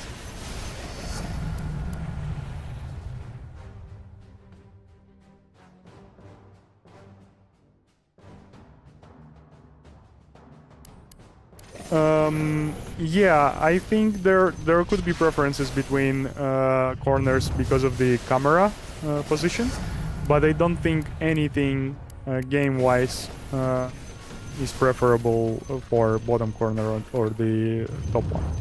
I think that the spawn range is like works like in a real world. Basically, it is around your character, and it doesn't matter what you see for Mortimer kisses to be or not be working. So yeah, I don't think there is mechanical preference of one corner over another. I mean, I wouldn't be restarting the games because I have to start in one corner or another. But again, if you feel like it, why not?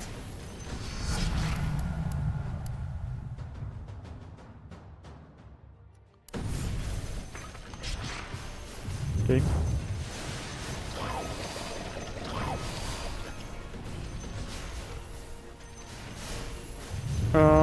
Give me 1 second. I need to take a pause for a different reason. And maybe I will do the end of the stream or the stretching pause we often do here. I really want to restart this game, but I'm getting level ups into Mortimer Kisses. Not to the speed I want them to be, but I'm having Kaya too, so level 7 is one-shotting the skeletons. The cooldown is still bad, but here the Mortimer Kiss is level 9. Coming in clutch. So I will make a pause here, and I will encourage everyone else to do some physical activities. I might do some stretching for a second or two there, but my main task right now is to clean up a 7-month-old kid from prop. Sorry for oversharing there. Be right back soon. Have fun, and sorry.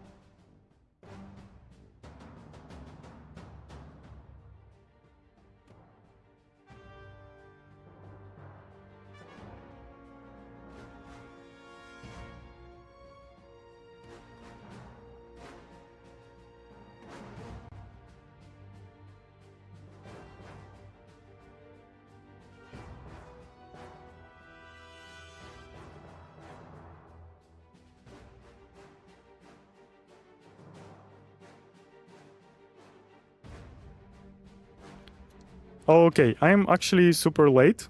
Again, it's because the OBS was messing with me today. So I will try to finish this game if it's like anyhow promising to get 2.6 million in it. And if not, I will basically skip it and we'll end the stream. Sorry for that inconvenience, but yeah, I have messed up with the timing a bit.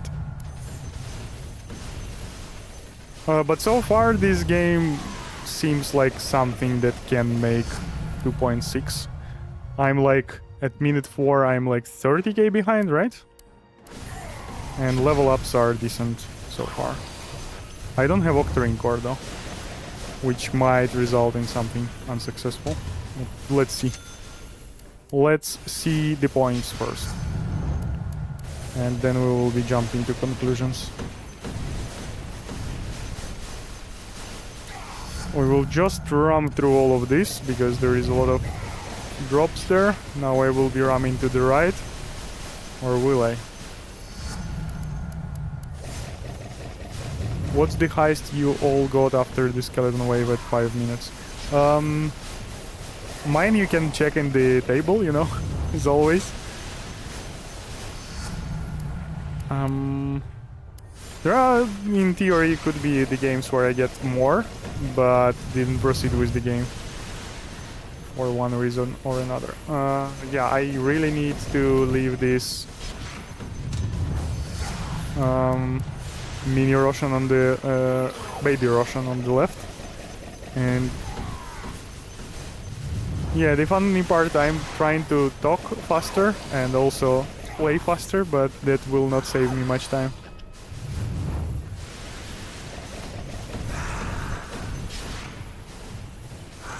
Okay, Magnet is a good time because I left a lot of loot behind the mini Roshan chest. In there, okay, awesome. Stretching pose is still there. I'm so sorry if this will be a video.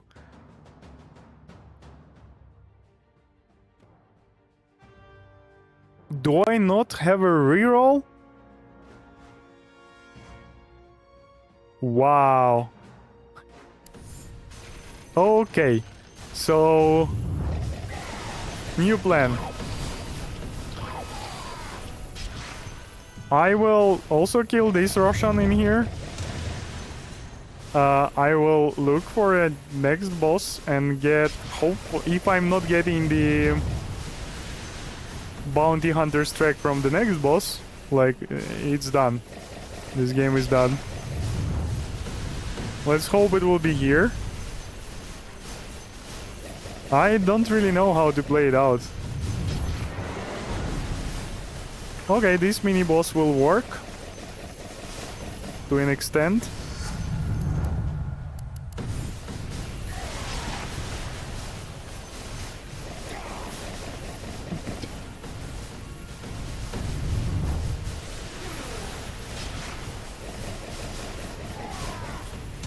Okay, it died, finally. I don't know if this game will turn out to be 2.6 million run. I will upload it to YouTube, I don't care. This is so random now.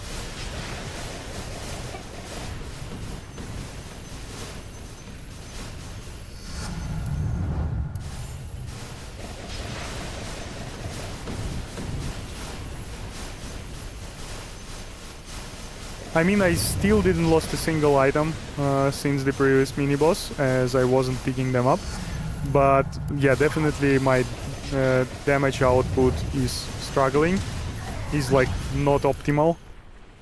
Okay, I'm sorry. This is unplayable. Thanks everyone who was on the stream. Sorry for me to rant for too long. And I hope I will be streaming tomorrow. As always, I will start with some coding challenge and then I will switch to the gaming.